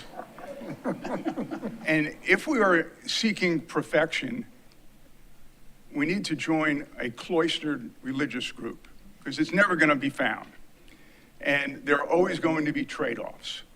And what is troubling me is I want more workforce housing on the north end of the island. And if this is the pushback we're getting from a few folks on the south end of the island, I don't want that to set the tone. We need a traffic plan for the bridge and the corridor, and we need workforce housing. It's a two-pronged approach. I'm prejudiced with USCB, and David, you and I worked on getting USCB campus here probably 13 years ago. And I think Glenn was part of that process as well. And now we have it, and we need to keep it as a going concern. And if those dormitories help keep it a going concern, I'm 100% behind it. I'm also working with Dr. Perdue on bringing community management classes to USCB and eventually a degree program. And this is fundamental to that objective. So as an employer, I am 100% behind this particular proposal. Thank you. Thank you. Any other public comments? Seeing none, we'll now bring it back to the dais, and we will need a motion and a second to continue our discussion. I'll give it a shot. I move, let me find my notes here. I move to approve the text amendment to the LMO as set out in ordinance number 2023-27, subject to the following amendments. One is 4-bedroom per dwelling unit maximum as recommended by the staff. 2 is including the clarification of the definition of functional open space or common amenity space has been recommended. I think the staff report included some language about that. 3rd, increase the workforce housing standards closer to that already provided in the LMO for increased density. So that instead of 15% of Islander mixed-use units, it would be 20%. For households earning up to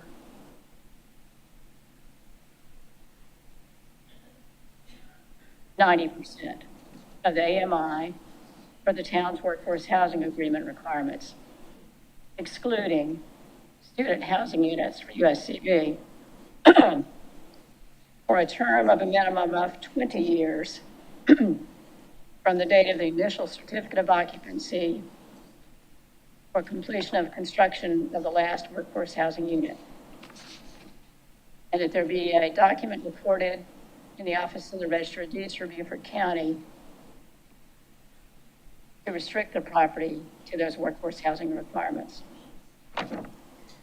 And lastly, that there be a clarification regarding shared use parking so that the mixed-use development may utilize shared parking on education use property for so long as the property is used for education use, and that the shared parking is limited the same number of parking spaces as the number of beds provided in student housing for the education use. Discussion purposes, I'll second Patsy's motion. Okay. Discussion from council. Well, I'll step up. Okay. First, thank you, everyone. I think Senator Davis made the correct observation. This is how good government works. And I appreciate and respect each one of you who are here, who have written, texted, called, and are participating in our government. Thank you. I believe that through the presentation on this particular text amendment, we only saw agreement with the current text of the LMO and improvement in almost every regard. There were very few, maybe two, places where it was not aligned or improved the standards that we currently have in our land management ordinances. I want to thank the applicant and his team, because over the course of the 2 years, not since Friday, but over the course of 2 years that this project and this text amendment has been being discussed, there has been a willingness to listen, to compromise, to negotiate, and to change at every request. And I believe that that's why we've come to a place now, thank you, a place now where we can have this discussion and approve a project moving forward that benefits the residents who have set a priority for them and for the town is workforce housing. This is a service worker project that provides that opportunity to our town without costing any taxpayer a penny. That is a big win for the residents. Another win for the residents is with regard to this discussion on traffic. The point is well taken in terms of the road usage for anyone using a car coming out of this project, but we saw the traffic impact study that indicated there really is no traffic impact. Furthermore, the likelihood of the service workers or the students who would reside in the housing utilizing their cars is really more likely that they would be using their bicycles or something of that nature. I've also heard and believe that the businesses who are now spending money on shuttles to pick up employees on the other side of the bridge can now save some money, help with this cost of helping these service workers live in these spaces that'll be built, and still provide a shuttle that will pick them up and take them to their job. What does that do? That takes cars off the road. If we're looking for ways to reduce congestion, increase capacity, whatever the terms were as we were discussing 278 and the need for this bridge, we now have taken off a significant number of those cars from people who are living across the bridge, having to drive over each way. Big win for the community. Furthermore, the businesses with their employees living right here on the island may actually be able to offer them more hours and provide more service to the residents and our visitors who are looking for places to eat and the rest. That's a win. Building community. As those folks are living here now, they get to become part of our community. They do indeed get the opportunity to look at an advanced education through the university to assist them with being in a position to earn more money and to come up through whatever profession they're in. All wins. I haven't heard yet a negative to any of that. And The intent of this project is to create those wins for the university and for the service workers, the businesses, and the residents. I think that that intent will be memorialized as we move forward for anyone with concerns as to, well, what about ifs, hypotheticals, and creations of intent that is not real. And so I think that that is also a win. And a history of meetings and presentations, we've covered. Attention to an agreement with each request, we've covered. Intent to satisfy no needs.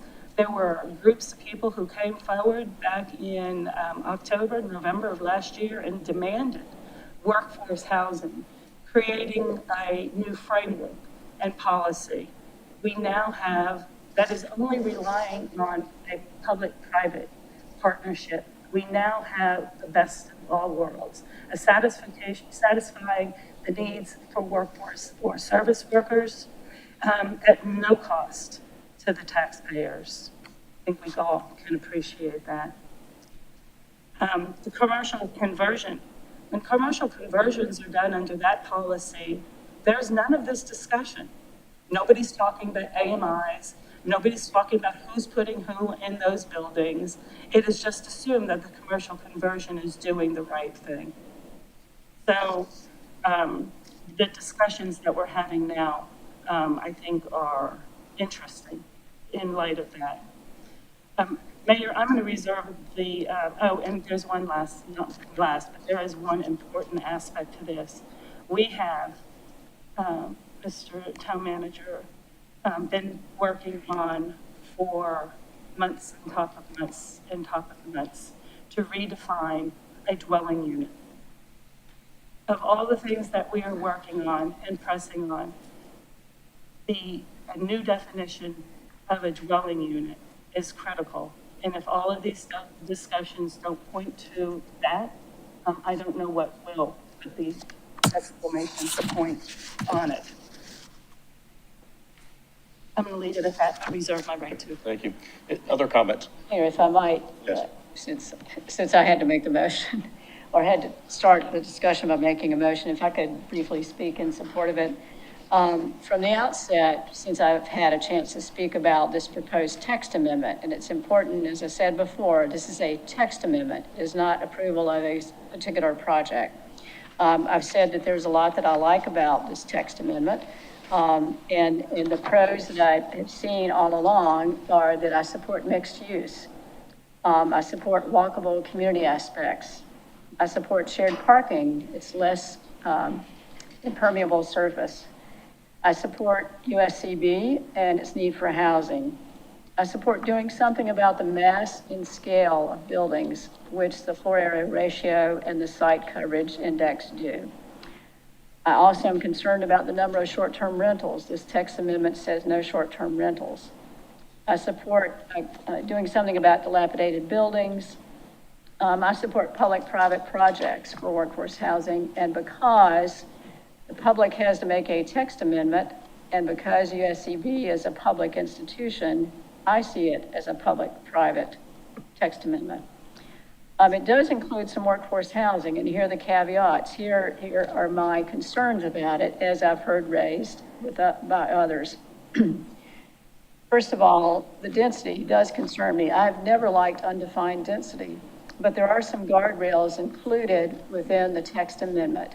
Those have been listed by Ms. Lewick in the staff report, and I won't go over those again. But my major concern has been the text amendment language about workforce housing is pretty far apart from what the policy has been adopted already by the previous town council. In order to increase density, there have to be certain requirements for workforce housing. I've heard lots of folks tonight and in previous meetings say this supports workforce housing. So for instance, if you look at the number of units proposed, would be 116 units, just taking that example.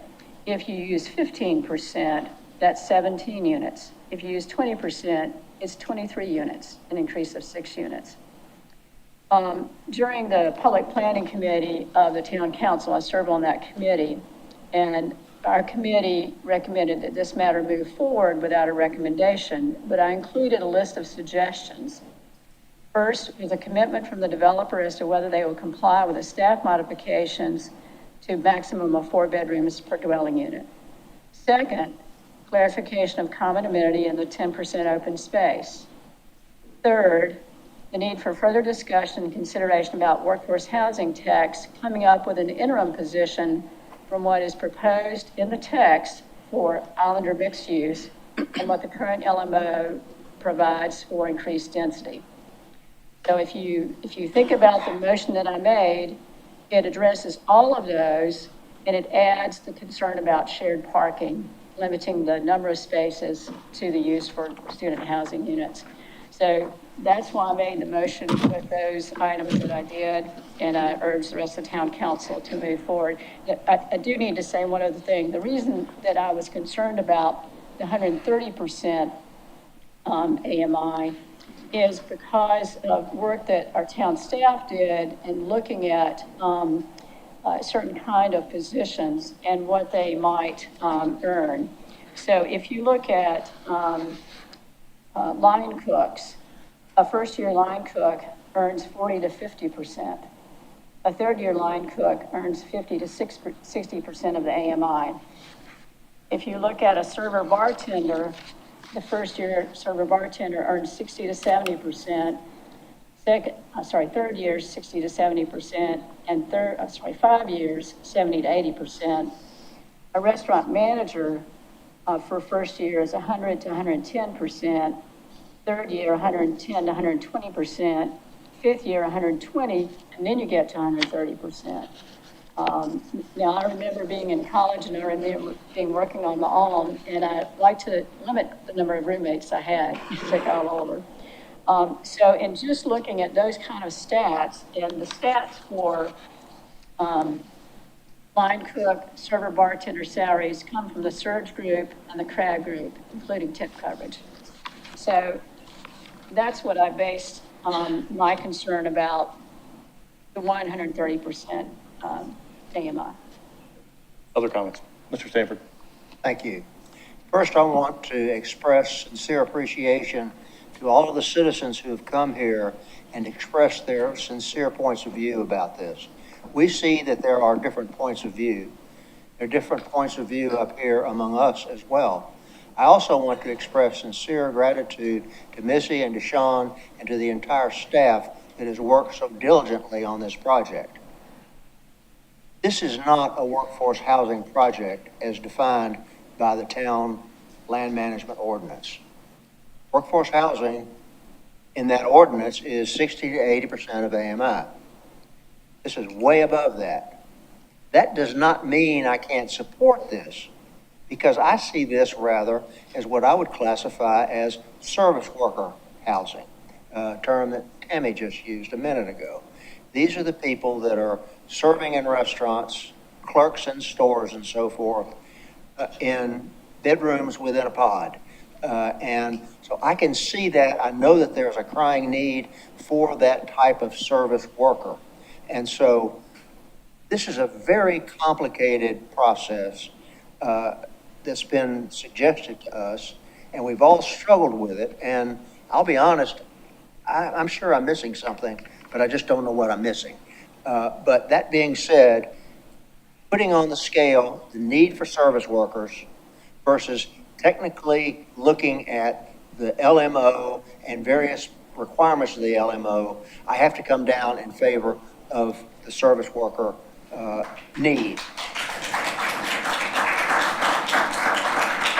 Further, this is in accordance with a comprehensive plan, which we've all adopted and is very important to carrying forward the motion or the mission of this town. I have one other concern, and that is I am unclear on the number of occupants that can move in to this building, these buildings. I want to know that they're not going to be stacked up with bunk beds everywhere. I'm not implying that that is the intention, but it is an open question in my mind. And so we need to know the number of occupants that will be permitted per bedroom. That being said, with revisions as been suggested by this motion, I can support the motion. Thank you, Mr. Mayor. Thank you. Mr. Brown? Yeah, thank you, Mr. Mayor. I'll first say that I'm happy to see that we have come this far. I know it's been sort of stuck for a while. And the creativity that's been shown here and the discussion thus far, I think has been good. This will be my first bite at the apple because I do not sit on the Public Planning Committee, so be patient with me. I will try to be brief. We are sort of jumping out of line of our process of district planning here on Hilton Head, okay? I think this is very specific, and because we are making an exception, so to speak, in this case, I have to make some strong points that are in support of the motion, okay? I don't want them to not be heard, at least from my seat. I'm in agreement with what has come out of PPC as far as the recommendations to continue this conversation. The 4-bedroom max, I think, is important to us. The alignment with the current workforce housing code that we have in place. I appreciate Mr. Tiller stating out loud that this is not a workforce housing project, okay? So as we talk about the percentage that will be set aside, it needs to be aligned with our workforce housing code. 20%, as Bryson mentioned, up to 90%. I could live with that, but the term, of course, needs to be extended. And that is for the sake of us as a community long-term. We have seen units transition over time, and if we are going to take ourselves seriously as far as maintaining those units on Hilton Head, then the term needs to be what it currently states. As far as the parking is concerned, I am wanting to make sure that the parking relates to the student housing, not if. The current text says if, it needs to say when. Again, a certainty of that being in place. And the set-asides, I'm not sure that the current text says that the set-asides will not be the student housing. Okay, I think there's a distinct difference there.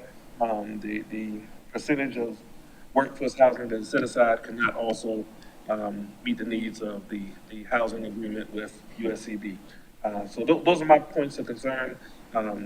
This is not the final reading, so I am going to be inclined to be participant in moving it forward and look forward to next reading, some changes that will garner my support. Thank you. Thank you. Mr. Alfred? I want to repeat, excuse me, something that Senator Davis and others have mentioned, which is appreciation for the effort the members of this audience and others in the community have made to follow this and to make their comments known and to come out and sit here in a meeting, even though those of us up here decided to take a 1-hour break. In my prior municipal government life, there was a saying that if a community is known as a high demand community, which means the residents are paying a lot of attention to what's going on and making their views known, local government is going to be a lot better. And I think we've got an excellent example of that in connection with this project. Mr. Despain has come up with an innovative concept, and I think it is important that we don't squash innovation. Now, the problem is that he's running up against zoning codes that don't quite fit what he has in mind. This is an immensely complex project, but one that I think has an awful lot of merit and will satisfy a lot of the needs of this community. I am from Sea Pines, as most of you know, and I have been involved in conversations and telephone calls to a very great extent. I assume my colleagues here as well have had a number of those. I think there's a lot of merit in this project, but I've had at least 4 entities and their representatives that are in Sea Pines that have concerns. And I think their concerns deserve to be addressed. Some of them are, therefore, I think that the opportunity to have further meetings and discussion and deal with those somewhat as Councilwoman Bryson has indicated in her amendment is very desirable. We need to take some time to make sure that legitimate questions and concerns are answered. Some of them I think can be relatively easily answered, at least from my perspective. And one of those is traffic. In Sea Pines, the #1 issue that I saw last fall during campaign season was the traffic at Sea Pines Circle. So I'm quite aware of the intensity of concern of Sea Pines resident on the traffic issue. I have been one of those who has pushed the consultants to come up with some good plans that really deal with the traffic at Sea Pines Circle. And the public is not yet aware, but last week we had that presentation. So there are proposed solutions to the Sea Pines traffic circle issue, which council will be addressing and debating over the coming months. Those recommendations or anything similar, if implemented, are going to make a significant reduction in the traffic delays that exist currently at the circle. So the comparison, at least in my mind, is not whether this project by itself is going to have a traffic impact. It's pretty clear that whatever it is, it's not much of an impact. But the comparison should not be with the time delay that we face right now.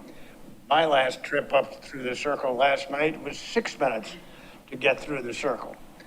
Many of Sea Pines people face 4 and 5 minute delays. With the implementation of improvements to the circle, that ought to be cut at least in half.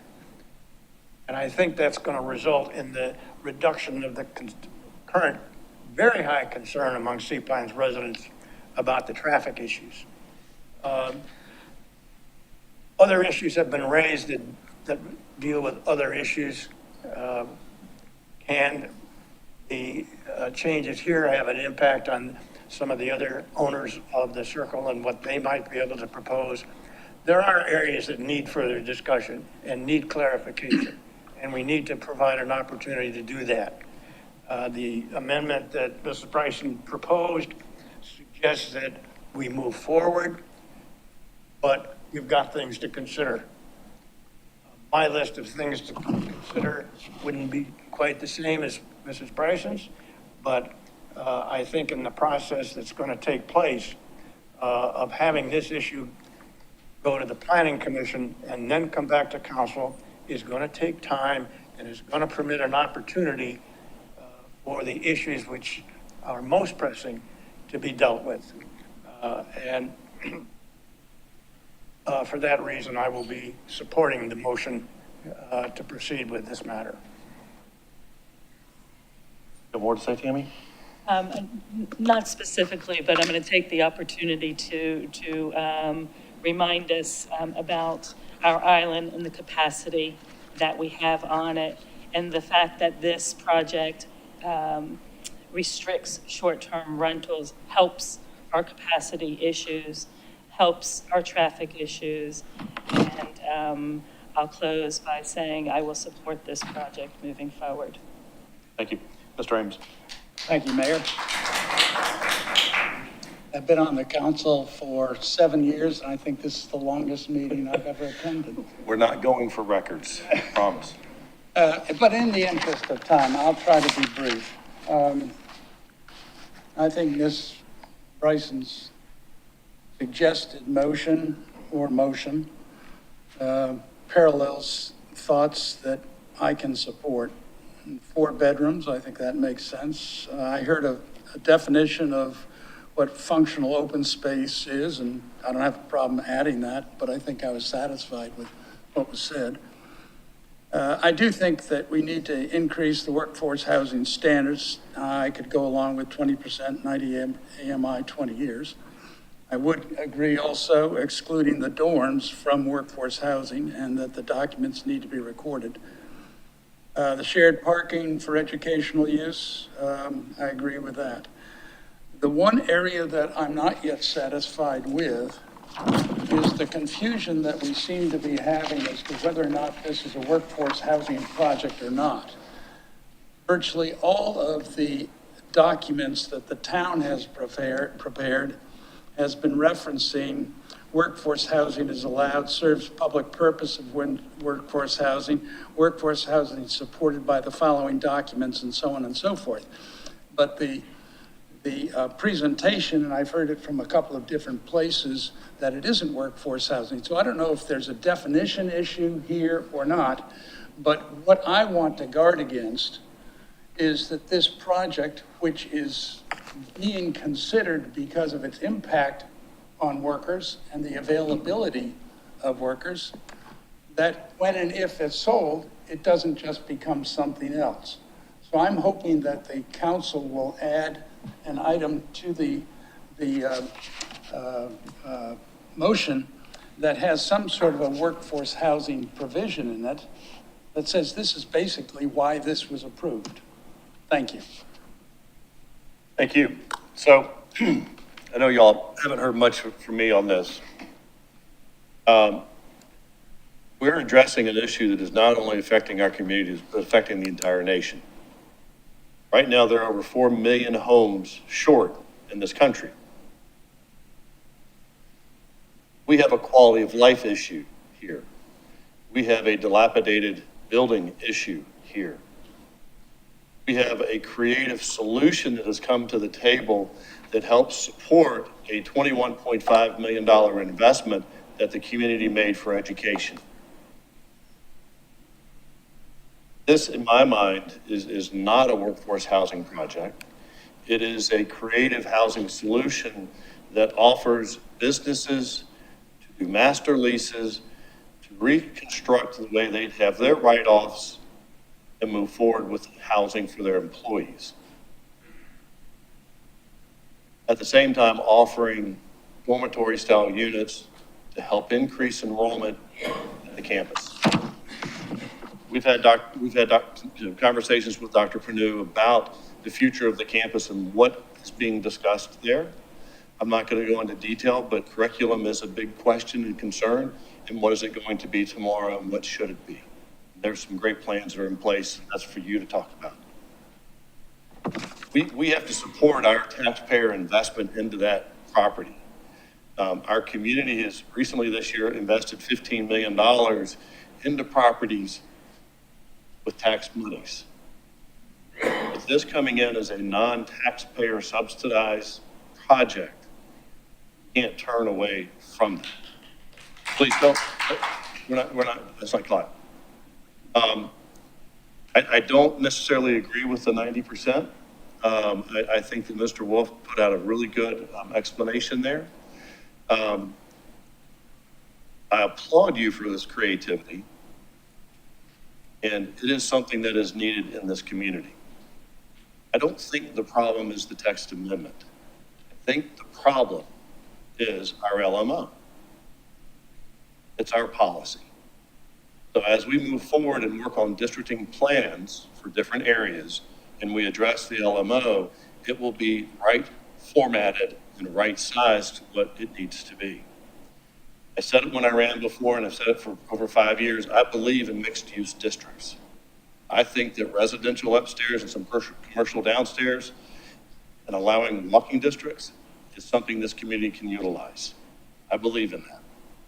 So while I'm not wholeheartedly set on your motion, I will be voting to move it forward.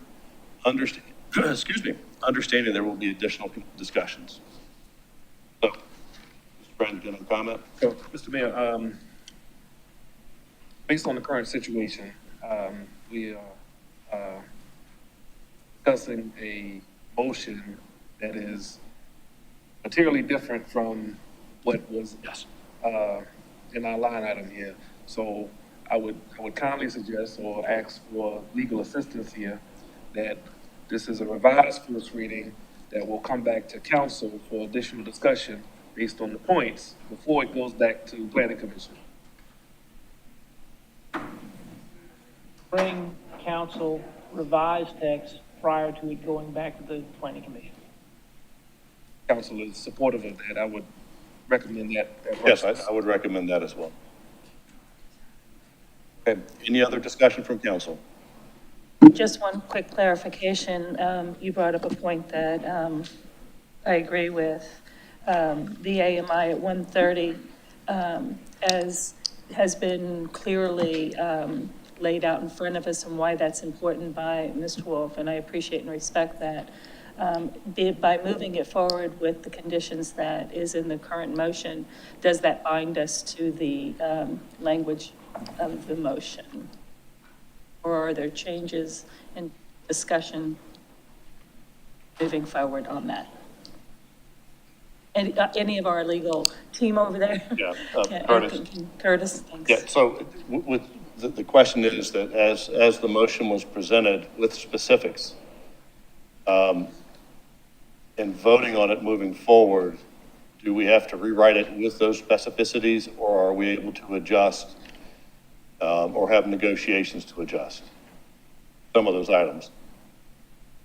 As we bring back revised text, just like today, any council person can address issues with the text that council person may have and suggest their own amendments. Okay. So answer your question. Is there a motion, Mr. Ames made some recommendations, is there a motion there to amend?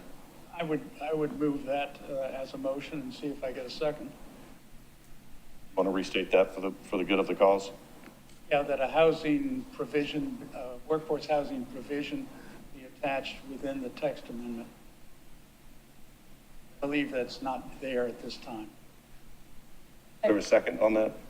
Well, as a maker of the motion, I'm trying to understand exactly what you're trying to say. Are you saying a workforce housing agreement be included in the text, or some language to say this is a workforce housing project? What I'm interested in doing is protecting the community from this becoming something other than we are saying we want today.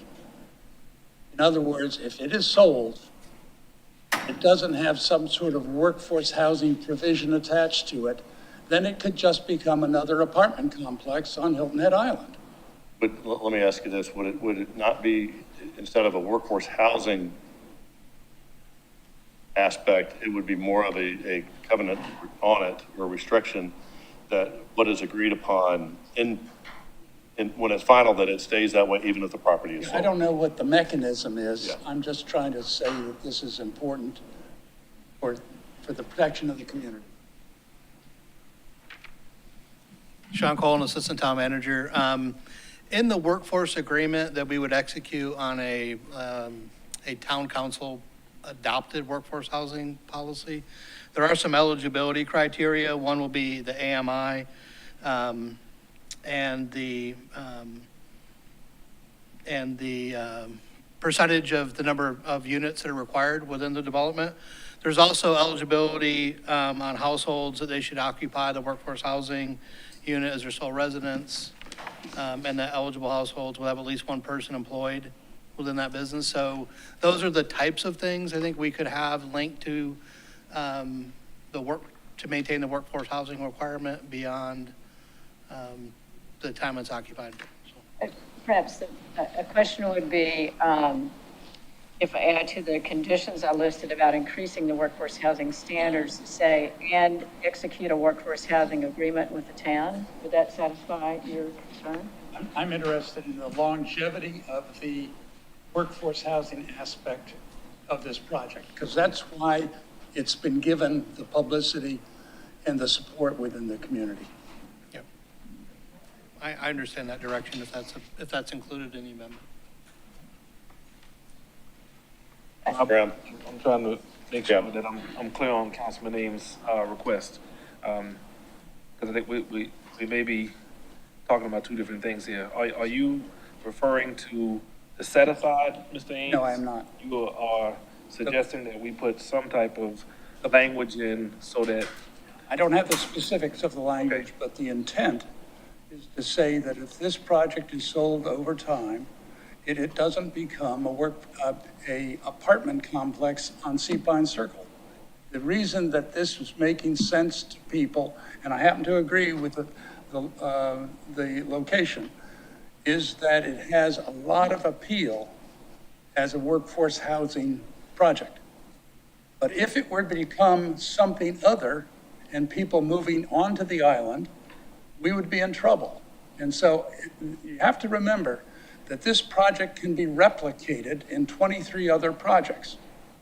I'm not saying that it'll happen, but you have to remember there are projects that are in need of redevelopment, reinvestment. And so this language doesn't say that the next guy has to be doing workforce housing. And I just want to protect the community, that what we're doing here today is making it better for workers, not bringing more people into the island who don't already live here. I'll second the amendment. Yeah, so basically, since you're saying, since it has a component of workforce housing, because we were talking about AMI, that any other project that wants to come forward of those 23 properties would also have to have a workforce housing. Yeah, and it's more than the 15, 20, or 25%.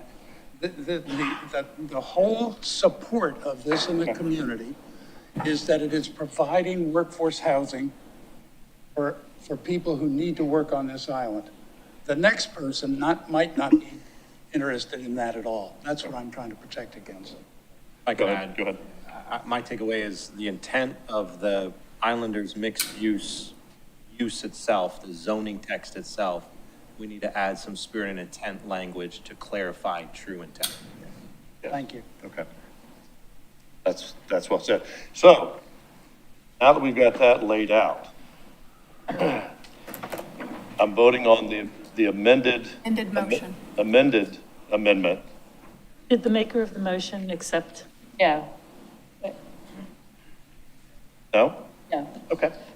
Don't accept? Vote on the amendment. not on the amendment, yes. All right, let's vote on the amendment. Okay. So all those in favor of the amendment, raise your right hand. Amendment as presented, but just help so everyone understands, not just me. The What are we amendment as voting on? presented by Patsy, Ms. Bryson. We're first voting on First vote Mr. on- Ames' first vote on amendment to Sure, the motion. okay. Yeah. Because she doesn't Dave. want to. Curtis Sorry, has something. Mr. Coltrane has his hand up. It's getting confusing up here. It's been a long time.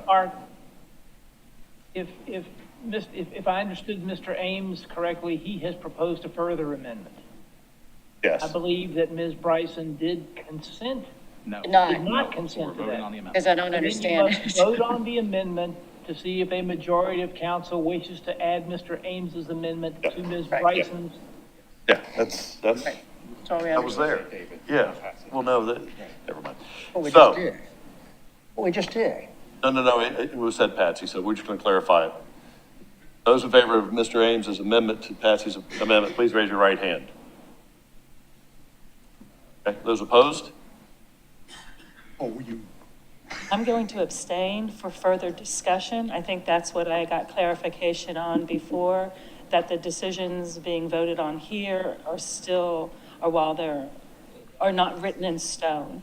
And so I'd like to hear more discussion around that and what that means. That's fine. So I'm going to abstain, yes or no, I can't decide until I hear the I discussion. think, is there a technical question as to whether an abstention is permissible? That would be my question too. What was the question? Isn't that abstention permissible? Yes. Yes. Okay.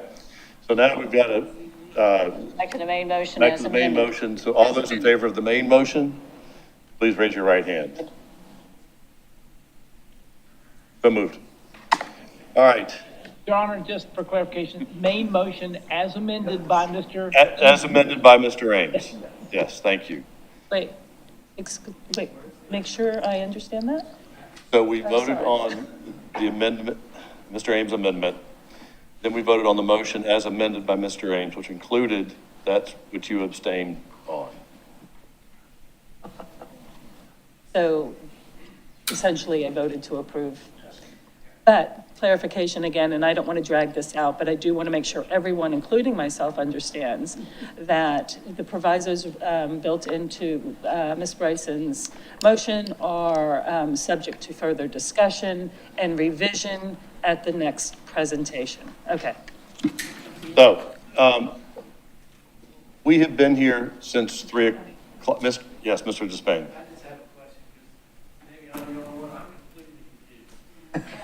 So, all I want to know is, you all are voting on something that will have further discussion.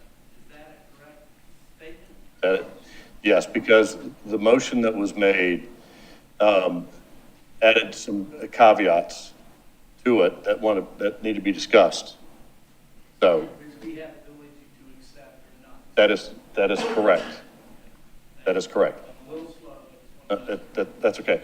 I don't want to get into a whole lot of Q&A because we'll be here for a whole heck of a lot longer, and we've got a full agenda that's ahead of us. I gotta hold you off on that, Ms. Muller. Can I just add one more piece, though, for clarification for people? Essentially, this is a first reading, though it's likely to be coming back with some revisions. Yes. So we've been here since 3 o'clock. Thank you all for coming out. We need a motion to go into executive session. For the purposes stated by the town manager. Yes, Mayor and Council, I will just say, as it reads on the agenda, under exec session 11A through E. Okay. So moved. Yeah.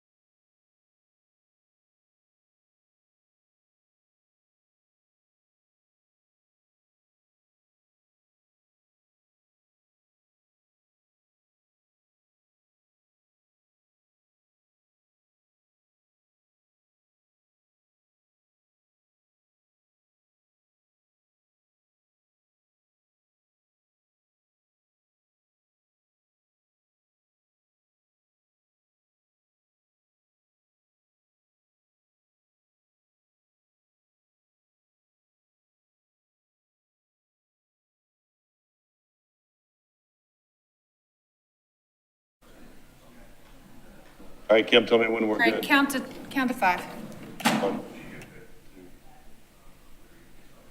4. All right. All right, do we have a motion to come out of executive session? So moved. Second. All those in favor, please raise your right hand. Mr. Ames, do we have any action coming out of executive session? Yes, Mayor, we actually have two motions. The first is I move to appoint the following to the Town of Rhode Island Housing Action Committee: Sarah Jones Anderson, Luana Graves Sellers, and Jack Alderman. Second, all those in favor, please raise your right hand. All those opposed? 6-1.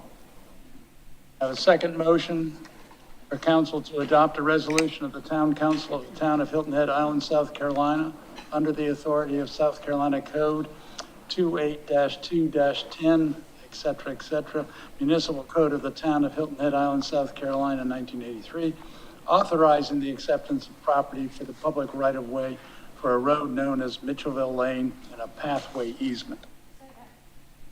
Discussion? All those in favor, please raise your right hand. Unanimous, so moved, Unanimous. adjourned.